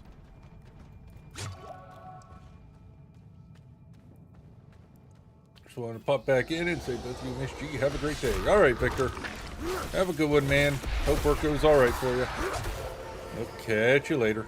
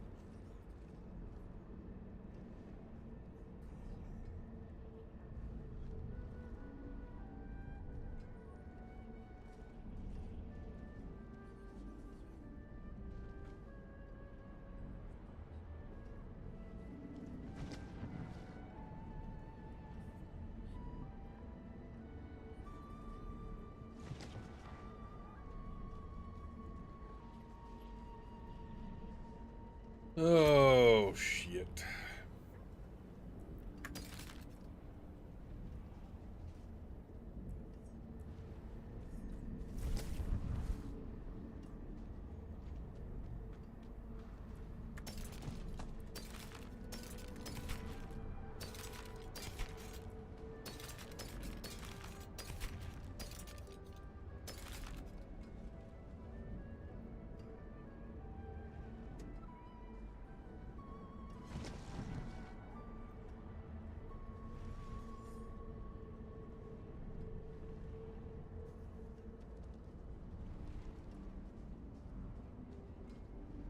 Hmm.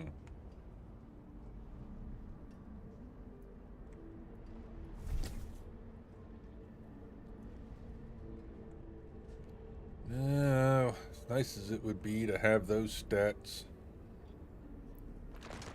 I'd lose the heart and the aspect I'd have to re-put on.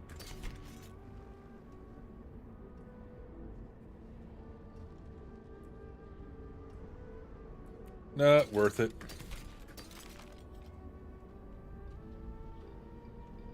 Now, if it was the same socket color, then maybe I'd think about it.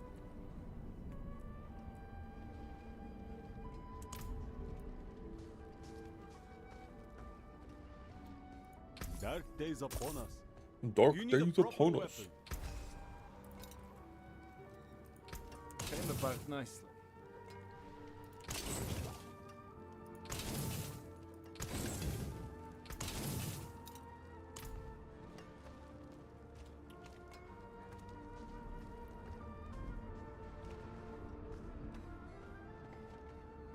Well, we hit 4 hours with this so far. Between this and the campfire chat.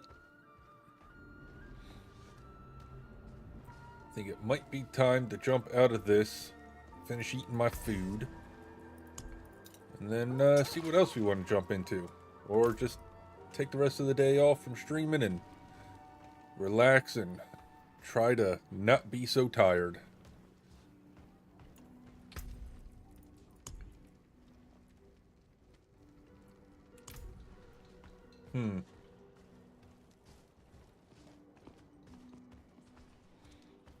I think that's what we're gonna do. Since this storm's here, wait for it to pass. That'll give me time to finish eating and figure out what else we want to do here, as long as I don't lose power before I get back on. But I hope you all enjoyed the stream.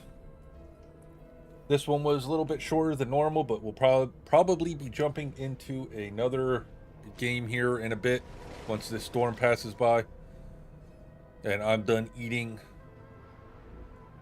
If you don't see a stream up in a bit after this, then I'm probably not going to stream again, but we will be live again tomorrow. Not sure with what yet, but with something. So hopefully we'll catch you all in the next stream. Until then, have yourself a good night, good morning, good afternoon, good evening, whatever it is where you are at. And we will catch you all later.